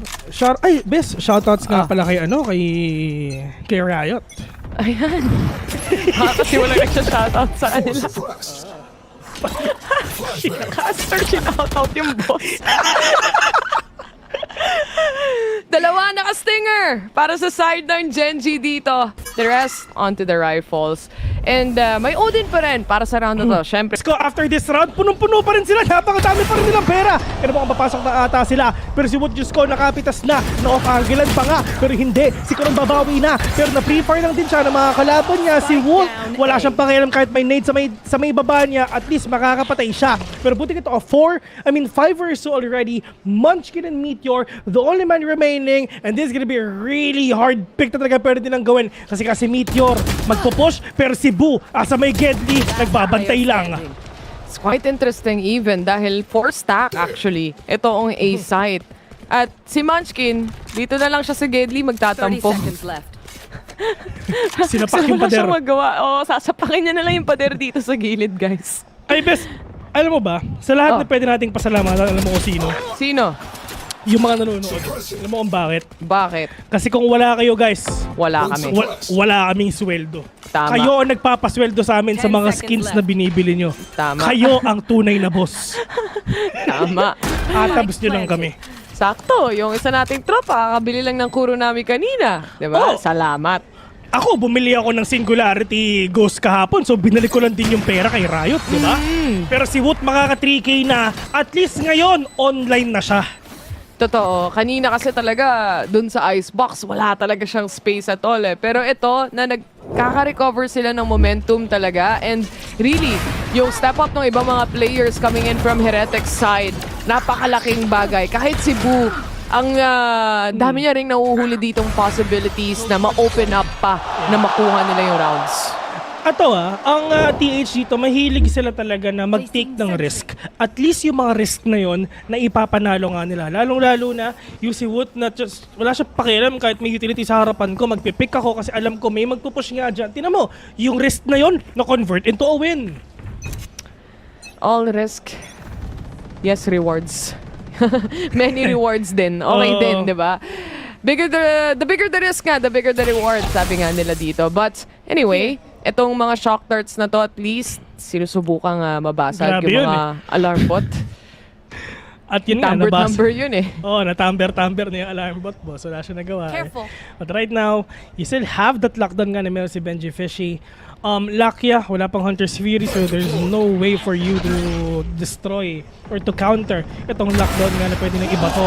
Pero Woot, ito na nga inaantay nga natin. Lagi nga sila na-pick off ngayon, pero Benji Fishy nga dito makakaisa, pero magandang pangitain to para kay Woot for him to repossession with the kill again onto Munchkin. 3 versus 4 already for themselves. Lakia, together with Karon, magkasama lang sila, may paranoia pa, tatama nga pagdating dito kay Boo, pero meron silang rest back na nasa heaven na! Uy, naka-line up sana yung shots doon pero hindi pa rin makukuha ni Boo. The damage has been done though. 3v2 scenario. Wood still has positioning. Pagdating sa kanyang operator dito, alam niyang close yung doors. Wallbangs coming in as well. Alam niyang may isang hell. So the positioning, the spacing, to say the least, kahit pa paano may idea siya. Huwag kang lumabas dyan, Karon. Andiyan ang mga kalaban mo, pero buti na talaga nakakapit sa sila. It's all up to Rins with the Vandal on hand.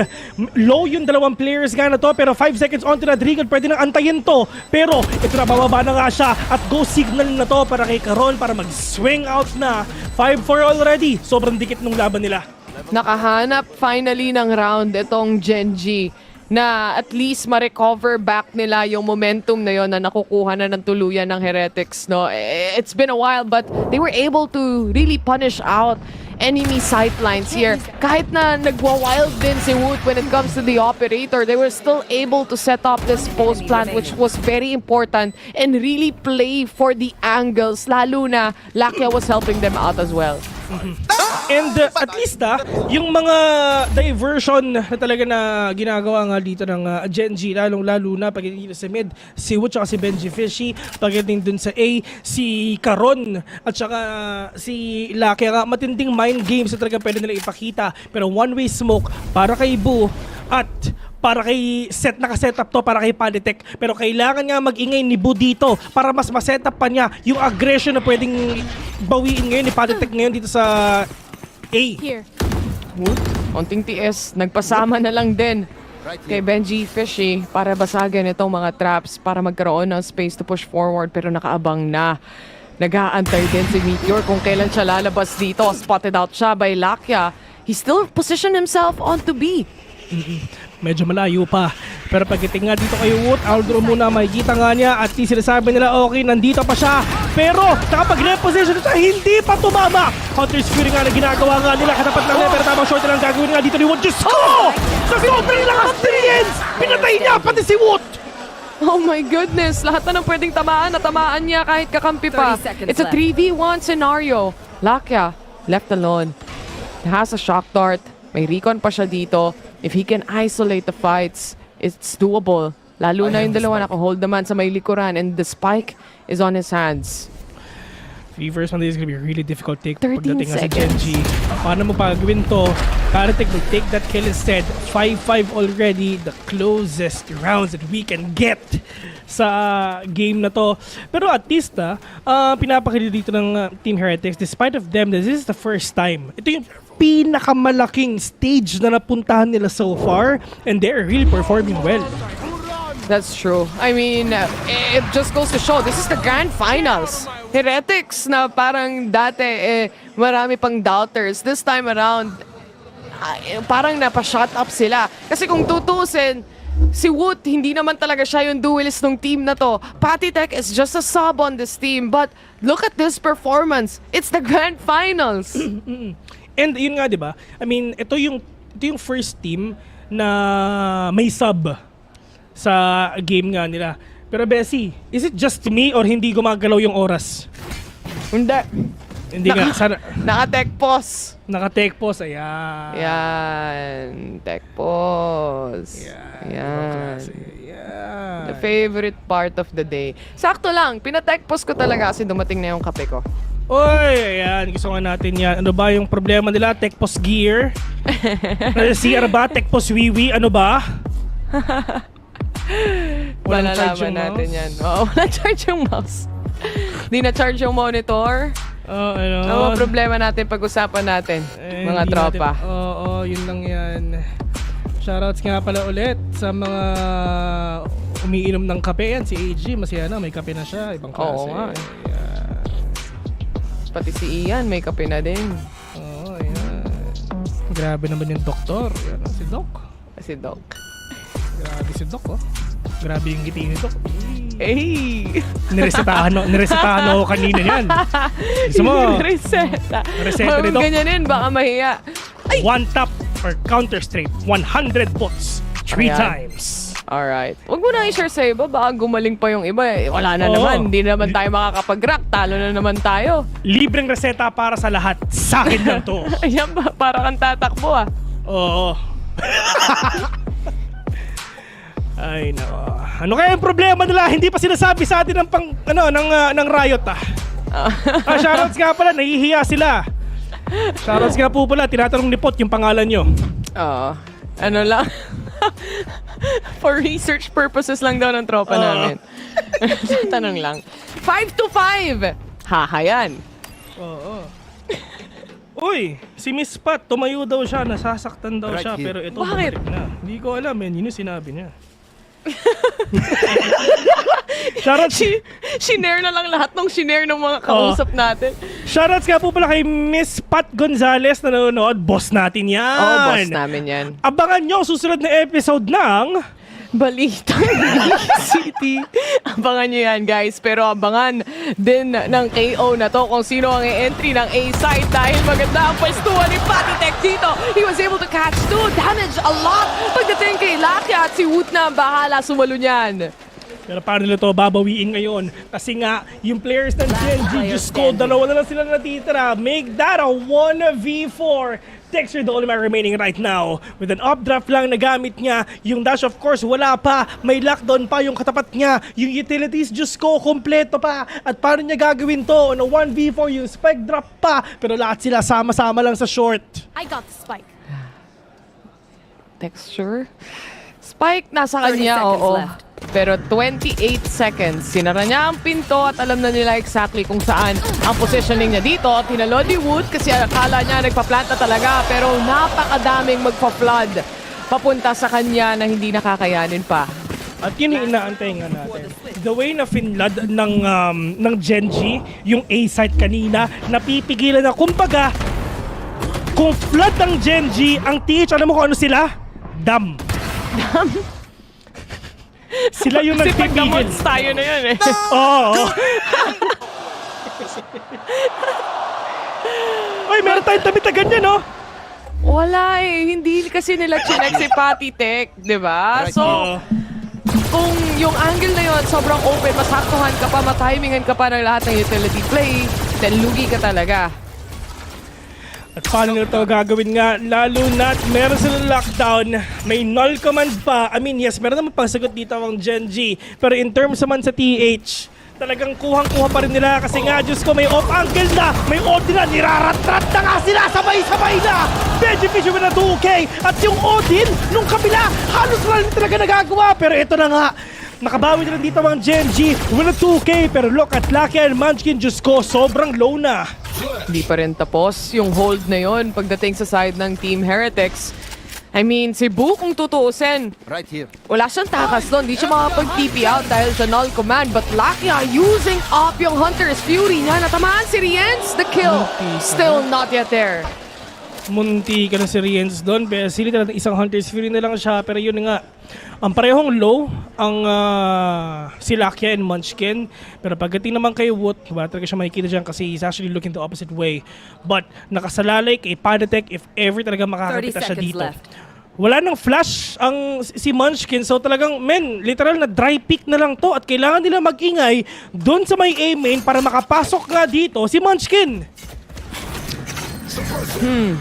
Knife, makikita ata yung dalawa or tatlo, not quite sure, pero tatlo yung natagata sa kanila dito. Null command has been set, pwede pang i-rest, pero wala nang chance pa. Once na bumaba ka sa crosshair ni Munchkin, auto-kill na. 2 versus 4 at naipanalo pa ng Gen G yun. Ano score? 6-5? 6-6? 6-6. 6-6, okay, halftime na. Ibang Last klase. round yun. Grabe, no? Pero yun nga, grabe kasi ang dami na nilang nabatong damage pagdating sa B main. Pero at the end of the day, talagang Gen G pa rin talaga makakakuha ng ground na yun. Pero syempre, ang Damods, shut up muna. Kasi balita ako, may interview tayo sa stage. So Mika, ikaw na. Mika! We've got Devi standing by with an interview. Take it away, Hey guys, Mika. we have another special guest with us. We have Devi from PRX. Devi, what does it feel like? This whole crowd is cheering for you right now. What do you think of this crowd? 现在感觉我们现场的观众都非常的热情，为你们欢呼，感受怎么样呢？你对他有什么感想呢？ Amazing. One word. If I had to describe, amazing. The people are so nice. The venue is huge. Probably one of my biggest regret is not to be able to compete here, you know. So yeah. 会感觉说这里真的是太奇妙、太棒了，大家都非常的热情、非常的棒，场馆也非常的大，真的很希望有一天我也能够在这么大的场馆进行比赛。Now the score is really, really close. Both teams have one map each. What do you make of the game so far? 现在比分非常的接近，大比分接近，大比分是1-1。那你觉得现在目前为止比赛进行的如何呢？ Honestly, I think it can go both way. I think both teams play very good so far. And if I had to choose one team, it has to be Genji. 我们觉得现在两者皆有可能势均力敌，大家都打得太好了。如果一定要让我选择一支队伍的话，我会选择 GNG。 All right, thank you very much, Devi, for your time. And we're going to send it back to the game and back to our casters. Thank you. Salamat Mika. Grabe naman si Mika, binalik talaga sa atin, no? At syempre, bigger shoutouts din kay Mika, ang ating PH represent. Pag, grabe, no? Dati, taga-tingin lang tayo, taga-nood. Tapos ngayon, meron na tayong tropang nandun. Palakpakan natin si Mika kasi palakpakan natin si Mika. Pumalak pa kayo. Yan, pumalak pa kayo. Hindi ko nakikita pero for sure pumapalakpak kayo mga tropa. Pero eto na nga mga tol. Reset na para sa kanila. Walang may lamang. Wala nga. 6-6. Talagang reset. Parang 6 rounds na yung lalaroin natin dito. Uy! Diyos ko po. Lumipad yung ulo ni Texture. Hindi ko alam kung nakita pa ni Texture yun eh. Hindi naman. Mas mabilis yung reflexes ni Woot. Napahoot na lang siya bigla. Kapag binigyan mo ng space pa naman na mag-wild dito si Woot at magkaroon ng momentum, ang hirap niyang pigilan. Parang Forsaken ng Imea. Pero maganda yung pinaplano nga dito ng Genji. Para yung pagdating nga dito sa gitna, nakasalali kay Manchil, if ever talaga makakita nga siya, pero alam niya na meron tao nga dito, pero paranoia, medyo late niya. At least makukuha pa rin to ni Caron, pero si Woot, super low na, pero alam niya na, meron pang tao dyan. Pero kita, 3 vs 2, lamang pa rin dito ang Team Heretics. Pasag doors muna tayo para sa kanila. At least Caron still has possession when it comes to mid. Ang gaantay lang siya ng rotation na makikita natin mula kay Meteor as well. They still have to clear B main. Alam nila yon at si Woot ang nag-aabang dyan kung sakali. But Meteor already being pinned down. Caron heavily aware. 3 bullets remaining onto him. It's a 1v2. Doable. This is gonna be the biggest clutch na pwede nang gawin. Pero sabi ni Boo, hindi na. 7-6 already. And correct me if I'm wrong. Is this the first time nanalo ba ang TH sa pistol round? Yon! I think so. Dahil alam ko talaga, oo, tama, Bes. Tama. Tama ka. Finally, nakahanap sila ng pistol round. Kasi each and every time, parating Genji yung nakakakuha ng mga pistol na to. And it's actually the important pistol pa, yung second pistol pa. And at least na pinapakita nga dito ng Team Heretics na nababawi na rin nila dito no matter what, despite of them having all these struggle. Pagdating nga doon sa game 1 and game number 2, tinatry nila na i-polish itong game number 3 nila with a one tap to the head onto Benji Fishy. That is actually one of the crispiest one taps na narinig natin ngayon. Tumba agad eh. Napaalis agad si Meteor dito eh. Wala siyang nagawa eh. But for Heretic side, ang baata when it comes to A. They don't have turrets anymore on to B. So kaya naman Benji Fishy, at least may space siya para mag-lurk up dito. Pero yung timing ni Lakia, perfect sana. Pero yung switch up ni Benji Fishy, siya pa rin makakaharap ng kill. And ngayon, yung TH nasa A na mga tropa. Munchkin, magpapabackway nga siya kasi may nade pa nasa harapan niya. Karoon na mag-isa with the Genji Classic. Pag ito na-clutch niya, bibili talaga ako ng Classic mo. Yan. Meron ka bang Classic na binili? Wala.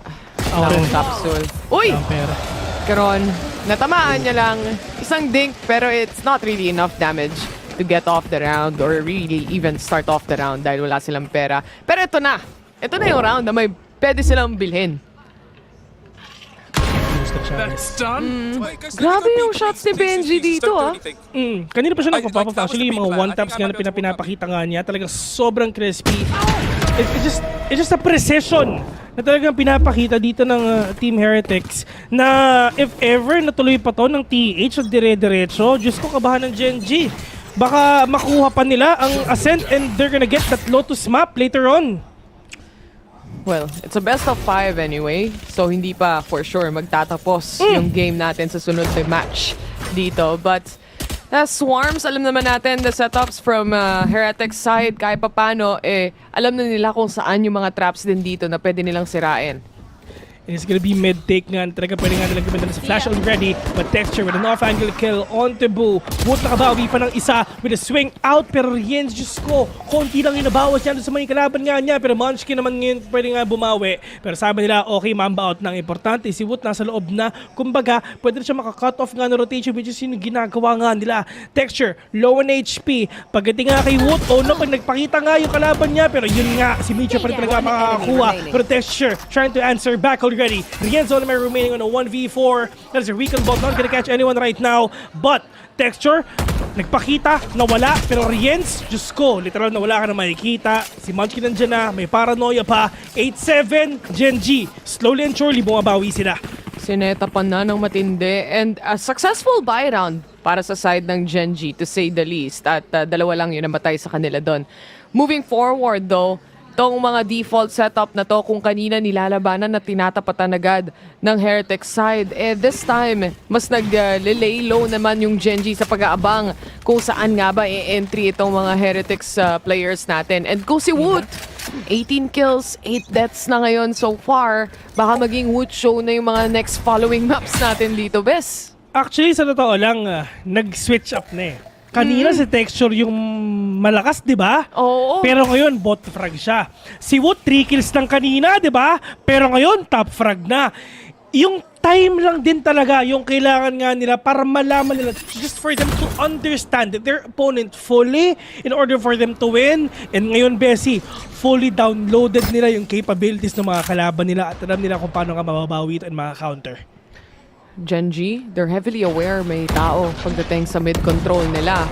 Especially with that kind of smoke and even the alarm bot being destroyed. Si Meteor ang first points nila dito. And mukhang maiipit siya from B main. Pati na rin papuntang market. Meron nang nag-dash pagdating sa switch. Pero the focus is towards market. But then B main as well is also covered. We're now down to a 2v2 scenario. And kuha nila yung B side for that post plant. Actually, winnable pa kahit kanino to though. But at least, Munchkin, alam niya na mayroong tao dun lang sa may Gedli. It's all up to Boo. Meron pa siya from the shadows. Pwede pa siya mag-switch ka ng position dito for him to know the position as well nung mga kalaban niya. But right now, may paranoia pa si Karon, may flash pa si Munchkin, may scan pa siya. So alam nila na wala nagpa-play close. So they have an idea already na baka nga talaga nasa malayo nga siya pero pumasok siya mga tropa. Nakita niya si isa. Pero si Munchkin nandito nga natitira. Pero in terms of positioning, Diyos ko, nilalaro lang ni Boo yung oras na meron siya. Oh my God, the time itself. There's not enough time. Abot to. Abot! Hindi na. Hindi pa lumalabas yung itim sa ilalim, di ba? Oo. Pero parang hindi yata aabot. Oo. Pero yun actually, malalaman lang natin kung ginawa niya Pero oras. Hindi niya ginawa Yung oras na yon, I feel like dun sa initiating fight nila, especially on that retake, you set up a flash that actually lands, perfectly lands, dun sa nag-iisa mong player sa loob ng site. But the follow-up was a little too late. Pero sa totoo lang, gets ko yung gustong gawin talaga ni Munchkin Talagang aabot yun! Basta kanya ba? Aabot mo yun, guys. Chat yung ako sa general. Pero ito si Boo, hindi siya nagpahulog sa patibong na ginagawa nga ni Munchkin. Nagbato siya ng nade for him to swing out dun sa may kanan pero hindi niya ginawa. Shadows traveling. Pero feeling ko talaga abot yun Pero anyway, kung sila nga next round na tayo din, magde-next round na rin. Pero ito Hindi ba move on? Abot man o hindi, yun yung desisyon niya Kung abot, edi sayang. Kung hindi, buhay niya yun Wala talaga magagawa. It is what it is, di ba? It is what it is. Pero kung si Taylor ang naglaro, abot yun. Abot yun. Abot. Clutch yun. Parang 0.06 yun Parang ganun ulit yung magiging style. Ay, takot sila mag-risk. Siguro, ewan ko dito sa mga to. Pero wala silang pera para sa round na to. Yan ang meron tayo. Isa lang yung naka-stinger at si Meteor yun. Siya yung pinakapaldo. Lalo na nakitext nga. Nag-set up siya para sa operator nga mamaya. Aldrin is there already. Para na will settle in for themselves. Pero nasa loob na nga sila. Ano magagawa mo sa Stinger na mga kalapat mo kung Vandal ang makakalaban mo? Pero sabi ni Karon, sige, Shelter lang talaga itatapat ko. Pero Karon, 5 HP. Pero kabunti ka ng manalo ang Genji doon. Paano tayo napupunta sa 2v2? Ha? Bawat entry na meron tayo, paano tayo napupunta sa 2v2? Yung mga sheriff shots dito ni Karon, tumatama pa rin. Yung Stinger na yon naka-forward ng sobra dahil alam mo kailangan mo mag-play ng close range angle. Alam mo na yung Jet, magsistay siya sa loob ng smoke until makahabol yung iba mong mga players sa loob ng side. They just played specific angles, certain angles na kaya nilang makapitas. And to be honest, that's not a bad eco.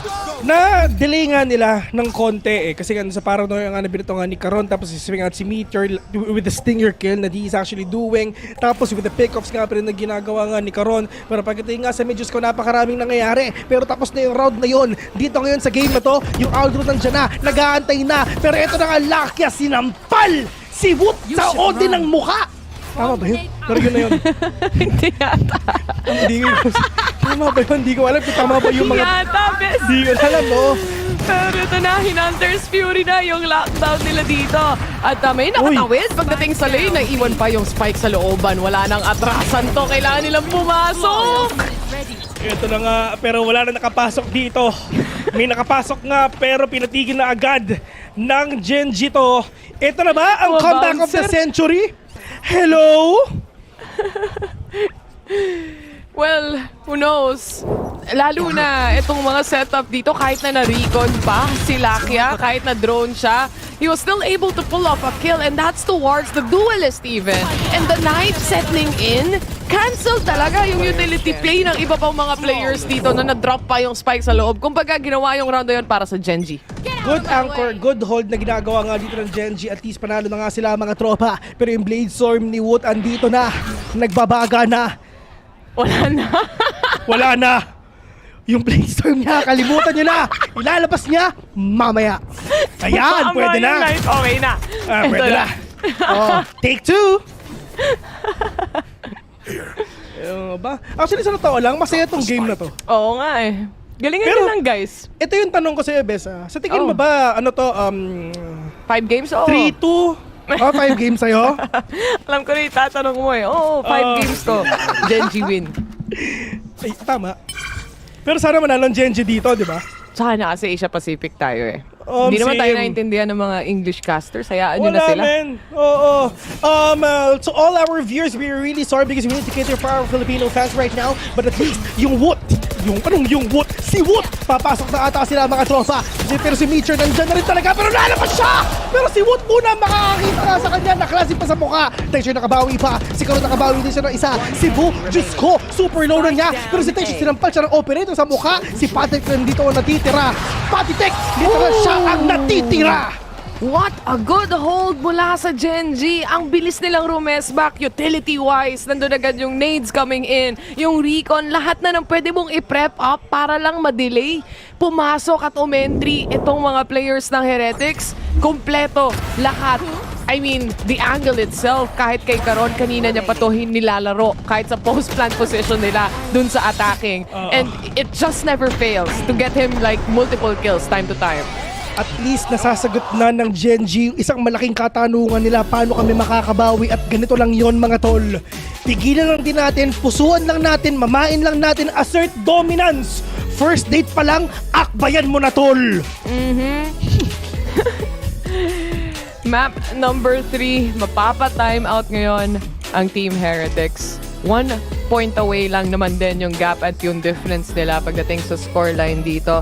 And it just goes to show na kahit na mag-adjust yung Team Heretics sa playstyle nila dito and really switch it up as well to answer back to Genji, Genji has proven time and time again eh. Simula pa lang ng kailan ba yung season na talagang nag-wild din sila? Talagang umangat sila. Parang last year, di ba? Simula Genji? last year, Simula last year, parang unbreakable or unbeatable itong mga team members ng Genji. And they always prove that with certain adjustments comes micro adjustments coming in from the team as well. Masasagot at masasagot nila at some point, some way. Sa totoo lang, Bessie, tinalo ng TS to eh. Nag-2-1 nga sila dito eh. Hindi, legit yun, men. Totoong kwento yun. Totoong kwento yun, men. And last year, binabalibag lang natin to si Mitchell eh. Ngayon, wala. Ang lakas na. Oo, ibang klase, men. Iba talaga ang laking APAC. Hindi ko alam kung kanino na nagdasal to, pero ang matinding paninindigan yung ginagawa nila, pananampalataya. Pero, baka niresetahan. Ni Doc, no? Oo, Doc Reg. niresetahan ni Doc. Ibang klase. Salamat, Doc. Salamat, Doc. Uy, nakita niya isa. Kita ba? Kita. Kita Kita niya. Sige. Hindi na bumaba na. Wala na. Takot. I have the spy. Takot. Scared. Lakapli. Kala ko maangas ki. Wala mo kayong tenga. Wala. Takot. Parehas na teams dito. May Odin. Sige, galingan nyo dyan. Oo, hampasan ng Odin sa Ascent. Even sa Facebook yan eh. Ay, nako. Taga din po mo siya. Pasok na kayo guys, anong oras na? 30 Ito may initiated mga tropa. Tamang lockdown lang pagdating para sa kanila. At sakto, yung EMEA, hindi sila sanay sa lockdown ng Asia Pacific. Totoo, matagal-tagal to. Kaya naman yung Hunter's Fury, napilitan silang ilabas para mabasag to dahil nakapwesto at nakabuelo sila when it comes to B. Garon spotted out. 10 seconds remaining to plant the spine. Pressure is on para sa side ng Heretics ngayon, pero they have to clear back ends. That's Lakia to go down. It's a 5v2 scenario with an operator plus the Phantom. Paano nila gagawin to? Diyos ko, hindi man lang nila naramdaman yung lockdown doon. Panatech, the good positioning already. It's actually the only man remaining, pero tamang pot shots lang. Pre-far onto your head. 11-9 already, and now TH 1 win away for that match point. At ito yung best, ito yung pinakamalungkot nga. Mapan nila yung Lotus. Yung next map. Sayang yung positioning actually nung backside dahil ito 10 seconds remaining. Dito nila na-clear sakto si Lakia as well. So wala nang ibang delaying potential para dun sa spike plant. And kahit magkaroon ng konting delaying potential na maiwan tayo sa 3 seconds for example, kayang manalo dito. But nonetheless, it's a difficult task to do. But they do have an operator in the Blade Storm. Dito sa TH, whenever talaga sila nag-a-attack dito, it's like they know where to strike. Sobrang concise ang decisioning nila na alam nila na kahit sabay-sabay ang daming nangyayari, alam nila kung saan yung positioning talaga na pupuntahan nga nila. And with that one tap to the head, yung si Texture, shut up ka muna! Tahimik muna ang mundo ng parehas na teams dito. Lalo na pa match point na. Kaya naman ang Genji unti-unting gumagapang na. Ang ganda ng flash setup mula sa side ng Heretics. Kumbaga, red. Red like a book ang mga players ng Genji na magpupush. Boom with a 2K already, pero hindi siya nakakabawi. Papirin nga ng Benji Fish will take her head instead. 1 versus 4. It's all up to Lakia. Oh no. Men, save na lang to. I just wanna say, TH is in a match point already at walang nagawa ang Genji. Dun sa picking, dun sa literal na Ferrari pick na ginagawa dito ng TH, men, nakugulat na lang ang Genji. They really want to catch Genji off guard and that is the exact thing they are doing. Wala na silang ibang backup pa pagdating sa A-main. So, it is what it is. Lalo na dun sa ganong klaseng flash, ganong klaseng setup from Heretic's side. If they win this round, obviously they deserve it because of that kind of setup that they have really prepared against Genji here. Kumbaga basang-basa talaga nila dito. And for Lakia, gaya na sabi natin, isa-save na lang niya tong operator for the next round. Tsaka, bes, yung silip naman ni Wood dun sa operator ni Texture, kala mo siya yung naka-op? Yun nga Wala delete si Texture dun. Yun nga one tap pa. Yun nga. Diyos ko, ito yung mga kalaban na i-report mo na lang Oo, nag-off ka pa. Alam mo yun, wala ka rin advantage dahil sa swing ni Wood. Tapos yung tipong sobrang init mo, bigla kang magchat-chat, question mark, naka-all. You know, tinan mo. Ikaw kasi naka-team lang You know. Wow. ADS pa. ADS pa. And the setup on A main as well. I'm fighting CT, bang, crowd.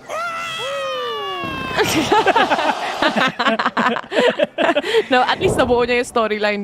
Oo. Ito dun sa Red Like a Book na sinabi mo nga, Bessie, kumbaga, sila yung nagsulat ng storya, nire-enact lang na ginawa lang nilang live action. Yan. Pilit mo. Sige. Shoutouts nga pala kay Hachiko. Oh. Naalala ko lang actually. Gusto ko lang shoutout, man. Shoutout pa si Hachiko. Aso yun, di ba? Shoutouts nga pala kay Hachiko. Ayan. Baka walang nagsha-shoutout sa kanya. Yan. Sikat yan sa Japan eh. Meron sa Rebulto eh. Si Hachiko. Nag-aantay sa stasyon. Ng amo niya. Anong station nga ba yun? Hindi ko na Betico. Betico Belmonte. Betico Belmonte. Si Gilmore. Taga St. Paul kasi. Ang muna kayo ng Betico paglabas na nandun si Hachiko. Kasi pagdating mo ng Lagarda, U-belt na yun eh, di ba? Oo. Betico muna. Doon kasi nagtatrabaho yung amo nun. Sa Betico. Sa Gilmore. Naghahanap ng PC. Hindi na Doon ka lang makakabili ng PC na hindi ka pa nakakauwi. Naka-unbox ka na. Bubuksan ang gwarin dyan sa Ligarda. Isa na sa stasyon mismo. Diyos ko! Kaya pagkatapos na bumili sa Gilmore, mag-grab na lang kayo. Which is yun ang sponsor natin, mga tol. Sa Betico. Walang tinamaan yung shock dart. Hindi, grabe yun. Ayun na nga. Yun ang tinamaan nga ng magaling, mga tol. Si Mitchell. Diyos ko, si Bot na ano siya. Ay, hindi ko na alam kung ano nangyayari. Ang importante, 3 versus 3 tayo ngayon. Natin hindi tumawa ng ganito. Post-plant para sa para sa side ng Team Heretics dito right now. And syempre yung mga smokes na setup na rin nila dito. They do have from the shadows kahit papano, pero itong Blade Storm ni Texture napaka-importante para sa retake na to, Bes.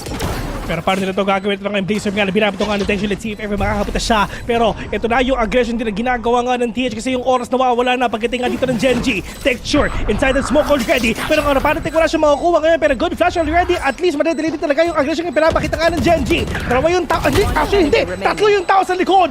Karon and Texture will catch one. Pero tingnan natin kung kaya ba ba. 1 versus 1. Nasa loob ng smoke. Boo versus Karon. Pero Boo ang mananalo doon. 2-1 na mga tol. Patitek, tumayo na siya! Was the knives! Nandun lahat nakasalalay. Yung clutch play na yon and Caron. Nilaro niya na lang sa loob ng smoke to just try and defuse the spike continuously kasi sino nga naman mag-iisip na alam mo, i-half mo pagdating dito sa ganitong play. But Texture failed to really get that final blow, that final kill. Papunta kay Boo para ma-close off path, para makakabot pa sila. Heretics! 2-1 na? Ang lakas ng Heretics! Diyos ko! Ngayon, di na ako gulat. Ito basically this is the first time makinas natin ang Heretics. I mean, this is just the year. Kasi back then kasi yung mga nakaraang Masters, ever since 2021, never natin silang nakita. Pero itong debut nga na pinapakita nga nila, at least, they're really starting strong sa game na to. Alam ko nag-Masters Madrid tong mga to, Bes eh.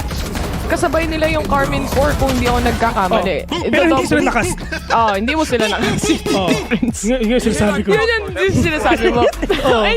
Anyway, itong series na to, 2-1 na yung scoreline natin. Alam natin na it's a best of 5. But again, if you have to really go back to the roots of this basic kumbaga composition that we have right now, yung performance na pinapakita nila dito is definitely way upper kesa dun sa performance nila last time sa isang Masters.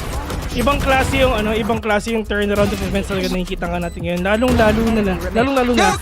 Buti na lang talaga nag-online na si Woot. Kasi si Woot pa nag-online, siya na lang yung missing piece.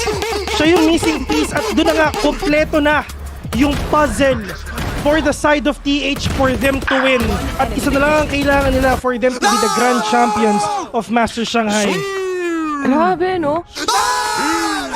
Imagine mo, bumuo ka ng team, kinailangan mong pagpahingahin muna yung isa mong player na nasa core mismo ng team na yon.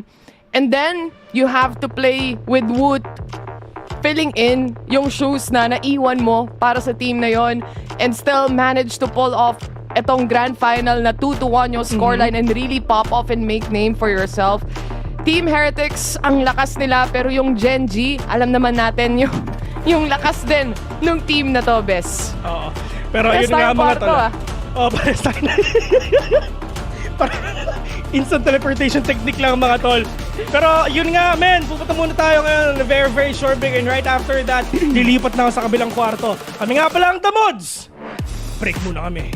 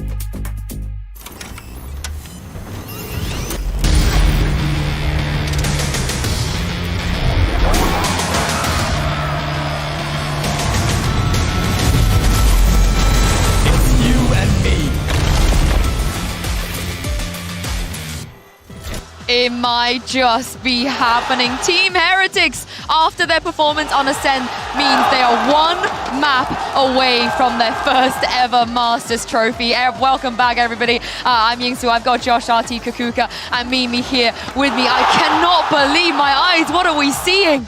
The momentum is back for this squad. They really looked like they could be out of it after that 6-6 half. Genji putting together some great ideas on the attack, but the attack side from Team Heretics as well was great. Some massive calls in the mid-round from Boo and closing out some critical close rounds to keep this momentum with them heading into one map from this trophy. And hear me out, it's not been easy. Every single map, they started off with a deficit. They have to turn things around. And when we think about how especially started on the defense, they're able to turn things around, and the performance from Wood on this one, he's finally alive. Yeah, he's back. He's doing well again.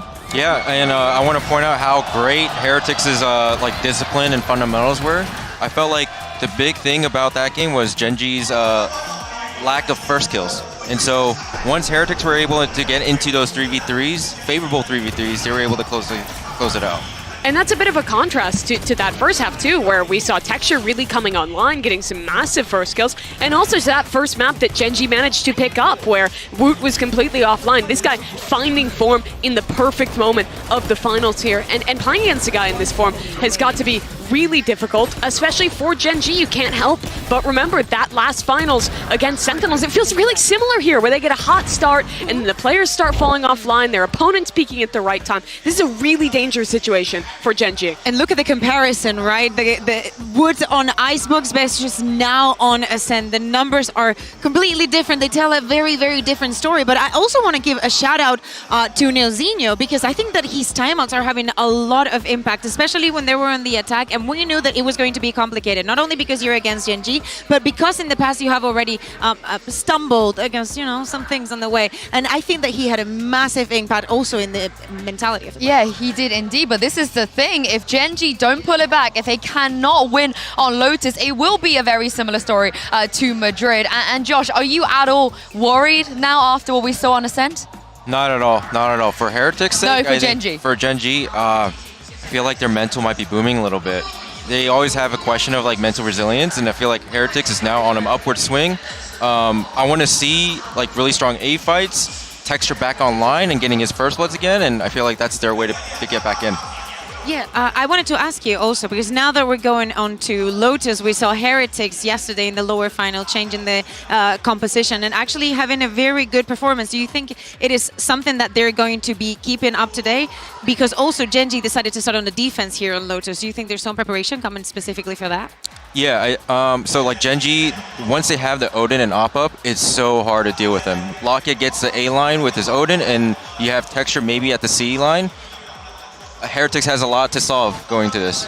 They also do a really good job of like varying where Texture is going to be on the defense, kind of throwing in some of those forward defensive plays like we saw from them on Icebox as well. But for Team Heretics, I think a big point this whole event has been the momentum. When Woot and Benji start getting on that board, when they start yelling, getting up out of their seat, giving each other those special handshakes, the momentum continues to flow. And for this team that started out with literally everyone not believing they could go on a run with a sub in their squad, they have turned everything around. They have found their form. They have found their identity with this particular roster.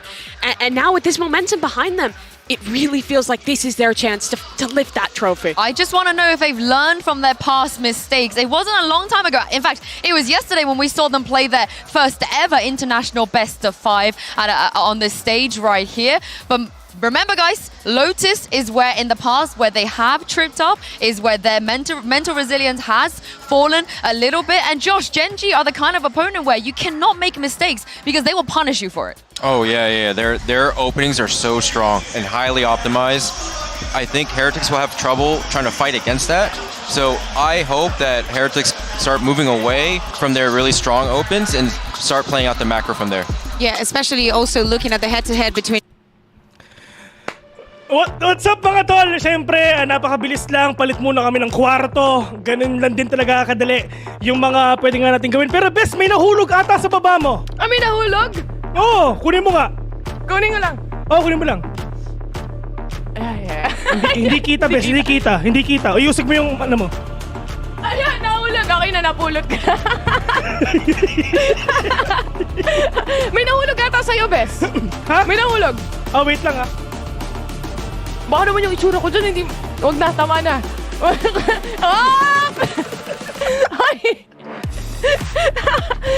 Wala man lang maayos na picture. Buti pa yung sa'yo, nakangiti.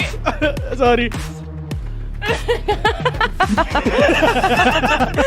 Welcome back to Masters Shanghai. At syempre, nandito na tayo sa last round, last game. O may isa pa? Yun ang question mark natin dahil ito ang ating pang-apat na laro.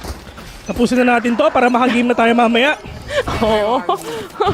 Tigil nila to. Diretso. Enjoy na masyado. Tama na. Oo, masyado nang masaya. Pero pagdating nga dito, si Karon muna magbabantay dito sa may A. Tamang re-smoke lang din mula kina Karon. Of course, dun sa early na gusto nilang pwesto when it comes to Lotus. Alam naman natin, A-Rubble C. Yan yung mga nakikita nating places to be. Oh? Yeah! Bars yun, bes It rhymes. Flow G is shaking Natakot si. Oo, kapatid ni HG yun eh. Si Flow G. Tapos pinsan nila si Sarah G. Yes, sir!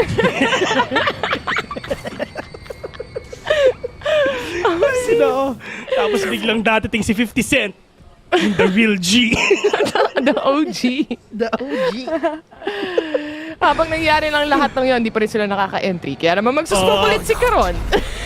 Re-smoke ulit. Pero yung may paranoia pa siya, mga tropa. Pero may painful pa siya. Diyos ko, hindi alam ni Coron na ba uunahin niya. Pero paranoia na nga siya. Napanay pa siya ni Wood. 4 vs 5 already. Diyos ko, na-seize ka na nga. Ang dami na nangyayari. Punta kita 2 vs 1. Meteor na lang dito ang natitira. Ang importante, hindi pa nila napaplant yung spike at Meteor. Wala silang ka-idea. Nag-drop down na mga tropa. Pero tamang cancel lang dito ng spike. Pero yung mga players dito ng TH, handang-handa sila.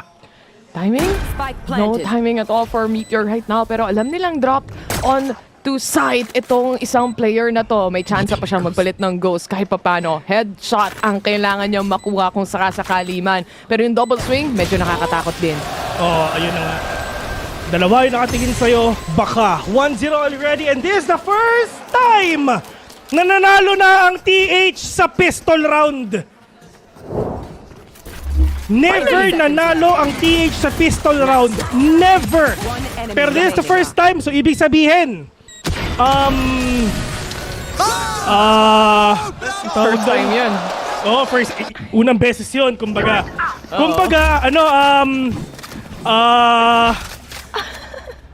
Yun na yun! Okay nang mag-choke yung caster, wag lang yung player. Tama. That's the mindset na kailangan nilang makuha talaga dito, Bessie. Dahil syempre, buy round para sa side ng Team Heretics ngayon.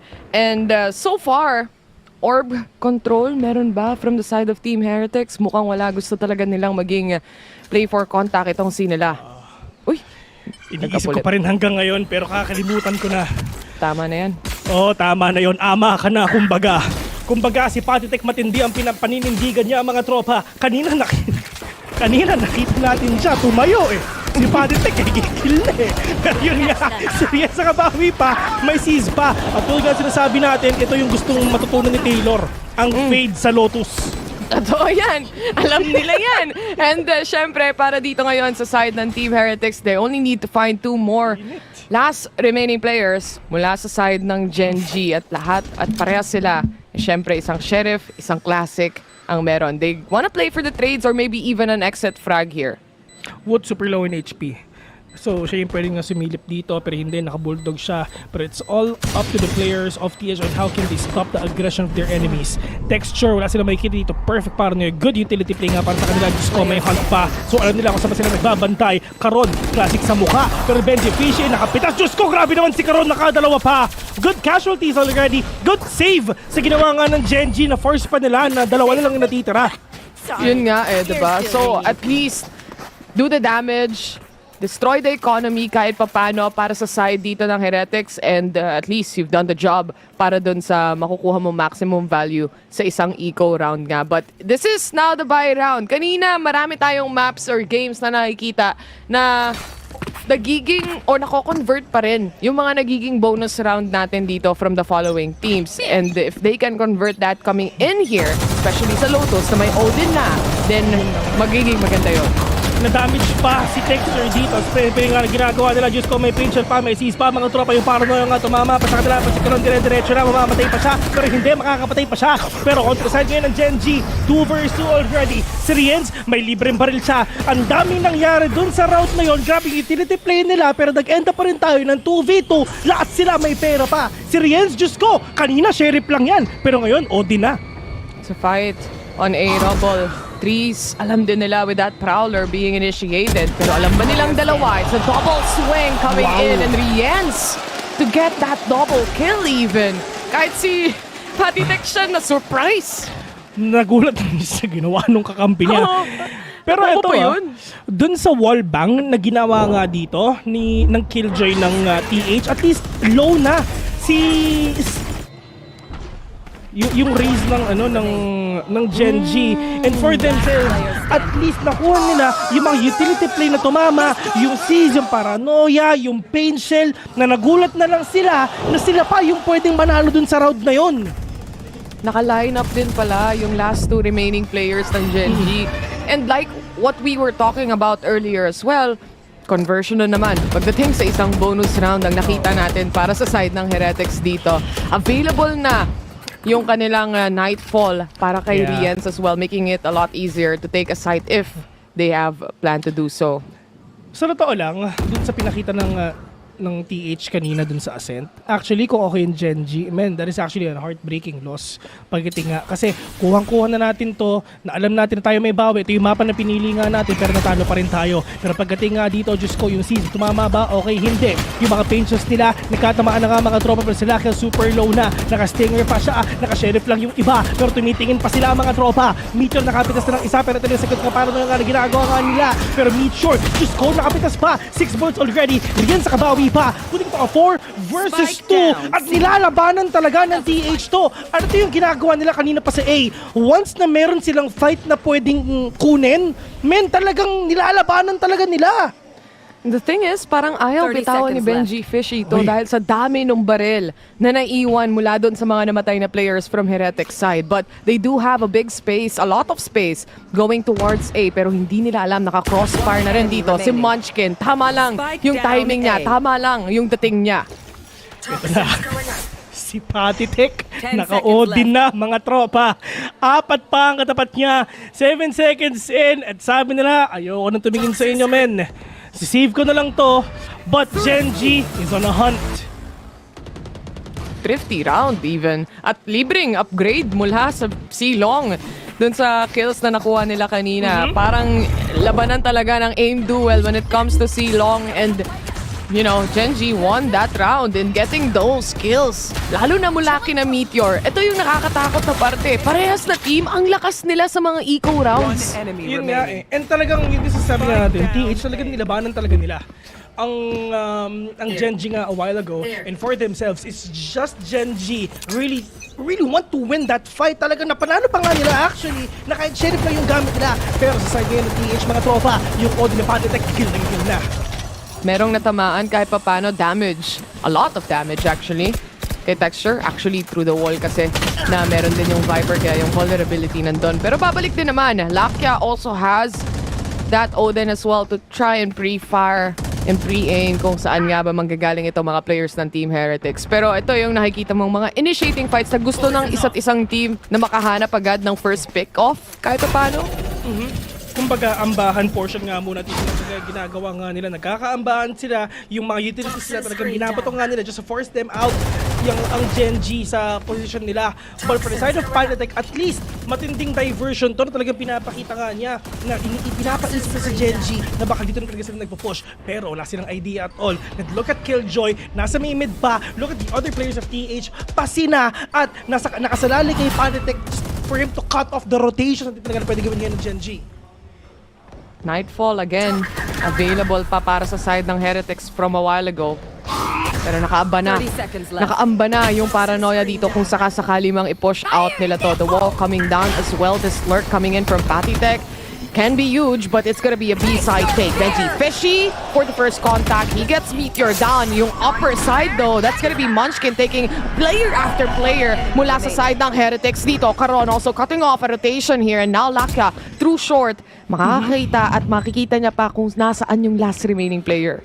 Meron pa siyang isang hunt though, and you really need to push out for him to force out the players na mga kalaban nga nila. Pero good pick already by Riens, but Caron to the rescue with the big kill, taken down na TH, and yun na nga, nakakabawi na dito ang Gen G paunti-unti, and kailangan bumalik yung ngiti sa mga mukha nila. Kasi doon natin makikita yung confidence and comfortability nila sa isang round. Etong round na to, more like ambahan round to eh. Para lang malaman mo kung saan yung utility play, sino yung mga naglalaro sa site, ano yung magiging reaction nila kahit papano.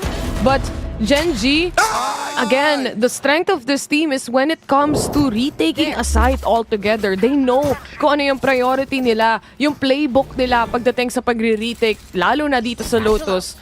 Ang laking difference din. So, I'm quite excited to see because Heretics also very strong on this map.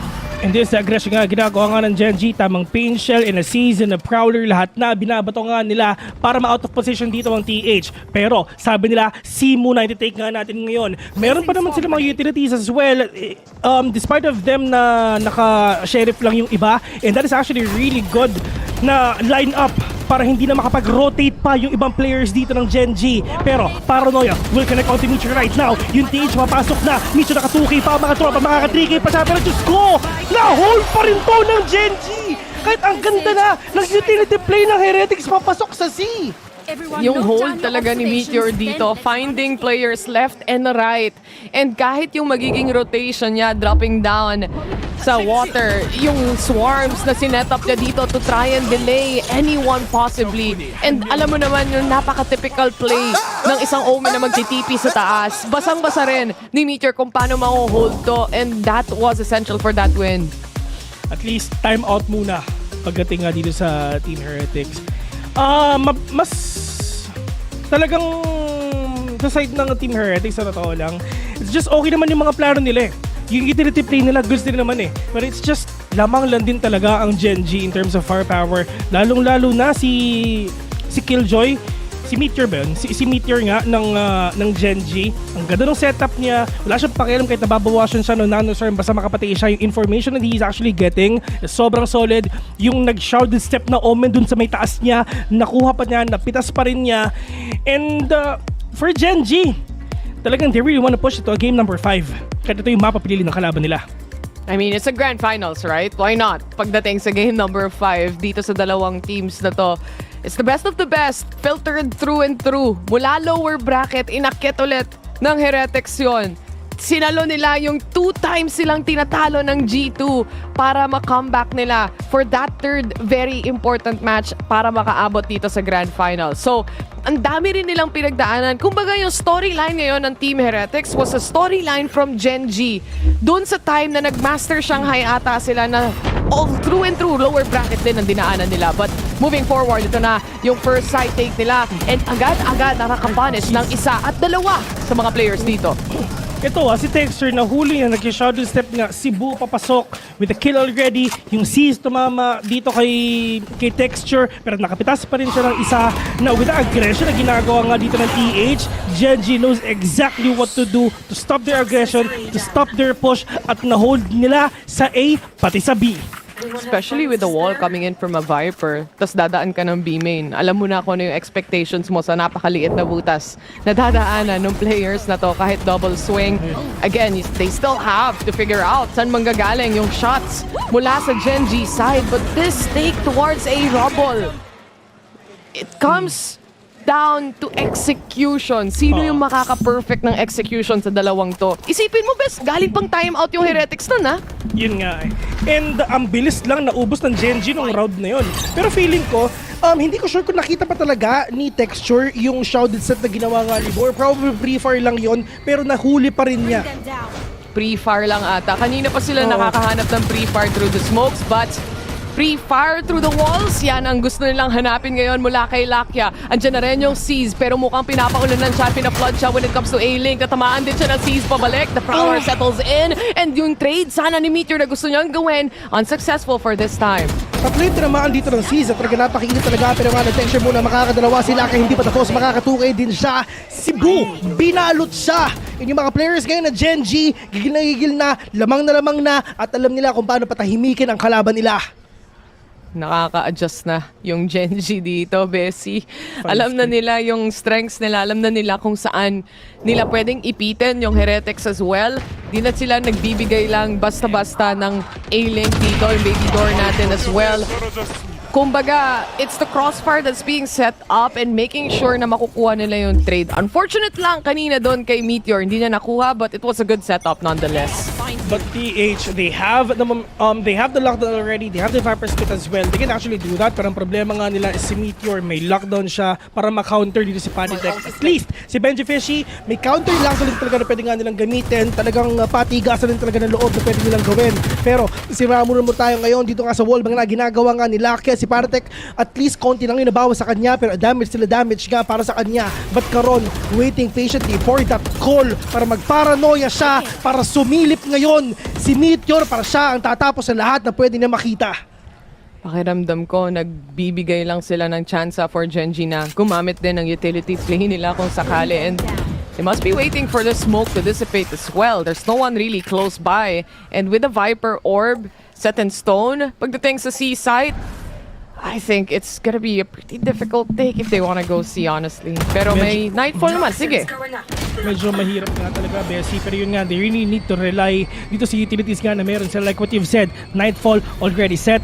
Pero, inaantay na dito ng perfect opportunity for them to use it right now in just a few seconds. Pero ito na nga. Pero si Caron, hindi siya natamaan ngayon. Pero yung Seize, yung Haunt, oh no, mahuhuli pa siya bigla. Woot, nakabawi pa. Mitsu nga sinasabi nga natin, magsiswing siya pag may paranoia na. Napatay pa yung iba. 3 vs 2 already. Rian Senhuta lang dito ang natitira. Texture with the swing out.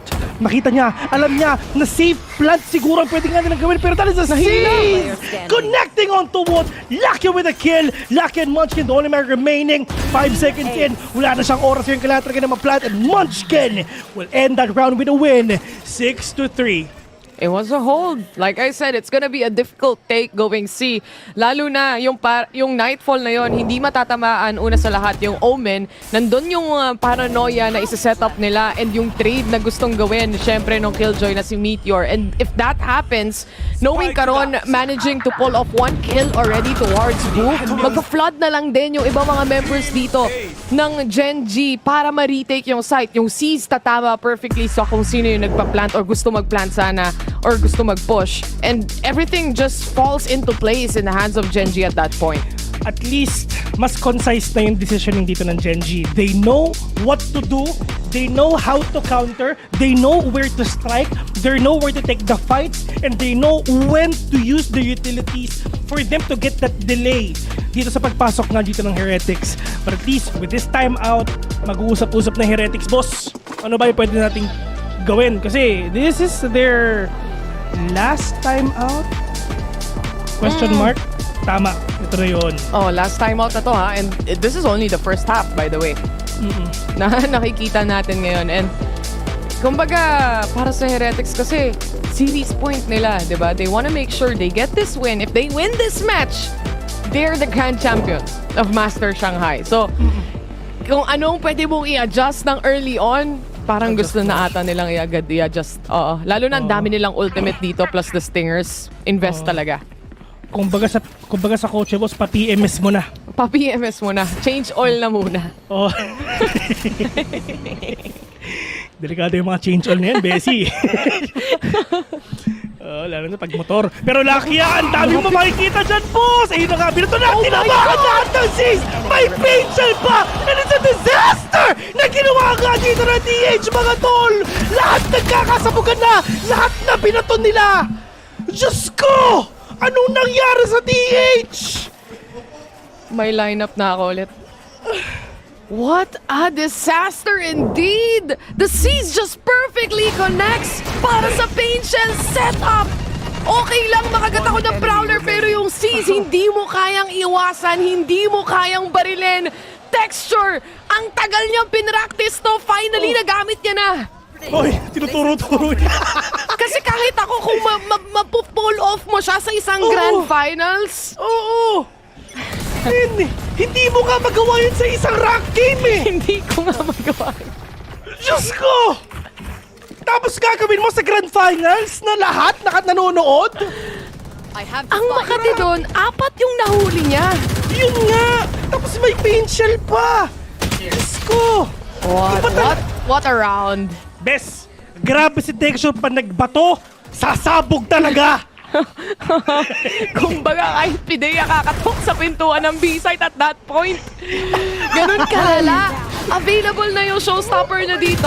And syempre para kay Lakia, it's more of a hold knowing na doors ang hawak-hawak niya and Odin din ng kanyang baril. Oh my God! Ganda. Diyos ko, ang ganda nun! Gets ko si Texture ba't ang saya niya eh. Oo, lahat na dinuro na niya mga tropa. Pero ito na, hampasan ng Odin sa Lotus mga tol. Wood sumilat, hindi tumama. At dito nagsimula ang nasira yung aim ng TH.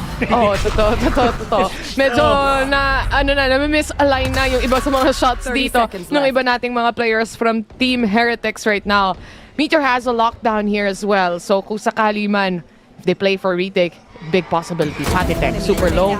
gonna be caught off guard by Lakia. And yung C's na to, kanina pa yan. Hunt pa sa mukha, lahat na. Kompleto para sa side ng Gen G. Nag-ult siya pero hindi pa to last round. Oo, nag-nightfall siya. Hindi ko alam kung bakit nag-ult si Lakia. Mali siya Sorry doon. akin. Sorry Mali akin, siya men. doon. Oo. Na-realize yan, tagal na gumalaw. Sabi niya, ha, hindi pa ba yun last round? Sabi na, sorry guys. Yun yung sinabi Sorry, na. pare. Sorry pare, sorry akin, Lods. You know. Nag-ult siya doon, pero hindi pa last round yun. Well. Tingnan natin dahil ang daming ultimates netong Team Heretics para sa susunod na round. Kompletos regados to, Bes. Yun na nga ang pinakamahirap mga tol. Wala silang nightfall ha. Pero ang importante, buti na lang lamang pa sila. Pero right now sa game na to, eto na, yung showstopper nga ni Wood, nalabas na ang mga tropa. May makikita ba sa 8? Okay, wala kasi triple flank ang nasa isip nila. Lockdown? Inaamba ni Benji Fishy siguro sa post plant na meron sila dito. Lalo na meron pa silang Viper Spit na pwedeng iset at lalabas na yan ngayon. Meteor to pull out, of course, the lockdown for the rest of the team. Kailangan niya ipagtanggol to lockdown na to, though. Kaya naman, he's gonna hold on to the position. Attacker lockdown is also gonna pop anytime soon. They go on to positions para sa kanila magiging retake. Oh no, Munchkin will catch one. Wood nakabawi pa, expect na to, pero sobrang sayang kasi Hindi na nabasag. Napakadaming detained! Tatlo ang detained sa DH mga tol! At wala silang nagawa. Lahat sila naninigas na. 9-3 already. Yung ginawa ni Lakia kanina, kalimutan na lang yun. Buti na lang, panalo sila. Totoo. Ang dami. Si Lakia ngayon natawa na siya kasi okay na ang lahat. Nagawa niya na ang trabaho nila. But the round itself, after talaga nung Seas Patials combo na yon, Bes, I feel like simula nun, medyo naging messy na ang lahat. Hindi na ata rin nila napansin na itong lockdown na to, madedetain majority sa kanila. Yun yung mga hindi mo magawa sa rank game pero magagawa mo sa grand finals eh. Yun at yun eh. Pero syempre, shout out muna tayo. Mika, ikaw na. Get his thoughts on what he's seeing around him. Hey guys, we have another halftime interview for you, and guess who's here? Yo, 大家好，我是 Formless Life. Hello guys, I'm Formless Life. Live, thank you so much for being here. Now you went up against Team Heretics and Gen G. What is your opinion of both of these teams? 其实现在来福都跟今天的两支队伍 JNG 和 Heretics 都已经交手过了，那你对这两支队伍作何评价呢？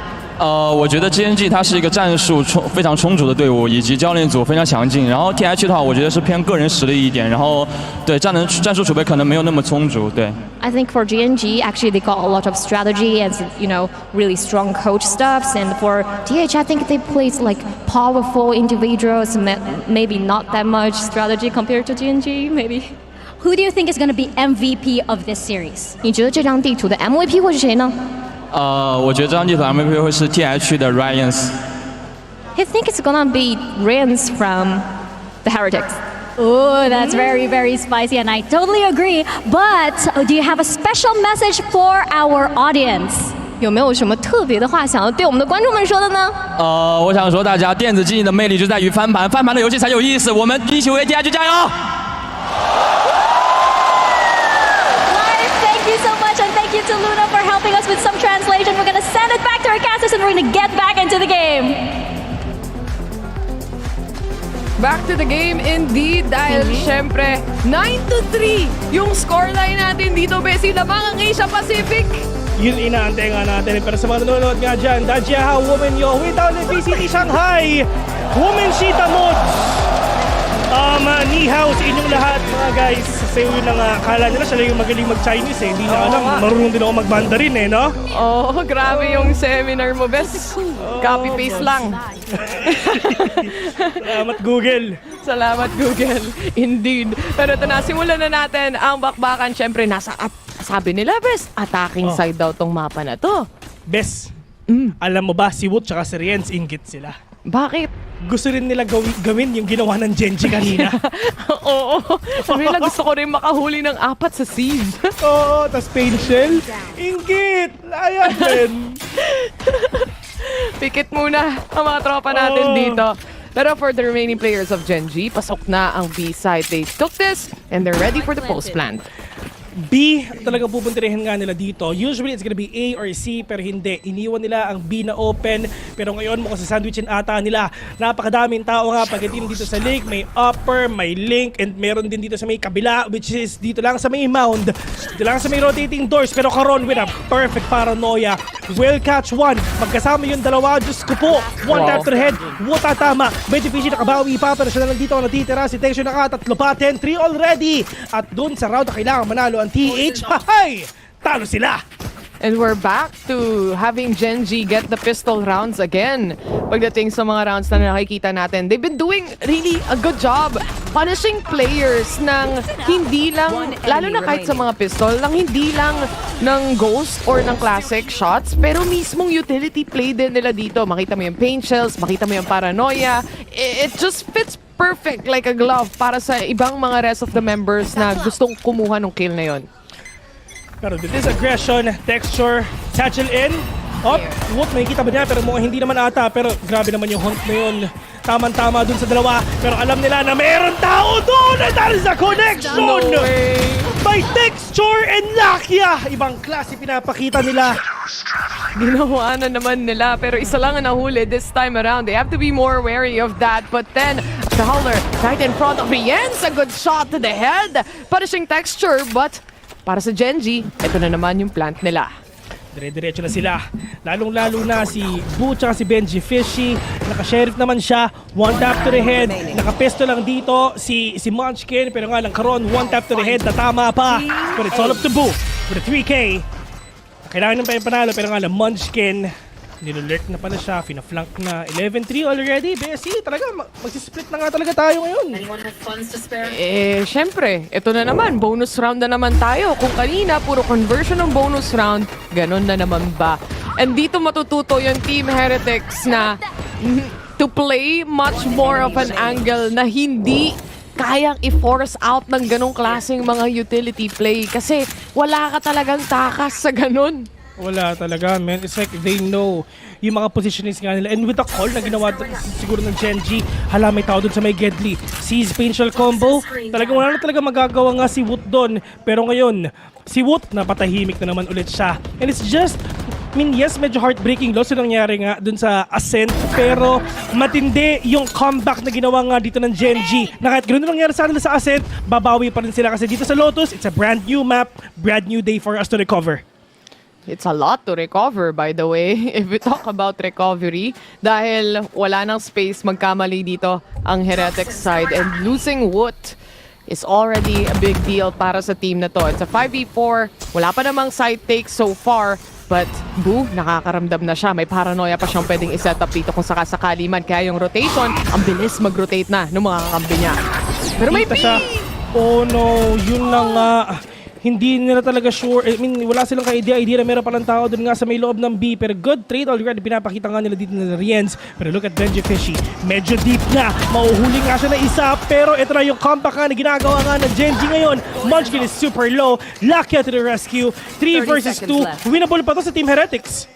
Alam na nila na nagro-rotate but if you actually check on Team Heretics side, they stay on A. Feeling nila magro-rotate itong mga players na to. Mina-mind games na lang nila at saktong-sakto yung timing na na-set up nila dito. Rienz getting that triple already on this round. 5 HP remaining para kay Munchkin. Huling-huli sa akto si Rienz and now we're down to 1. What a play! What a clutch from Munchkin! Alam niya kung nasan! Diyos ko! Wala na siyang oras doon. Dapat talo siya sa round na yun. Pero Diyos ko! Way. What? Isa pa. Isa pa. natin. Well, to be fair, nung naglaban sila sa A-main kanina, alam na nila yung isa ay nasa stairs. But not exactly like this kung saan si Munchkin. Nagulat din siya na nakuha niya yung kill. Wag ako pre! Wag ako pre! Wag ako pre! Wow! Tapos ka na yung Lotus pre! Lotus 2 na dapat ako pre! Nasa Valorant 2 na ang Gen G. That's the match point we're looking at right now. And for Team Heretics, Guardian, yung iba sa kanila, lalo na yung mga walang pera. Outs. I felt that. I felt that. Pero ito at least si Rienz dito may Nightfall. maganda yung positioning na dito, mahuhuli niya ang Genji if ever talagang ginamit na niya. But for sure, Sound Fusion talaga yung inaantay nga nila. Mind games, nagpaparinig lang sila. Pero pagdating naman dito sa Genji, at least hindi pa nakakapitas, hindi pa nananalo dito ang TH kahit isang beses dito sa second half. Ang ganda ng Nightfall na to. With this Nightfall, men, a minimum of 3 yung pwede niyang mahuli nga dito. Pero nag-aantayan lang sila, nagkakabatuhan nga mga tropa. Eto na, nilalabasin nila. Walang marinig yung 4! Ay, hindi 3 yung nahuli nga niya. Benji Fishy will catch 1. Nakikita na yung bullet trace pero lahat nila kalmado lang. Pero pagdating dito sa B, tamang snakebite lang din talaga for that delay. Pero si Wood with a kill, Diyos ko, lumalabang pa ang TH dito, Bessie. Alam nila na meron ng B-site link dito at nakaabang na mga players ng Team Heretics. It's gonna be 3 players looking at Karon just in case. And kung makukuha nila yung trade-off, maganda para sa kanila. But Lakia fighting for his life when it comes to upper. Karon already spotted 1 already here. Lakia on the other hand, nakakuha na rin ng kill. Tig-iisa ang mga players dito ng Genji. And Meteor also securing 1 pull from the upper as well. It's a 1v1 scenario. A play for the win and boom! Point back! Classic lang ang kailangan niya para manalo mga tropa at may isa pa. At despite of them na talagang nahuhuli nga sila ng Genji, pero kamuntikan na yun, Bessie. With that Nightfall na ginawa nga ni Riens doon, men, ang dami nilang nahuli doon.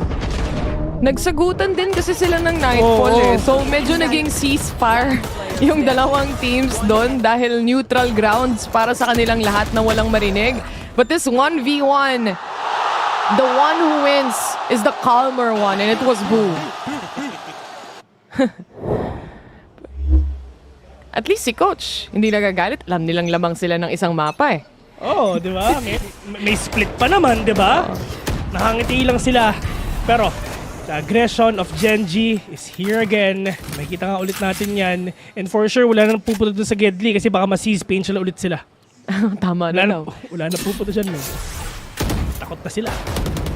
Yung alarm bot though, at least na-trigger na. So alam nila na baka papasok na ng site. And Benji Fishy, siya ang taga-hold dito.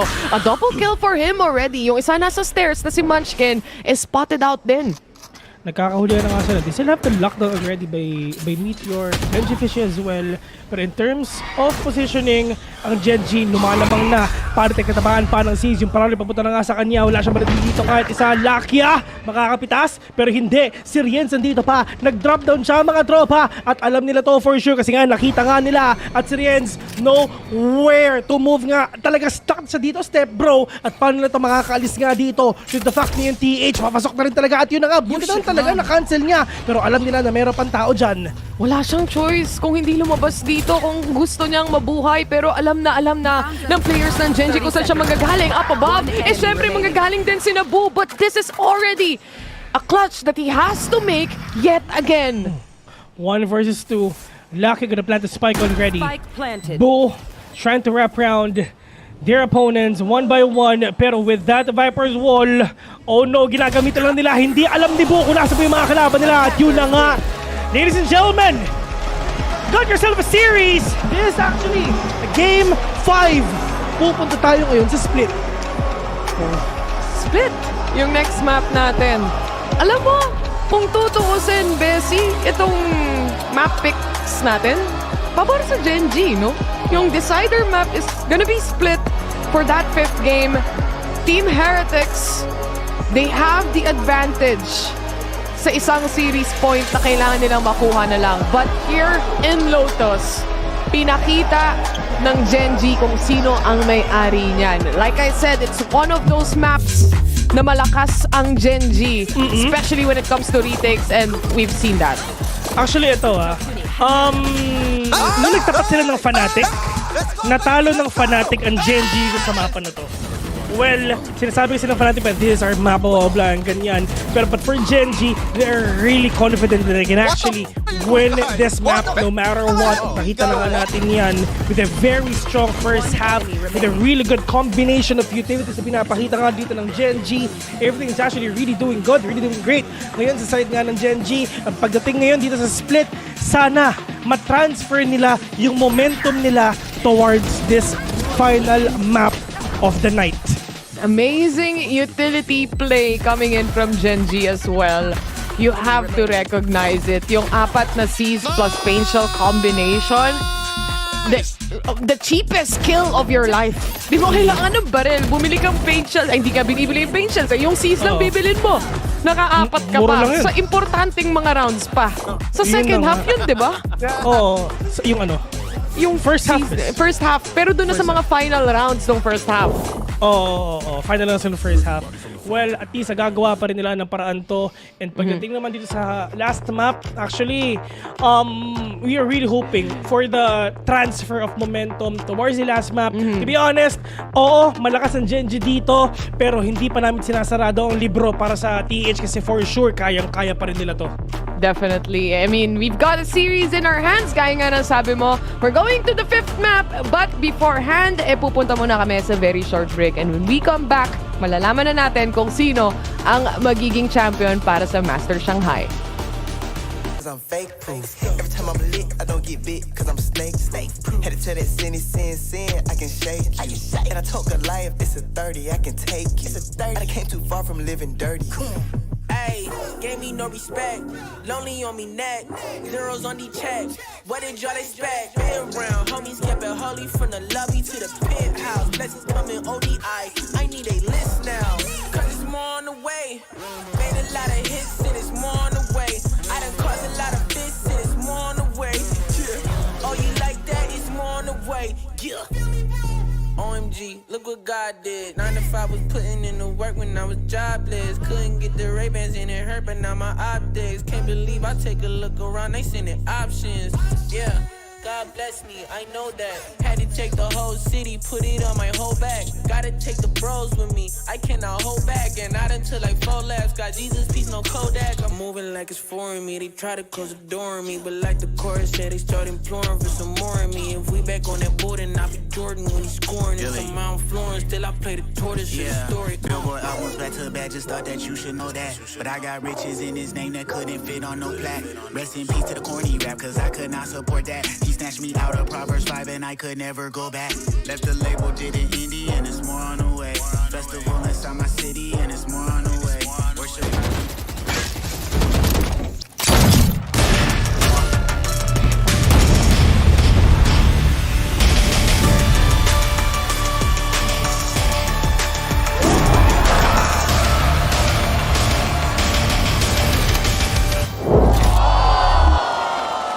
After that tremendous performance on Lotus, we are heading to a Map 5. This grand final is going to go the distance. I am your host, Yingsun, and I'm back here once again with Josh, Mimi, and Kakuka. Who would have thought that we were going to get to this point? I mean, it's ridiculous, Literally right? anyone? No. I thought that Gen G looked a little out of it after that map. Team Heretics had so much momentum behind them to recover, but on Lotus, this map continues to be such a stronghold. They have such great ideas on their defense, and they've proven some mental resiliency to take us to map 5. Yeah, let's talk about some of those great ideas we saw as well, Josh. I knew you wanted to talk about the way that Gen G were able to funnel Heretics into places that they wanted them to be. Yeah, it all starts here, where they demand respect to their A fight here, and you can see Heretics never could get out of this spot with these 3 players fighting for this. And so once Heretics realize, like, oh wow, they can't go A in the beginning of the round, they start going towards C, and they run into Meteor and Karen's defense there. So this is a round where they got stuffed at A, went back to B, and now this is when Heretics try to force their way into their full setup at C. Yeah, So and I mean, it it's is. so potent between these guys, right? They have so many different mollies and also are almost always stalling enough time to get a guy like Texture on board as well to help out in that defense. It got them such a massive lead that it almost felt like a formality to close out on their attack as well. Yeah, and Kakuka, let's talk about Lakia. And Lakia and Solar as well, because they were there from the beginning. They were the OGs on the international stage. Yeah, exactly. And some of the amazing plays that we have seen just in this map, all this coordination was thanks to Lakia and Texture. Those combos that we were seeing being so effective time and time again, all those A-holds, and you know, all the progression from these 2 people coming into today is massive, Mimi. And the history is there for these 2. All the way back in Reykjavik, Solo was a player, Lakia was with him along his side, and they made it to top 3, but they fell apart at that point, went down, and then Lucky kind of disappeared from the top for a while, was benched by DRX, had a stint down in Tier 2, but now he's back on a top team, made it to a final in Madrid, and has a chance to hoist a trophy now in Map 5 in Shanghai, especially if he could keep up a performance like he had on Lotus. Yeah, and I can't wait to see it because this guy has been around for so long. Like Mimi said, he's been grinding. He had his opportunity in the beginning of the game. We thought he was going to do huge things at DRX. It wasn't meant to be. But this is the thing. Looking on the other side of this, there is similar stories as well. Josh, your boy Panatek was talking about how he was considering retirement before he joined Team Heretics. And what a story it would be for him if they're able to bounce back on Map 5. I think it'd be insane. And like, in their final map, they made a player swap, a role swap with Patatek onto the Viper and Root on Duelist. So I think that this will come down to the defensive play calling. I thought the defensive play calling from Genji was excellent. Heretics needs to do the same thing here. Yeah, I think Split is going to go crazy. Now, we haven't seen Genji play this map in a while because the last time that they played it was in the final in Pacific, and this map was the one that made them the 2nd seed. Losing this last map on that last best of 5 that they played turned them into what we're seeing today. They have a chance to change history today. So the big question for everyone really, and for Team Heretics facing up against this Genji team is, what can you expect? They were playing the double dive comp back in Pacific, but it has been a while, right? Not showing it whatsoever at this event. Do they stick to that same game plan? Do they change something up? It's a real wild card in this map pool, considering how little both teams have put into Split. And do not forget, we saw Heretics, as Josh was mentioning, changing the roles here and there. Maybe they thought at the beginning that they wanted to go with Paddy on the race, which he had experience playing back in Tier 2, but decided that Wood was better for this suit. Anyway, that was a bit ago. It was against EDG. They haven't played it ever since. Yes, they had a very, very good result, but not that much practice, and I don't think Genji is going to be the kind of opponent where, you know, it's going to be just easier, especially if we think about the mental of Heretics right now. In that Lotus, they started with 3 rounds in a row, and then Genji comes back to life and gets all of the rounds on their defense. Right now, their mental cannot be the same as they had when we were back in EMEA on that last map. Well, let's take a look at Agent Select here and see what we're gonna get. And yeah, what do you guys make of this? It's a mirror comp. Yeah. Both teams are running double lurk. I find that like it's really easy to work attack here, even though there's a lot of defensive agents. The Viper's able to lurk B, Cypher can put some question marks at A. Genji's gonna have a tough time, I think. That they may, but Lakia locking in. Game number 5, mga tropa. Ang laki ng upuan mo, Bessie. Welcome back nga pala. Ito na, oras na para malaman natin kung sino magkakampyon. Yun ang Hindi ka tanong. makagalaw, no? Yun ang tanong. Hindi ako makagalaw, pero yun ang nga mga tol. Big shoutouts nga pala. Napakadami kong, napakadami kong kwarto. May pusa ka rin pala. May pusa. Yun nga pala si Mingming. Pero, si Mingming. yun na nga, tol. Split. It's a place to be. Talagang dito natin makikita talagang sino ba talaga ang magkakampiyon nga dito sa game ito. Pero shoutouts nga pala kay Doc, kay Doc Gina, kay Doc Reg na pinapunta niya ako dito sa Oo nga, yung bilis kwarto mo niya. makalipat. Siyempre, tech issues. Alam mo naman, kailangan mo agad ng place to be. Kaya dinala ka dyan, di ba? But right now, heading into this matchup, Best, Genji, or Team Heretics? Genji ako. Talaga? Bakit? Kasi Pacific. Kasi Pacific. Kasi ang init nila eh. Ang init na nila, di ba? So ituloy na nila, men. Huwag na silang lumiko-liko kung saan man. Kumbaga, diretso na. Kumbaga, ito yung focus. Ganun namin. Iwan kahit pamilya mo pa. Sim. Hay nako, kaya pumunta na tayo sa Split dahil ito na ang final game of the day at final day of Masters Shanghai. Oo. Ay, mag-BBCTPH Split 2 na. Ayan na, malapit na. Kumbaga, makikita na natin yung mga idolo nga natin. Pero si Boo, Diyos ko po, makakapitas na. Minsan nakabawi pa. Pero pagdating nga dito si Genji, si Texture, medyo duguan na. Pero dyan naman si Lakia para sa kanya. Malayo naman daw si Bituka yan, Bessie, so pwede pa. Di ka dito, baby boy. Heal kita. Kaso nakagat pa. Pero okay lang. Ito na si Texture. Back to 95 HP on the pistol. Very important, I would say. It's still a 4v4 so far. And with 56 seconds, marami pa silang chance mag-rotate, lalo na may control sila sa mid from the Omen. Okay, saan pa sila pwedeng pumunta dito? Napakahaba pa ng oras nila mga tropa, pero pagdating nga dito sa TH, talagang lahat sila, all you need to do is wait actually.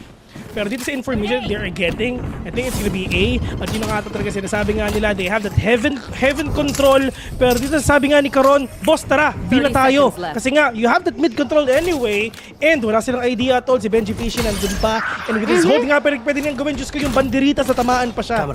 Hindi siya nakapag-satchel dun sa pinaplano niyang satchelan. Pero Benji Fishy holding down strong pagdating sa posisyon niya. He only takes 1 down, but 13 seconds at least mabibigyan niya ng space makapag-rotate ang mga kasama niya. Hindi sa-stop o hindi mapipigilan yung pagpa-plant dito. 3 versus 3 right now. No utilities at all ang TH kahit isa. Same goes with Genji ngayon. So talagang literal na bahila na talaga yung gagawin nga nila. Karon, oh no, meron bang magpupush? Pero wala siyang idea nga talaga na meron pang tao nga sa may heaven. Hindi lang isa kundi dalawa. Para tayong magpupush na mga tropa. Attention mo, wala pa. Nature ang mag-isa. Tatlo pa katapat niya. Pero make that a 1v1. 3 bullets remaining. Pero buti na lang talaga may go sa harapan niya. Para tayong defuse the spike already. Pinupusuan niya! Pero na Jose Rizal siya mga tropa. Nabaril siya sa likod at wala siya nagawa. I think kinakailangan sana siya ni Woot doon habang nagre-reload si Woot and hindi siya nakaswing out knowing it was a 2v1 in the end. That was supposed to be the catch na kailangan niyang gawin. Ayun nun, literal na nasa ilalim si Woot, nagre-reload and yun yung point of no return para kay Patty Tex. Kinailangan niya i-defuse pero yung rotation, outplay pa rin siya. Napakahirap nga talaga, Bessie, kung paano nga nila gagamitin to. Pero right at that moment na nakakabawi na ang TH, dun pa talaga sila nagka-problema na ang Genji handang-handa din sila sa aggression ng kalaban nila. Pero napakadaming banderitas mga tropa. Actually, hindi na banderitas to eh. Kawayan na. Kompleto na, pati yung wall ng Viper nandito na rin. So, it's really a mirror match nga, sabi ng panelists natin. So, having a Viper at least allows you to lurk around and really hold on to a site. Parang nagiging Sentinel na rin kahit papano. But speaking of Sentinels, mukhang B-site ang talagang nilagyan nila ng barricade dito, Bessie. May barricade. May barricade, di ba? Bawal pumasok. Checkpoint ba? Takot si Pot dyan eh. Oo, lalo na pag tumitingin humihingi ng ORCR. Nako, parak! May blue boy! Delikado ka talaga. Ay, eto na. ORCR. Pwede. Sa sobrang tapang mo, dala mo ang original copy ng ORCR mo. Kompleto pa. Si Ian nga, nakalaminate yung ano eh. License niya eh. Papel lang kasi, pero si Texture ginawang papel. Ang mga players ng Team Heretics dito, knowing na wala silang barel, push kung push. Meteor, the last player to go down para sa side ngayon. And Benji Fishy, siya na lang ang natitira with a classic. Eto na si Kuya Benji. Ay, pa ba nagamitin to? Pero sabi ng Texture, manahimik ka, Benji! Basketball ka na lang. Pero yun na nga mga tol. Lamang na with a 2-0 just like what happened on Game 1, Game 2, and Game number 3. Nanalo sila dun sa pistol round. Pero pagdating naman dito, at least side nga ni Texture, really quick on the kill with a 2K. Mentostado! Yung nagbabantay sa backside. Tsaka kahit na papano si Woot, nakakuha pa rin siya ng advantage sa kills na nakita natin doon, punishing some of the players from Genji, dalawa at least, kaya walang baril. Sina Munchkin at sina Karon dito kahit papano. But it's still a buy round para sa side naman ng Team Heretics at conversion na naman sa bonus. Posible na naman yun. Oo, napakatindi. Pero tingnan natin kung talaga magagawa nga nila mga tropa. Bibigyan namin kayo ng ilang segundo kasi si Kuya Bill na naman dito ang natitira kasi si Taylor iniwan na naman ako bigla. Pero right at this moment, mga tol, talagang mag-mid na nga din talaga sila. Napakadami utilities nga na binabato nila mga tropa. Matindi rin yung crossfire na pwede nila ipakita. May tao sa may mail, may tao sa may mid. So sabi nila, sa C na lang sila pupunta. Sa yung C, C-worst na. Pero ngayon, pagdating nga sa A, talagang si Benj lang talaga ang natitira. With all the utilities nga na meron sila, you have 2 traps already. Yung camera nakaset na rin talaga. Pero yung pag-anchor niya, kailangan talaga na kailangan talaga niyang ipanalo ngayon. The Painchal up about to destroy every tripwires nga talaga na meron sila dito ngayon. Lahat sila papasok na. Texture from up top. Let's see, play and play. Yung isa tumama. Pero right at the moment nga, Diyos ko, wala nang nagawa ang TH. Ang Gen G, nakukuna na. Clean cut yung execution dito, lalo na basag yung mga traps at lahat pa. Pati yung mga nades, alam na nila yung setup na gusto nilang gawin dito through and through. Plus the clean shots coming in from Texture to clear out the side, to say the least. Post-plant malala na agad. At Team Heretics, save na lang. Habang maaga, decide na sila. Walang nagawa si Benji Fishy doon. With the Painchal nga na binatongan nila ni Texture, lahat ng tripwires na ginawa ni Benji na wala. Anong tawag doon, Bessie? Walang basagan ng trip. Yan! Basag trip. Basag trip ang tawag doon. The thing is, Team Heretics, ang dami ko na rin, ako nga hindi pro, ang dami ko ng beses nakitang naglaro ang Heretics sa split. At alam ko parati yung pwesto ni Benji Fishy. May mga very specific siyang paboritong spot na antayan din talaga. So it's not really that difficult to find where he sets up his trips and even himself. And at least alam na talaga ng Gen G kung paano nga i-counter lahat ng trip ngayon na pwedeng gawin ngayon ng TH. But at least with this kind of aggression, actually hindi pa nga nakita yun pre-fire lang yun napatay pa na si Benji Fishy. Bigla. True billboard lang. Dumaan lang yung bala and sakto na headshot din talaga. Was again a conversion on the bonus round. Tear them down. And ito yun yung lineup na meron ngayon. Uulit-ulitin ng Texture yan. Kumbaga, yung tripwire ulit ni Benji Fishy, mawawala. Basag trip indeed, pero hindi mukhang nabasag yung nasa backside. Instead, si Benji Fishy ang babasagin nila dahil sa showstopper na yon. Diba, ang buhay na buhay pa at lumabas nang nakalabas din ang kanyang ibon dito. Ang kaso nga lang si Munchkin ready na pagdating sa Rams Boo to trade them up, and now we're down to a 3v1. One versus negative setting na natin talaga makakayanan pa na. May paranoia pa, may shadow step pa, may smoke pa siya na pwede nang gamitin ngayon, pero kailangan talaga niyang i-contest to kasi kung hindi, ay nako, save na naman kayo. And let's see if ever makakayanan nga niya. Feeling ko mapapatid si Lakia, low na siya, pero handang-handa na rin talaga yung ibang players nga ng Gen G para nga dapatan siya. Kumbaga yung triangle formation dito ng Gen G kompleto na at handang-handa na rin sila sa aggression and probably sa retake, pero sabi ni Boo, hindi na, mamba out na naman ako ngayon. They go for a safer play here, knowing na hindi niya alam kahit anong posisyon, wala siyang pick off kahit isa. Yung disiplina ng Gen G nandun na, and wala nang aalis sa pwesto nila when it comes to the post plant. You know, it's a clean set coming in from Gen G yet again. Pero dito, yung Team Heretics, makikita natin na kapag nakakita tayo ng 4-0, usually nagta-time out sila and then they will try to convert back and make it a 4-4. Dito nga sa conversion na talagang pinapakita nga dito ng Gen G, it's just mapa-bonus round, mapa-buy round, mapa-pistol round, every kind of games and every kind of buys talaga na pwede nilang gawin dito. Sobrang perfect ng mga takes nila. I mean, wala naman talaga silang ginagawa dito kung hindi mag-satchel in lang I mean, yes, first, kumbaga, first objective mo, destroy the trip. Right after that, satchel in, pasok na tayo. Because there's no way na mapipigilan mo ang aggression at pag-entry ngayon ng Gen G. Nag-call na nga ng time out. Talagang dito sa 4-0 natin nakikita yung first time out ng Heretics, which is very reasonable, to be honest. As much as early as possible, gusto mo nang ayusin yung kung ano yung gusto mong take pagdating sa site. Especially kay Benji Fishy kasi wala talaga siyang space so far. Parang null and void yung isang cipher dito sa mapa na to just because of how Gen G entries. Sipin mo, 2 tripwire, burado. Sa isang Painchal lang na libre ni Texture. Yun lang yun, men. 3 score niya, 6-1-0. Talagang Texture, Meteor, and Friends. +3 ang pinapakita nila dito. Caution here.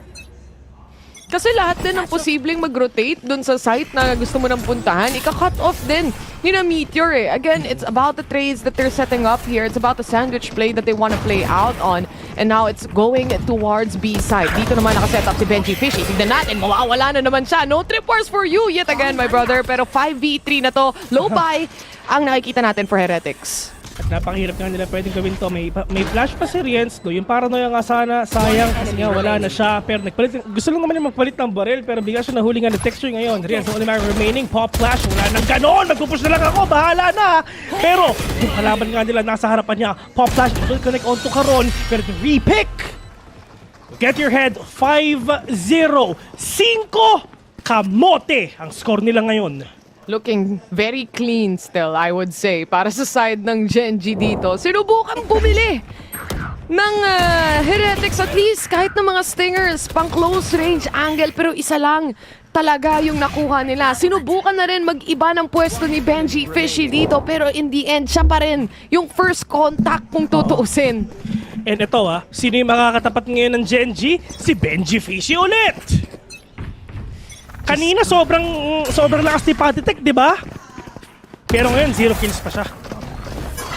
Wala pa. So far hindi pa siya na online dito. Alam na nila may trip when it comes to B, pero ang importante, at least na pick off nila yung isang lurker, which is si Meteor na marami na rin kills na nakukuha.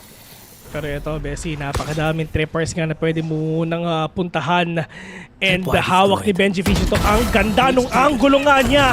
Will catch one, pero alam niya kung nasaan ka. What will take one down actually. Pero puti ito, 2 versus 4. May 1v4 ka lang yan. Nag-iisa ang mga tropa. Wala na paranoid. Nalaban na lang din daw siya. And Genji will fall down to the ground. And finally, ang TH may score na. Nakahanap din sila finally ng footing pagdating dito sa game na to. Hirap na hirap sila from the last map even, di ba? So, again, they have to gain the confidence back here in the grand finals. Dahil ito na yung last game na meron tayo. Nag-invest sila ng kanilang showstopper just to make sure they get this round. But again, you have to fully invest everything at this point kung gusto mo at least makabawi ng isang round and really destroy the economy on the side of Genji. Paano nila ito papasukan ngayon? Pero sabi nila, sige, binaulat kasi for sure wala na si Benji Fishy dito.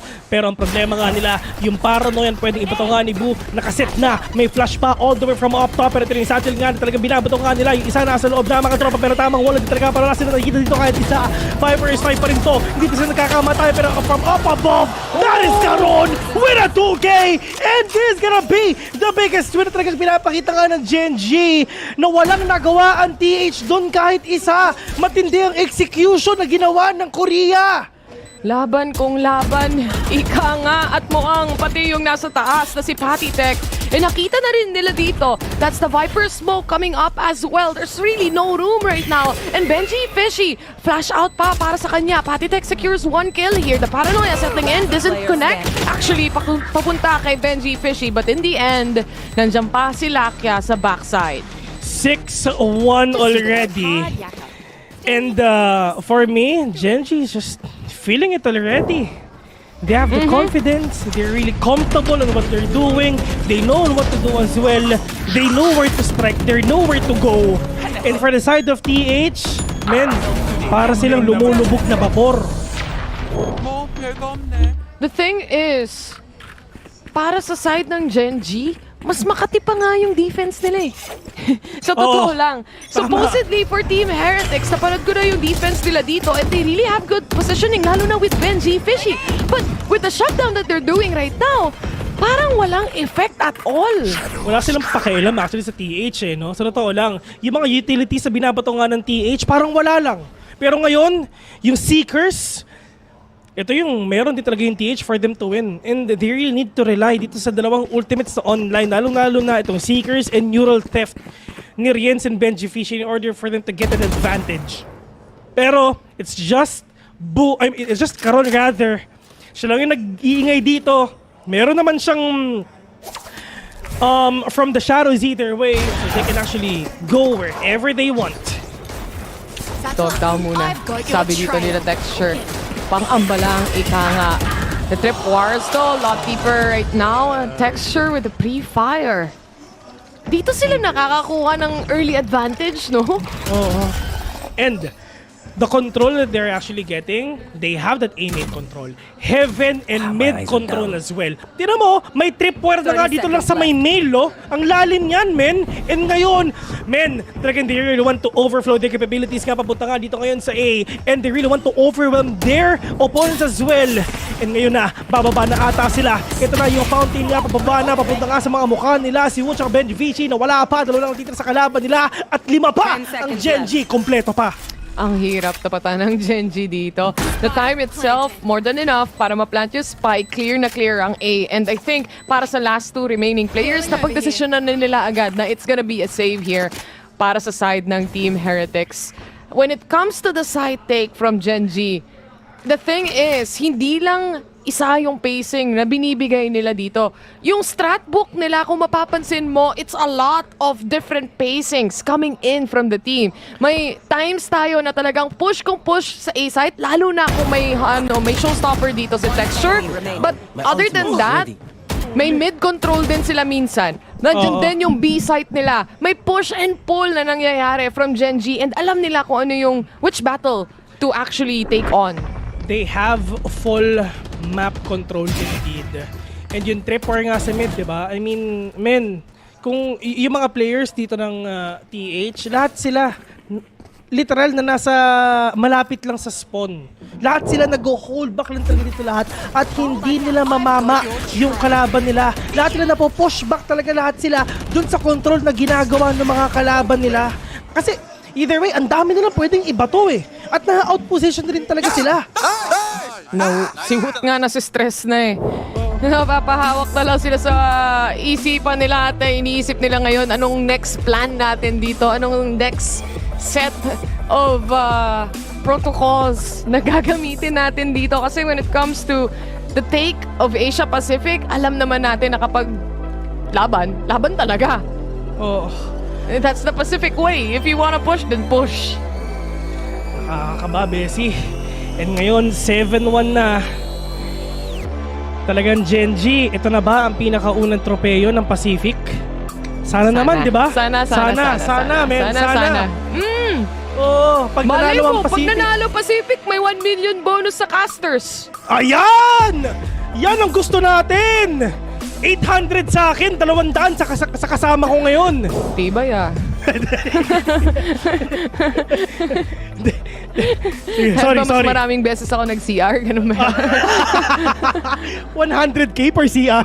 Oo, may bawas pala yun. Oo! Ito yung dahilan ko bakit may Arenola sa tabi ko ngayon. Noted. Anyway. Taylor Panot Vil Panot. Oo, sige. Pagpunta tayo ng Bulacan, pabaga ang tawag doon. Panorth yun eh, Panorth.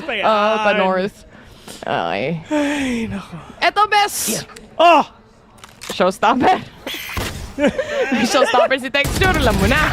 Lalaban na lang daw sila ng mid kasi wala na daw pag sa site lang. Ay, nako. Eto na, yun na kaya kailangan nilang gawin. Kailangan nilang labanan kasi kung hindi, makukuha nila yung momentum, makukuha nila yung control at walang magagawa yung TH kundi mag-back na lang naman sila at wala, ma-overpower sila nung kalaban nila.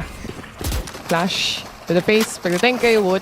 Pero sabi nga nila, di ba, kung pistol round, stack together as a team. And that's exactly what they're doing towards A site. A quick rotation from the players here mula sa mid-control nila kanina. And speaking of mid-control, same old, Meteor is ready to take on the action pagdating sa lurk. Pero right now, dito nga sa pinapakita dito ng Team Heretics, this is gonna be a really difficult round. Kasi nga, 3 na lang sila natitira. May From the Shadows ka nga, pero yung counter utility nga pwede mong bigay, wala. At kung 4 natitira nga sa Genji, ito yung malaking problema nga nila. May paranoia pa, may snakebite pa, may pain shell pa, kompleto pa doon sa retake. Sila na pwedeng gawin nga nung kalaban nila. But Paratech with the Viper Spit. Gagamitin ba niya? Yun ang tanong. Kung makakuha sana sila ng barel, pwede sana. Pero Texture, waiting patiently sa hill. Alam niya hindi niya kailangan mag-invest ng showstopper dito sa isang eco round coming in from Heretics. And this is gonna be huge. The weight coming in from Texture. Andiyan na yung trade ni Meteor. But this is still a 2v2. Doable para sa side ng Team Heretics right now. But this paranoia wouldn't connect. Caron just waiting patiently right in front of him. And nag-TP yung isa. And the rest is gonna be done with Syempre, with the help of Munchkin. Sang basa na ng Genji. Alam na nila yung gagawin nila. And for me, men, Bessie, ibigay na nila yung trophy sa Pacific. Ito na yun eh. Ito na yun? Oo, kasi ito kung natalo man, nararamdaman ko na. Kung natalo man ng Sentinels, ang Genji sa Grand Final sa Masters Madrid, not in our region. Not in China right now. Oo, men! may buff tayo, oras natin to Oo, Pacific buff Time zone natin to eh. Kung dinurog nyo kami sa Spain, men, dudurugin namin kayo sa China. Itong pagkapanalo ng Genji, ito ang literal na made in China. Literal, forward na rin dito si Benji Fishy. Dun sa mga positioning niya, hindi niya nahahayaan na nasa backends na lang siya ng site. He's more active right now, but that activity as well doesn't pay off when it comes to A side. Dahil lahat ng players ng Genji ngayon nagra-wrap around when it comes to B. They still have that mid lurk from Lakia as well. Kumbaga, minamama na rin nila. Kailangan nila mag-advance dito kasi kung hindi, men, ma-outplay na naman sila. At lalo na sinasabi nga natin, wala silang ka-idea na meron pa tao sa gitna. Pero yun na nga, napatay na nga na Riens. Pero eto na yun to the rescue. Andyan pa si Texture at yun na nga, wala sila. No choice dito! Huli ka! Huli pa yung isa! 9-1 na! Na-realize din yun ni Riens eh. Wala na siyang choice pagdating doon. The rotations coming in from Genji, parang unreadable para sa side ng Team Heretics dito. They try to push forward to make space to maybe get a pick-off here, and then Genji will pull back, decide to rotate, lalo na ganito kalalim yung hawak-hawak ni Lakia. Time and time again, if they don't fight mid here, they're always just gonna have control each and every round. Ang saya ni Vash. Saya ni Vash, man. Ito, 9-1 na mga tol. Ang bilis nung game, makakapaglaro na kami agad. Pero right at the moment, yun nga. And ito pagdating sa TH, pag sila naging attacking, sana gawin ulit nila yung ginagawa nga nila. Na talagang tulad ng ginagawa nga ng Genji, mamahalan din talaga yung mga kalaban nila. Pero Bessie, handa na ang banderitas ng TH. Nasa heaven na yung isa. 2 rounds lang hinahawakan ni Texture itong showstopper na to. And I think this is gonna be the round that he's gonna explode onto the site here once na na-set up siya ng maayos ng kanyang mga team. They're already setting up at least for the flank na pwede nating makita dito. But Texture pushing forward. Andito yung wall ng Viper para pigilan yung entry na yan kung sakasakali man. The camera is also set up here. So kitang-kita ni Benji Fishy lahat na nangyayari sa ramps. What to do? They know where to strike. Camera denied already. So yung information na yun, the sound cues, alam nila kung nasan. Tandaan nyo, may Viper Spit pa si Paratek pero hindi pa na ginagamit nga sa pero gagamit niya yan mamaya. Pero yun na nga, ginagamit na nga nyo ngayon just to get the delay. Pero hindi! Ba't kami matatakot sa Viper Spit mo? May showstopper ako! Pero yun na nga! Pero si Patik pa rin talaga makakakuha. Hindi lang isa, kundi dalawa na. Natreport pa yung isa. Pero karon, nasa loob na mga tropa. They know exactly kung nasa ba yung mga kalaban nila. And right at this moment, Bessie, mukhang mananalo na ata sila. A good play coming in from Heretics right here. A thrifty round pa nga ang makukuha nila din dito. And the difference is, from the past few rounds, itong showstopper ni Texture nakakakuha at nakakakuha ng kill. But this time, yung positioning ni Benji Fishy is all throughout elbow. Patitech just waiting on the trip wire to be triggered. And sakto din eh. Alam din actually ni Texture ganun yung scenario na may trip wire sa harap niya kaya sobrang slow niya. But at the same time, naunahan lang talaga siya. Yeah, hindi na nabato yung showstopper nga niya muna. Pero at least, no, it took them a lot of rounds para nga makabawi. Pero yung 3-4 na to, nandito pa. May counter ba? Okay, wala. Lahat ng kalaban nila, Diyos ko, nasa heaven na mga tropa. Pero ito na rin talaga yung reposition na ginagawa ngayon ng TH, mga tol. Meteor, nasa loob na. Yung mga kalaban nila, nag-rotate na. Pero Meteor, dire-diretso nila. Diyos ko, nakapitas pa ng isa. 1-2-1-3 na talaga ginagawa nila. May Seekers pa. Si Reds, kaya pwede lang gamitin ngayon. Pero sabi ngayon ng Genji, back away muna sila. And this is what they're good at. Yung push and pull na sinasabi nga natin. A lot of action when it comes to B. Forcing out at least rotations to come in. And then aside from that, forcing utilities to be played out as well. And for Heretics, they have to reposition themselves. Reset muna. It's a 2-2 split so far. And same goes for Genji. They want to play around mid. Pero kung isipin natin, basag na yung cam, basag yung trip war kahit papano. Basag na talaga yung trip nila. 2-10 ba to? Or 9-3 curse? Yun yung kailangan nga natin malaman. Yun yung kailangan natin i-consider kung ano ba yung pwedeng mangyari dun sa next half natin ngayon. Yan, naririnig na natin ngayon. Sabi ni Doc Reg, 210 daw yung gusto niyang score. Pero 30 seconds si Woot, kamunti ka na mga tropa. Pero pagdating nga dito kay Texture, mawawala pa siya. Si Book, Diyos ko, nakaka-2K pa. 2 vs 4, Bessie lamang ang TH ngayon sa round na to. Kailangan lang nilang kumalma and calm as it seems. Benji Fishy successfully takes down Caron here with 11 seconds to plant the spike na nasa loob at naiwan pa. This is gonna be troublesome para sa side ng Gen G. It's a fight for their life. And there's not a life that will be spared para sa side ng Heretics. 9-3. Okay. Not bad actually. Pero they need to win this pistol round no matter what. Ouch! They need to desperately win this pistol round no matter what, Bessie. Yun pala yung perfect word, desperately win. Pero, yan. I think yung mga first initial rounds kasi dito ng Gen G, syempre it takes a lot of time to adjust to a play style. And ang Gen G kasi kapag binigyan mo sila ng paulit-ulit na rounds na nakukuha nila, they're willing to play as aggressive as they can and make sure na, syempre, kung gumagana pa rin, then why not? Let's pull it off again and again and again. And dito lang nasolusyonan sa last few rounds ng Heretics yung situation na yan. It took them a lot of rounds to understand what the hell is going on sa mapa. I mean, sa side ngayon ng Gen G, like what you've said, why fix something that is not broken? If it's working, just do it! Words of wisdom. Oh, grabe naman yun. Kinis Pero, nila. laki ng hahabulin ng Heretics dito. And boss. Lalo na kung yung pistol pa na so far, lamang yung Gen G sa percentage, win percentage. Pagdating sa pistol rounds.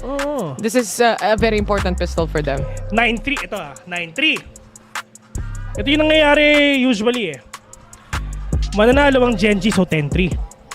Tapos matitriftihan ng TH. Pagkatapos mananalo ulit yung Gen G. So score is 11-4. Tapos makakabawi yung Team Heretics. Yan. 11-5 na. 11-5 na yan. Tapos hanggang doon lang yung nabasa ko Hanggang doon lang. Hindi pa natapos. Sige. Ikaw baka may binabasa ka dyan. Yung ending kasi nung akin, yung pistol mapupunta sa Gen G, hindi magiging 10-3. Pero yung buy round sa Gen G pa din. Magiging 12-3 na. Mako-convert pa yung bonus. Di tapos na. Ayan. Yun na nabasa ko. Ibang version. Yung sa'yo ata, New Testament. Yun nga yung Vilbia at saka yung New Testament, nagtapat na. Nagtapat na. So makikita natin kung sino ang fake news. Sino ang kwentong barbero? Ayan na. Nakita natin to mga tol. Tapos nanalo yung Team Heretic sa sa pistol round. Mali pala tayo sa parehas. Ay nako. Oy, nasa C sila. Seawers.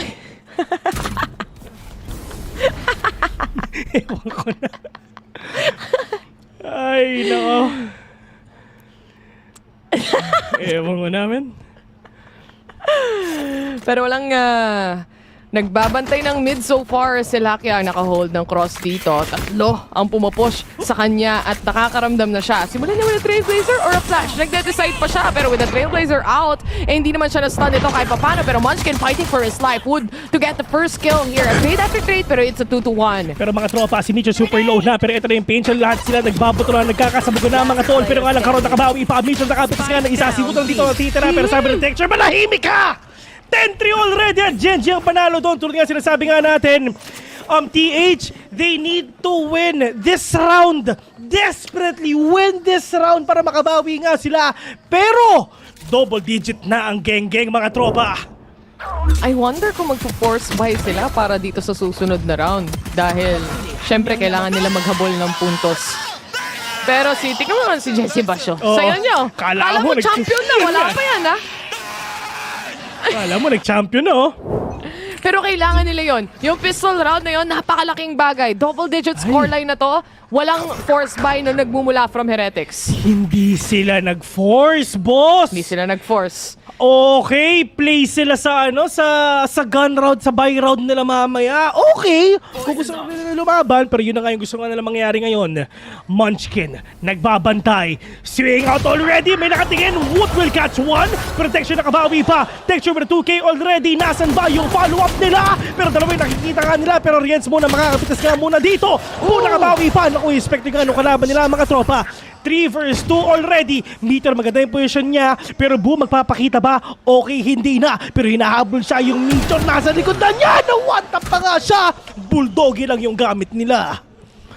Ganda ng mga rotations ng Gen.G dito. Talagang walang takas kahit gusto mo mag-hyper-rotate pa. Malalaman nila yung key positioning dito. And aside from that, may trip wars pa sila pagdating sa A. Pretty much, iiwan lang nila tong bukas and magsasama or magko-cross na lang ang natitirang players dito ng Gen.G. And remember, it's a pistol for TH. Hop out mula sa isa and Caron for the double to close off the round 11-3. New Testament ang mananalo mga tropa. Diyos ko. Nabilang ko na yan eh. Nabilang mo na. Kumbaga na isusulat yan sa New Testament. Baka sabihin ng mga viewers natin, meron tayo tinatayong kulto. Oo nga. Tatanong pa tayo, taga saang damod chapter kayo? Oo, anong chapter nyo? Yan. May chapter pa. Meron tayo si Pot, siya yung tanod ng QC chapter. Oo, siya yun. Pero syempre, ang mga nagwa-watch party sa Korea, masaya ito sila. na ba? Masaya na sila. Pero hindi pa tapos ang labanan. Wala pang match point para i-close talaga to na mag-sure mag-OT kung sakali man. Pero Texture moving further behind. Orb control. Orb contest yan ang gusto nila. Kapal ng mukha niya. Talagang kinuhanan ng orb yung kalaban niya. Harap-harapan na. But the players of TH stuck sila sa 3. Pero kailangan nga nila mabago to. Yung mga players ng Gen.G dito, dalawang Stinger, isang Guardian, isang Bulldog, isang Sheriff. Broken lang pero bonus nila to. Slow play coming in from Heretics.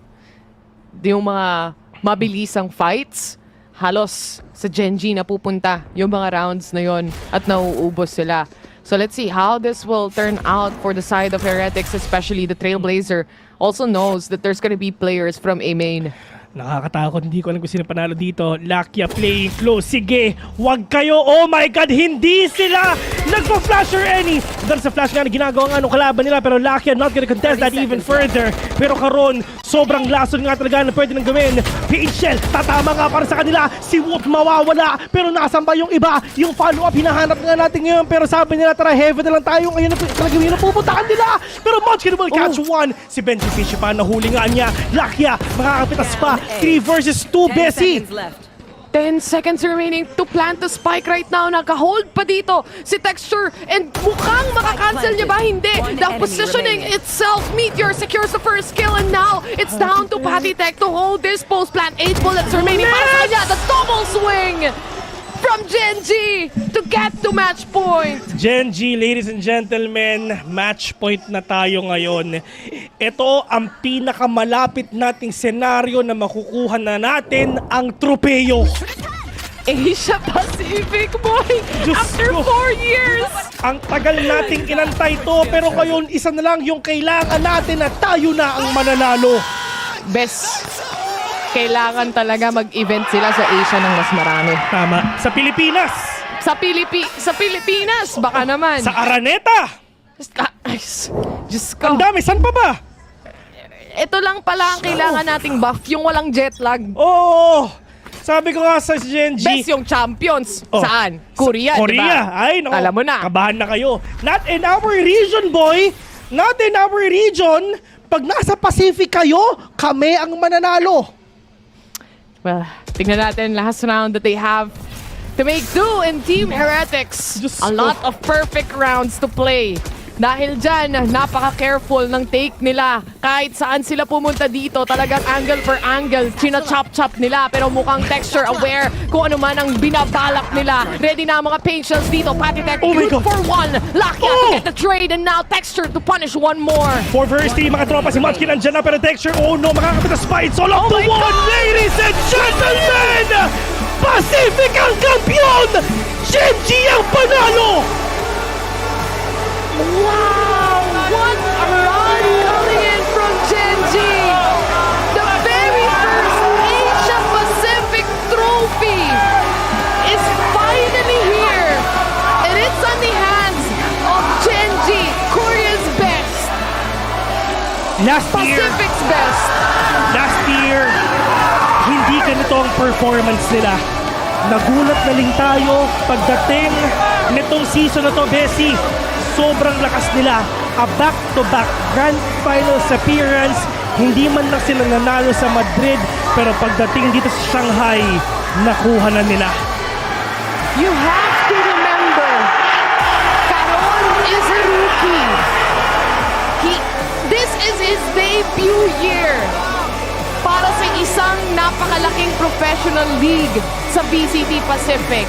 You jump into an international, a Masters, and win the Grand Champions on your first year. Make it to the semifinals of Masters Madrid.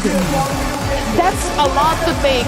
And Genji, they've come so far. And para sa side ng Team Heretics dito, Bessie, it's still a GG's for them to consider kung ano pinagdaanan ng team na to as well.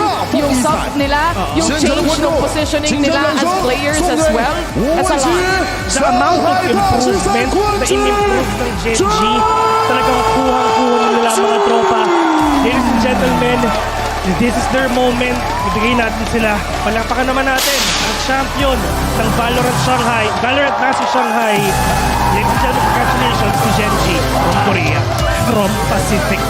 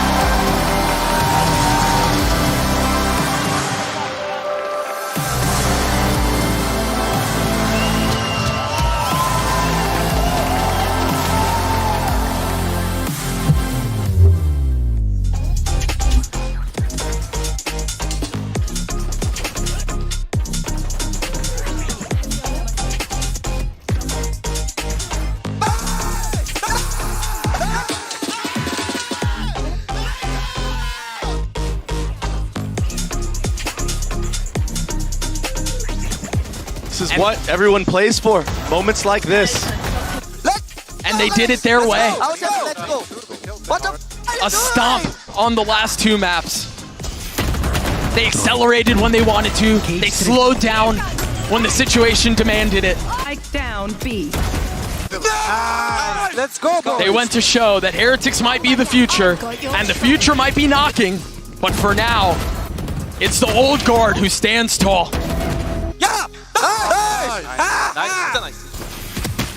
What an insane series. From start to finish, being down 2-1. Losing the set the way that they lost it. And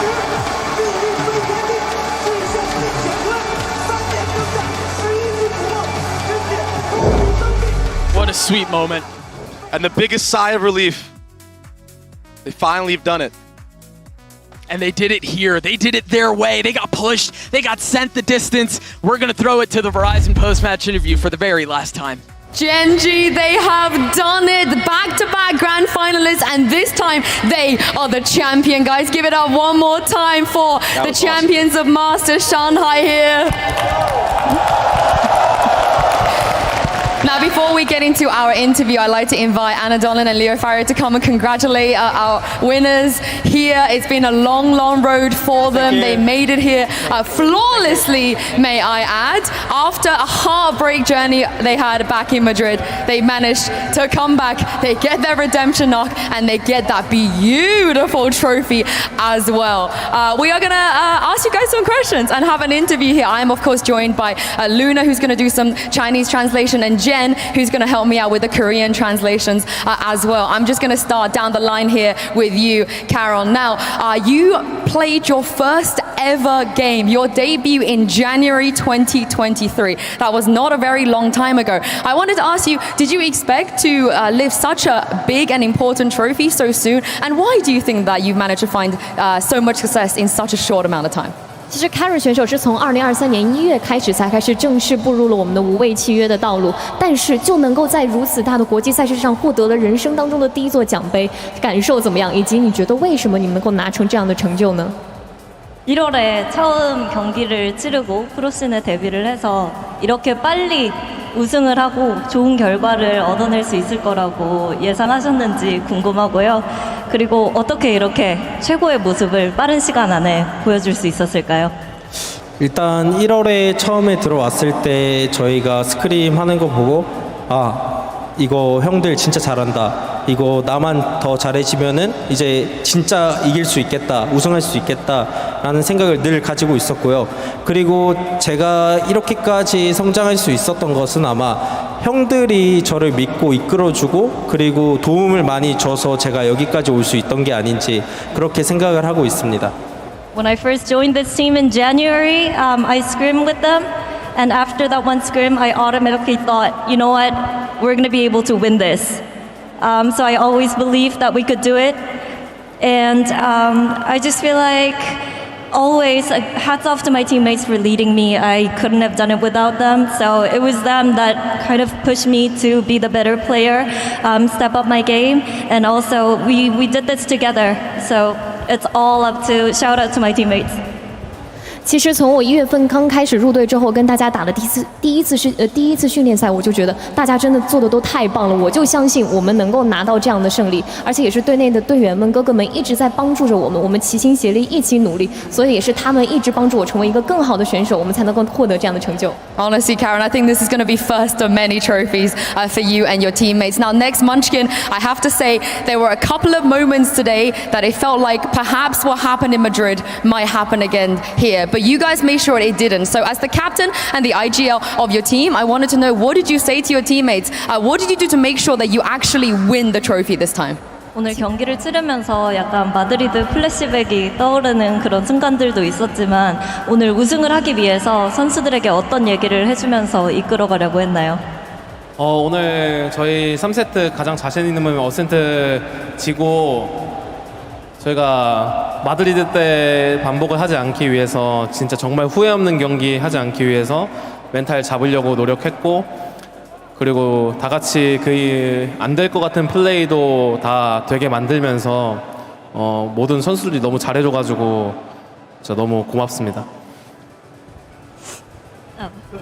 It's okay, Jen, take your time. This is a big moment. After dropping Ascent, which was the map that we were most confident in and the map that we thought we were the strongest in, we tried to, rally the troops and keep the energy up because, we didn't want to repeat what happened in Madrid. And it was just us, a group effort to make sure that we create those plays that weren't, that we thought weren't possible, and we pushed through and finally lift the trophies. 刚刚的问题其实是问到说，作为队内的 IGL， 今天整个赛程可能在途2、途3的时候，会当然想到可能在马德里的一些经历。那想他问他，作为队内的 Agile 当时是怎么想的，是怎么稳住心态帮助大家拿回来的。那他的回答是，其实在我们丢失到了亚海全程我们最自信的一张图的时候，当时其实是有点慌的，但是我们努力的稳住心态，我们齐心协力去好好的去打，好好去做，因为我们不想让马德里的历史再次重演，我们真的是也是大家都打得很好嘛，所以我们才能够最后赢得了我们这座奖杯。Well, next up, Meteor, you're a name that we've known for a very, very long time. It's not that you were recognized this year, but I did want to ask you because after playing for this long and after trying your best to win a trophy, how does it feel to finally be rewarded for your hard work? 메테오 선수 여기까지 오기 정말 오래 걸렸고 정말 힘들었잖아요. 오늘 드디어 우승이라는 타이틀을 해냈는데 지금 소감이 어떠신가요? 일단 우리 팀원들이랑 감코진들 너무 감사하고 그리고 제가 여기 있기까지 이제 바일 감독님 때문이라고 생각해서 드디어 약속 지켰습니다. 우승으로. 그리고 이제 한국에서 보고 계시는 분들 그리고 세계 각국에서 응원해 주시는 분들 다 감사합니다. 더 노력하겠습니다. I would like to thank my teammates and the coaching staff, of course, first. And I would like to give out a shout out to Coach Bio, who made me the player that I am today. So to Coach Bio, I kept my promise by finally winning the trophy and becoming the champions. And also thank you to the fans who are cheering us, supporting us all the way through thick and thin. I really do appreciate it. 刚刚的问题其实是问到说，我们也知道他可能是经历了非常长的一段职业经历，才能够赢下这人生当中的第一座冠军的奖杯。想问他的感受怎么样？那他说，首先是非常感谢我的队员们以及我的教练组，尤其要感谢教练 Mile， 他一直对我的支持和鼓励，我也终于实现了我的诺言，获得了这座人生奖杯。当然，我要非常的感谢大家。And speaking of, fulfilling your destiny, Lakia, you and Solo, you were there for the very first tournament we ever had on the global stage. You came close back then as well, but it felt like a really, really long journey for you to get back here. You had to go through tier 2 too. Did you ever imagine that this moment of you lifting a trophy would be like this, and how does it feel? 라케 선수 솔로 감독님과 함께 발로란트 최초 국제대회에 출전을 했고 그리고 그때도 너무너무 우승과 가까이 있었는데 지금 이렇게 다시 국제전에 출전을 해서 우승 트로피를 들어 올릴 때까지 정말 많은 일들이 있었고 또 감내해야 했던 부분들도 많았잖아요. 지금 이 순간 어떻게 느끼고 계신가요? 제가 프로를 시작하고 이 트로피를 향해 달려왔었던 게 이루어져서 말로 없이 행복한 기분이고 지난 힘들었던 일들이 다 스쳐 지나가면서 결국에는 해냈기에 너무 행복하고요. 그리고 솔로 형에게 너무 감사하다고 전하고 싶고 저의 최고의 멘토이자 감사합니다. 사랑합니다.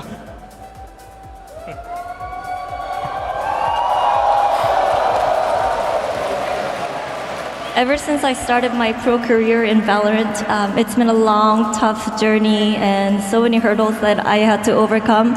But the fact that I made it and the fact that I won the trophy today means a lot to me. And I would personally like to thank Solo for being a great mentor. And I would just like to tell him that, I appreciate him a lot.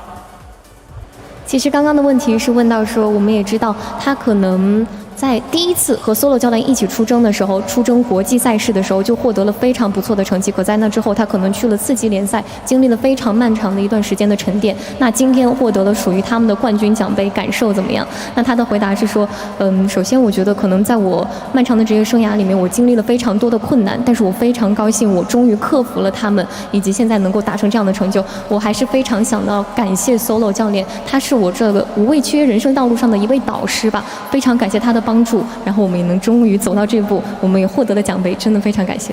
Now to Texture, I think you've captured a lot of people's hearts with your personality, with your smiles,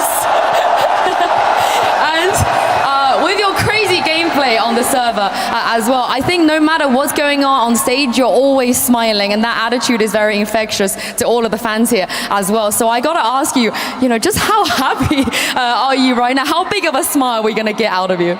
텍스처 선수 그동안 인게임에서 플레이도 그렇고 또 텍스처 선수의 평소 때 재미있는 모습 덕분에 팬들의 마음을 많이 훔친 것 같거든요.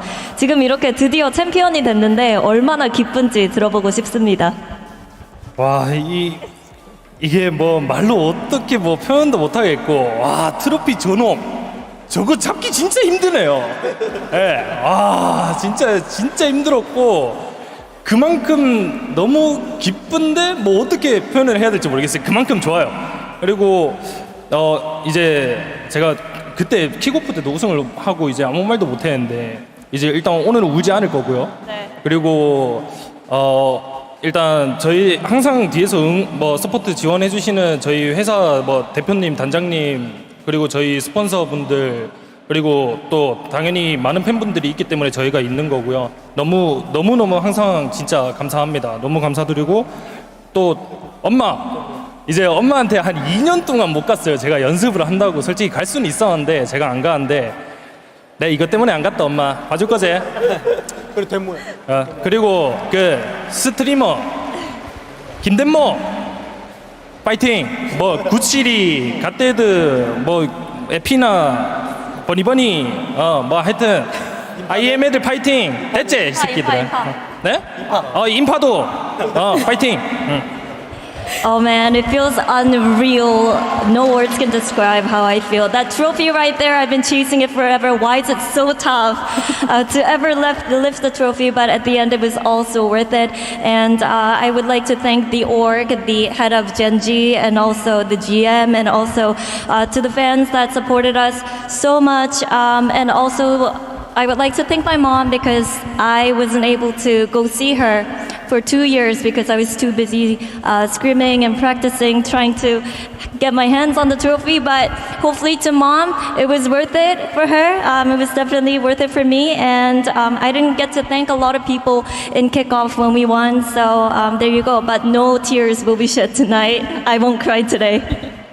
刚才的问题其实提到，我们知道 Tax 选手以他的非常灿烂的笑容和非常迷人的性格，收获了大家非常多的喜爱嘛，不管是游戏内还是游戏外，所以想让他表现一下自己现在究竟有多开心呢？首先他会说，他觉得不知道该用什么语言来表达他现在的心情了，真的非常的开心，非常的激动。看着那座奖杯，他好像突然明白了自己一直以来经历的这些努力都是为了什么，但是他觉得非常的值得，即使这个过程非常的辛苦。但是首先呢，他还是想非常感谢一下队内的，不管是他的队员啊，还是他的教练以及赞助商等等的各位帮助过，以及各位粉丝。还有呢，他非常想要谢谢他的妈妈，因为他一直在非常的努力训练，可能已经有2年之久没有见到他的妈妈了，也非常感谢他们，以及还想很多感谢从 kickoff 开始就一直帮助他们的人。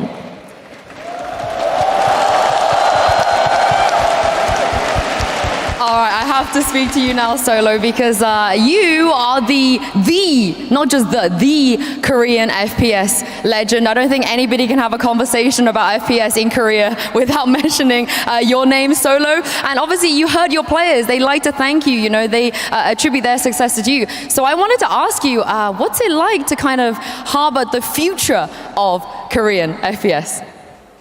솔로 감독님, 한국 FPS의 레전드이자 거장이시잖아요. 그리고 선수들도 이제 굉장히 감독님께 감사하다는 말을 많이 하고 있는데, 이제 이렇게 감독으로서 한국 FPS계를 끌어가고 또 이렇게 선수들을 양육해 나가면서 미래를 준비하는 기분이 어떠신가요?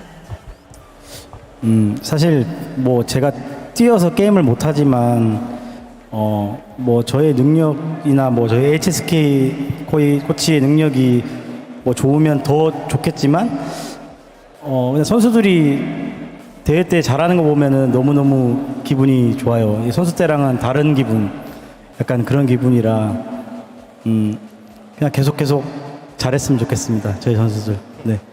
그리고 좀 다른 말 해도 되나요? 좀 긴데? 제가 세계 대회를 딱 14년 만에 14년에 중국의 항저우에서 대회를 했었거든요. 그때 대회하고 우승하고 이제 14년 만에 이제 선수가 아닌 감독으로 우승했는데, 그래서 약간 전 멤버들이 좀 생각나는 것 같아요. DRX의 뭐 터미, 글로우, 페리,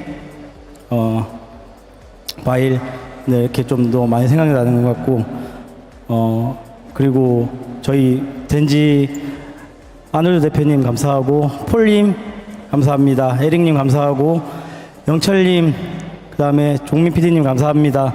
그리고 마지막으로 저를 믿고 저희 감독직에 맡겨주신 이지훈 단장님께 감사드린다는 말씀하고 싶습니다. 감사합니다.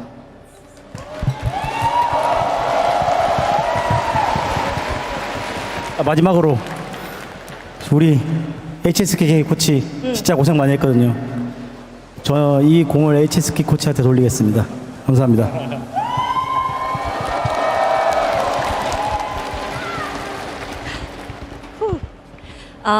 Although I'm not competing as a player, it's just so wholesome to be able to make history in Valorant with these players. And, of course, we have great coaching staff with HSK and myself trying to help the team a lot. But when I watch our players compete on the stage doing incredible things, it just makes me feel so good and so elated. And it's just a completely different feeling than when I used to compete. But I would also like to add that the last time I competed in an international tournament and won the international tournament, that was 14 years ago in China, Hangzhou. And this moment really makes me miss and think of all the players that were with me, Perry, Bio, Galo, and Termi. So I would like to say thank you to them. And also thank you to the org, Arnold Ha, Easy Hoon, and everybody, the manager, the social contents creator as well. And it's just such a great feeling to be able to do this all together. And I would just like to say thank you to everyone. 刚刚的问题是，可能之前 Solo 教练也是提到 FPS 不得不提的一位传奇人物。那他现在可能不是以选手的身份，而是以教练的身份，能够帮助这么强的一支队伍获得冠军，感受怎么样呢？那他的答案是，可能是现在我不是以选手的身份站在舞台上，但是能够看到他们夺冠，我真的感觉到非常的开心，非常的兴奋。有时候和我们的教练组一起看着他们在舞台上打比赛，我会觉得这是一种完全不一样的感觉，但是我同样的感受到了那种兴高采烈、那种兴奋的感觉，以及说我可能还想要再去感谢非常多的人，因为这次旅程可能让我回想起了14年前我第一次来到杭州去打一次国际赛事的时候那种感觉。我非常要感谢那时候的非常多的队友，以及我很想感谢现在队内的不管是经理还是运营，感谢你们的支持和帮助。And then last but not least, HSK, I have to ask you a question as well because I feel like you are such an underappreciated member of this team. You deserve every bit of success they have as well. So I wanted to ask you, after all of the effort you put in, the sacrifices you made, what does it mean to win this trophy alongside your boys? 감독님 옆에 계신 HSK 코치님, 이번 우승에 많은 공이 있는 것 같아요. 좀 이렇게 팀원들과 그리고 솔로 감독님과 함께 드디어 우승을 하게 됐는데 코치님께는 어떤 의미일까요? 일단 이렇게 한국팀에 와서 딱 전부 다 간절한 사람들만 왔다고 생각하거든요, 젠지에는. 그래서 더욱더 뜻깊은 것 같아요. 사실 이 선수들 전부 다 예전부터 알고 있었는데 이렇게 한 팀에 한 번쯤 모일 수 있을까? 이 생각은 하긴 했는데 실제로 이렇게 모이게 됐고 그리고 모이고 나서 연습도 정말 열심히 하고 이렇게 이루게 되어가지고 정말 너무 기쁩니다. 감사합니다. When I first joined this Korean roster, all of us, we were just a group of people who were desperate to have a chance to prove ourselves. And that made us push more and work really hard. As we said, we don't slack off. And it just means a lot to me to be able to do this with the guys alongside me because I know we've been pushing ourselves and putting in a lot of work just to prove a point and show the world what we can do. So it definitely does mean a lot to me. 想要问一下，就是能够跟大家一起赢下今天的这场比赛，赢下冠军奖杯，感受怎么样？那他的回答是，其实我们整个不管团队里面所有的人，我们都非常的渴望能够获得这场比赛的胜利，拿下这座奖杯，所以我们真的是非常非常努力，夜以继日的去练习了。那今天也终于证明了我们向全世界证明了我们能够达到什么样的水平，我们有什么样的能力，最终赢了下来。Thank you very much, Luna, for your translation. Thank you very much, Jen, as well, for yours. Everybody, one more time, your Masters Shanghai winners. It is HSK, Solo, Texture, Lakia, Meteor, Munchkin, and Karen. Thank you.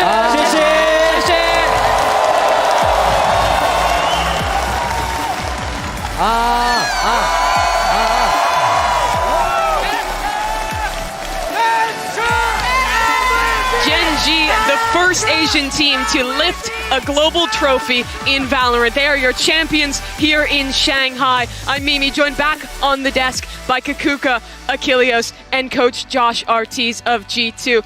Seth, I want to start with you, because you have been rooting for this region, for this team, for so long, and they've finally broken the curse. I literally fell to my knees just down there on the floor. Body was shaking, I couldn't hold anything. Like, my hands were just constantly shivering because I couldn't believe that they had actually done it in such dominant fashion. To see Gen G be a team who was incredibly underrated at the start of the year, have very little expectations put on them, be doubted because HSK comes over to this squad after an absolute tragic year on DFM, to see them go into another grand final and then be able to close it out to get the first win for an Asian team, for a Korean team, I'm beside myself. And they're going to be going into Seoul, the defending champions, to try and go back to back there.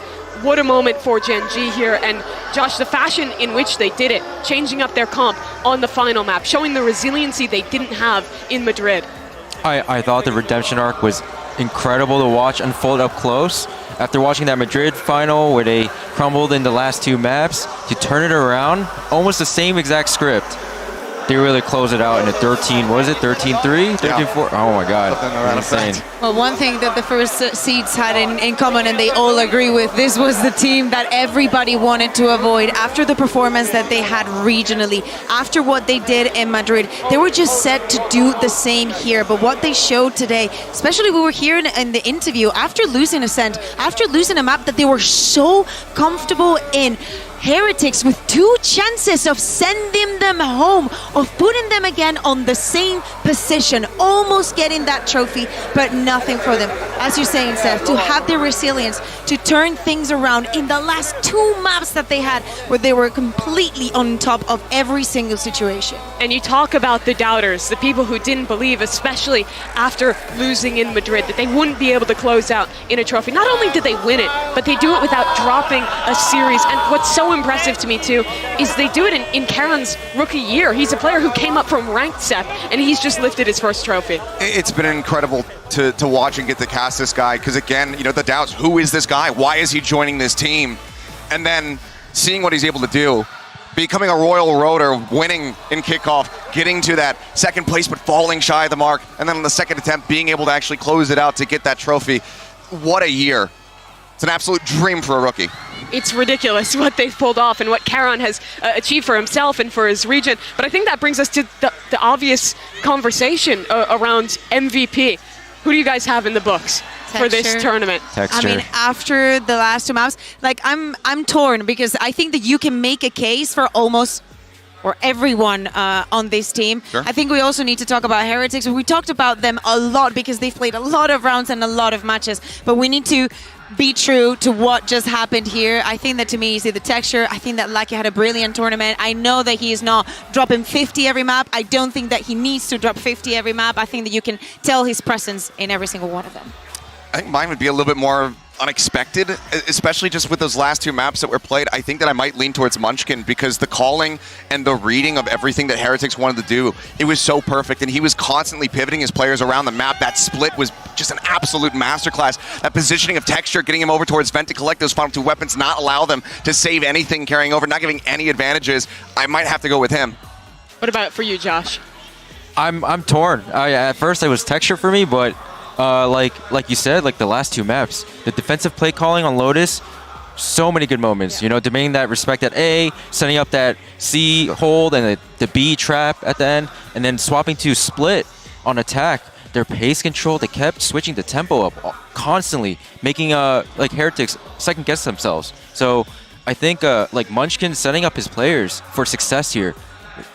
What do you want to? No, Probably MVP. I mean, just for 1 second on Munchkin, no one thought he would be a good IGL, right? After how things ended with T1, he had such a negative conception in the community, and now he's turned around and done this. But for me, I think it has to be Texture, just because of his performance across the tournament. He was incredible throughout. He was even great back in Masters Madrid. The guy is just so consistent for this team. But that does wrap things up for the finals here in Shanghai. But there's still a lot of Valorant left, and it's coming your way with Stage 2. All of our regions, all of our international leagues will be kicking off soon. For Pacific and CN, Pacific, the region just lifting that trophy, will be coming up just around the corner on June 15th. EMEA is 3 days after, and Americas will join in the action in June 22nd.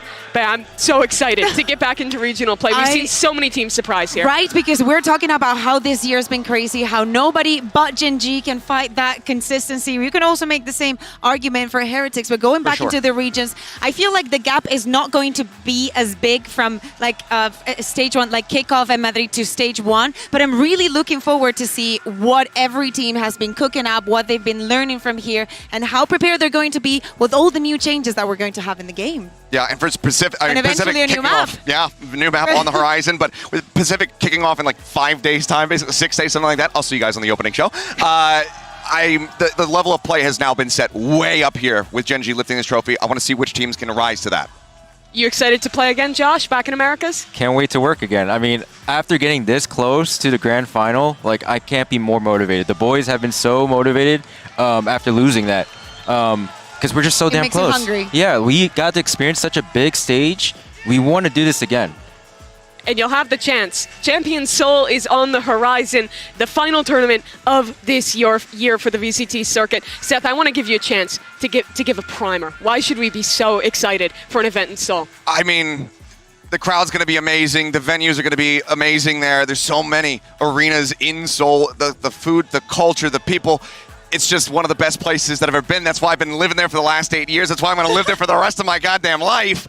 And for the fans that can travel out and have that, I know that you are just going to absolutely love it. The level of play is going to be incredible. Well, 16 teams will be taking the stage in Champion Seoul, but that wraps us up here for Masters Shanghai. A massive thank you to everyone here in Shanghai, China, and to everyone that came out to the VCT CN studio and right here in the Mercedes-Benz Arena. One last time, thank you to everyone for watching. Josh, thank you for joining us today, and we'll see you in Seoul.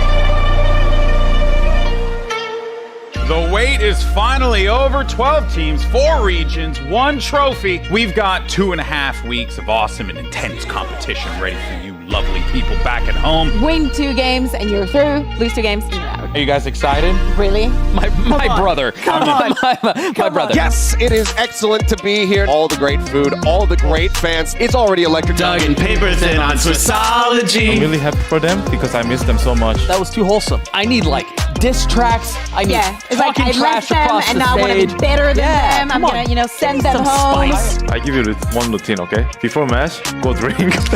Boom. What is this? Decided. Skip. Trying to see if he can come up with a surprising kill, and what is that? Grabs the bulldog, manages the transfer yet again. Can he find it? He does! Absolutely astounding as Exturate gets himself an ace in the second round of action. Undefeated. Fnatic are going to run back Tokyo 2023. That's like Mongolian hot pot last night. There's only so many times you can actually choke. And tell me, where can people get this t-shirt? They look sick. Ooh, we got a lot on the way, so if you want, just hit up my manager, Saywolf, DM him. No way, not again. Lights are in a 1v2, down to a 1v1, lands the shots! They're very first win on international stage, and it's on home soil. All that love and support I from didn't your think friends. love and support would be that viscous. The Dizzy Blind will come through, but it doesn't matter as Ospas mows down another Meteor, the last one standing, and Ospas will claim it as well. Has to be Genji. Pacific bias, paper facts right there. But Bukashu has an answer back. He's able to get both. Bukashu certainly not trying to conceal it, and he snaps on the boo. FPX are winning Shanghai. That's fine. This is an overreaction. Just tap it away, finds one, and Lakia cannot get the flick. Autumn says, nah, son, I'm better than you with the off.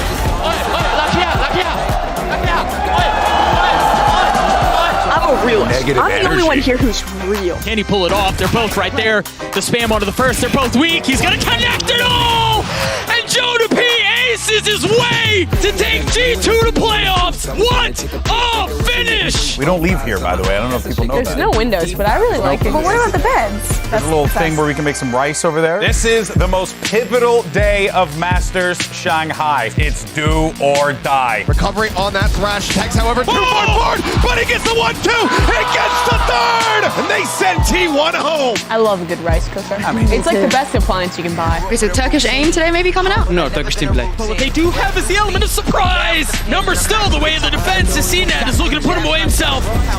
Time is short. Bukashu can be the hero. He got it to have. Foot stay alive. In heartbreaking fashion for DRG as well. My favorite moment has been the memories that I've made here with you two. It's just a spring roll. Oh, but now he's giving his position away. Now he knows where he is. Insane. Meanwhile, Woot on the other side with 4. The ace for Woot. Heretics survive. And it's heartbreaking Shanghai for FPX. I love spring rolls. I love Benji Fishy. You weren't ready for that. You weren't ready for that freaking kindness, bro. All of the investment there. King, a 1v2. Lays it down to 1. Mr. Fallen there. He's got a challenge. And Foot will survive. And heartbreak for Lev. It's playoff time in Shanghai, baby. The game has officially changed. He can't really play around it. He's gonna have to figure it out on his own. And Lakia gets his third. Genji pick up right where they left off. They're here to play. Growing up, Jonah P had 2 pet ducks. Just throw whatever you have at me. I will bear through it. I will shut you down. They say to Paper X, you asked for this. You picked us. We got to see Show us the ducks. We've seen these cats. Show us the ducks. Wu goes up top. It connects onto Boo, but Wu punishes back. Oh my gosh, he's gotten the third.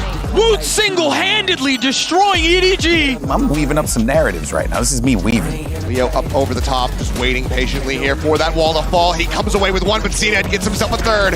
Rumors of Fnatic's return were greatly exaggerated, but the Turkish gods showed up to play as they cannibalize their own region and send the number 1 seed team home. Number 1 seeds are all cursed except 100 Thieves, apparently, which is ridiculous. Thankfully, we have Jing here, so guess what? It's called Jenga. Yeah, we went there. And in the face of a full buy from EDG, this close to closing it out, avoiding the utility, still getting a shot under nobody. He connects onto the second in front of a Chinese crowd. The Heartbreak Kids will not be denied. Not yet.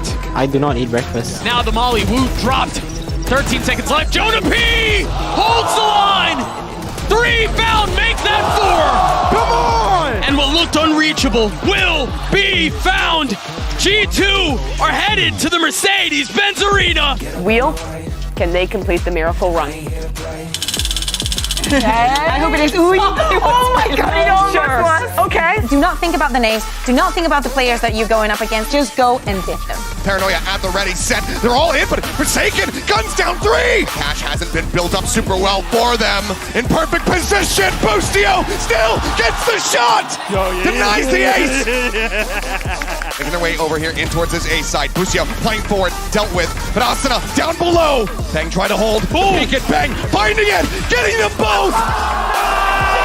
They fought tooth and nail to get to overtime, but Paper X cannot extend the series. They cannot get revenge on Boostio.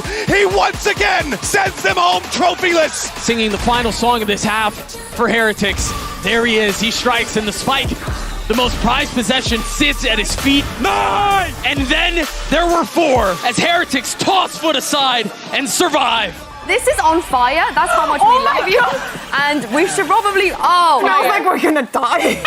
we're coming to you live from the Mercedes-Benz Arena, the largest venue to ever host a VCT event. Gen.G, they're just one away from back-to-back global grand finals. But who doesn't love a Cinderella story? Into the poison orb, pushes out the timing, the backstab potential. He's playing it patiently, and he drags across both!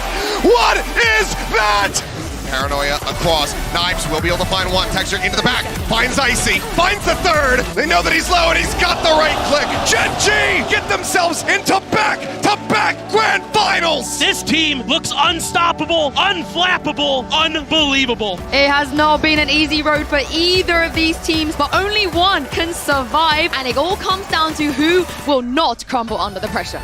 Now they've got the orb of strength they're going to have to deal with as the pick goes down. They've been able to find a little pocket, just enough safety as Asuna gets 3. The spike is out of reach. Asuna with 4.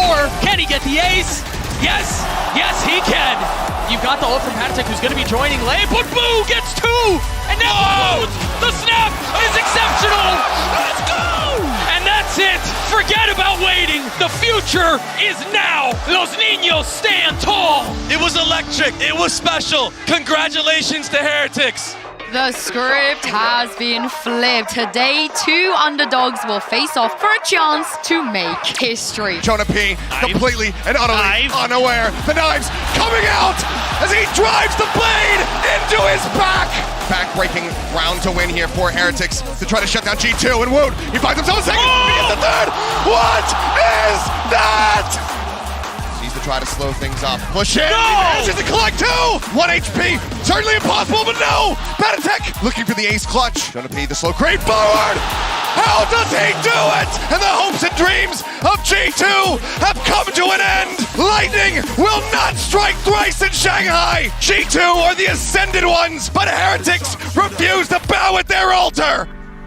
Today, the Masters Shanghai trophy is up for grabs, but before that happens, we've got something fun in store, as we often do. We're gonna have a show match between 2 teams of international content creators, and they'll be playing on the brand new map Abyss. The Masters Shanghai Grand Final starts right now. And here he goes with the TP on the bridge into the smoke. Okay. This is exactly what we wanted to see. Oh, and the timing on the Dizzy, looking Fantastic great. execute. Oh, that is gorgeous. And that is exactly what we want to see from this map. We want our players to think a little harder about how they're using these abilities. Oh no, wait! What? Here he goes! Yes! We did it! We got it! We got the shot! The rope lurk. Coming. Yep. It might pay off. Oh, there's knives out, but there's... Team China in front of the home crowd, able to pick up the victory here over Team International. What an incredibly fascinating map. It's the second time this year Gen.G will have an opportunity to lift a Masters trophy. They let it slip in Madrid, but this time around, all they need to do is get past Team Heretics, the only team that's to ever make a grand final with a sub. Now striking, on to Munchkin. But Texture and Meteor again. He's not able to control the spray though. Benji Fishy lit up. He's the last one standing and will meet a similar fate. Breeze goes the way of Gen.G. Yeah, Heretics put up a fight, but Gen.G able to slam the door. Riant has to go though. Trying to turn the flash. A great shot from Riant again. Can Munchkin clutch it out? He's got the shots onto him, but it's another. It's all a guessing game now. There's not a lot of time here. Is there enough time? It's gonna be close. Oh, it's so close! Team Heretics are not done yet. They punch back. They counter on Icebox. Is he expecting Boo on the other side? Yes, he is. Oh!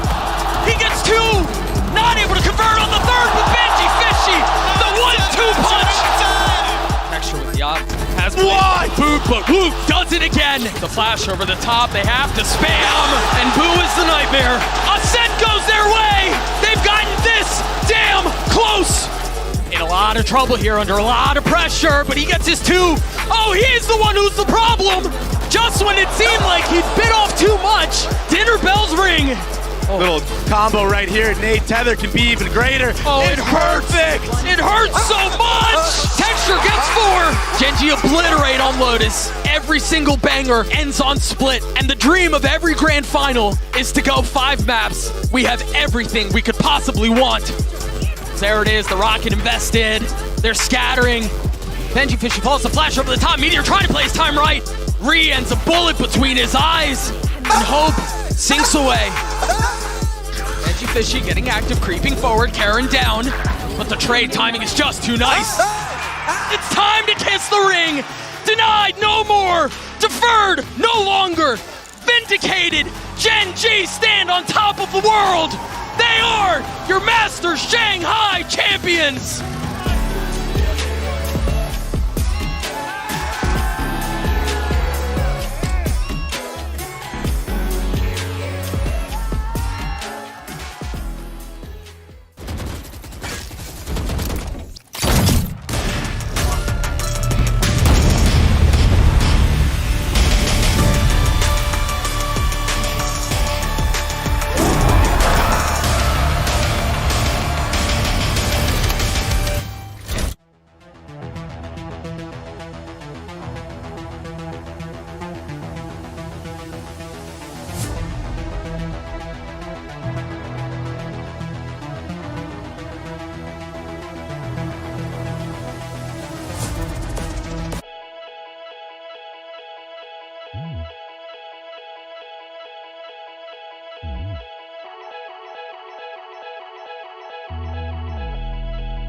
Took a dive in the ocean well,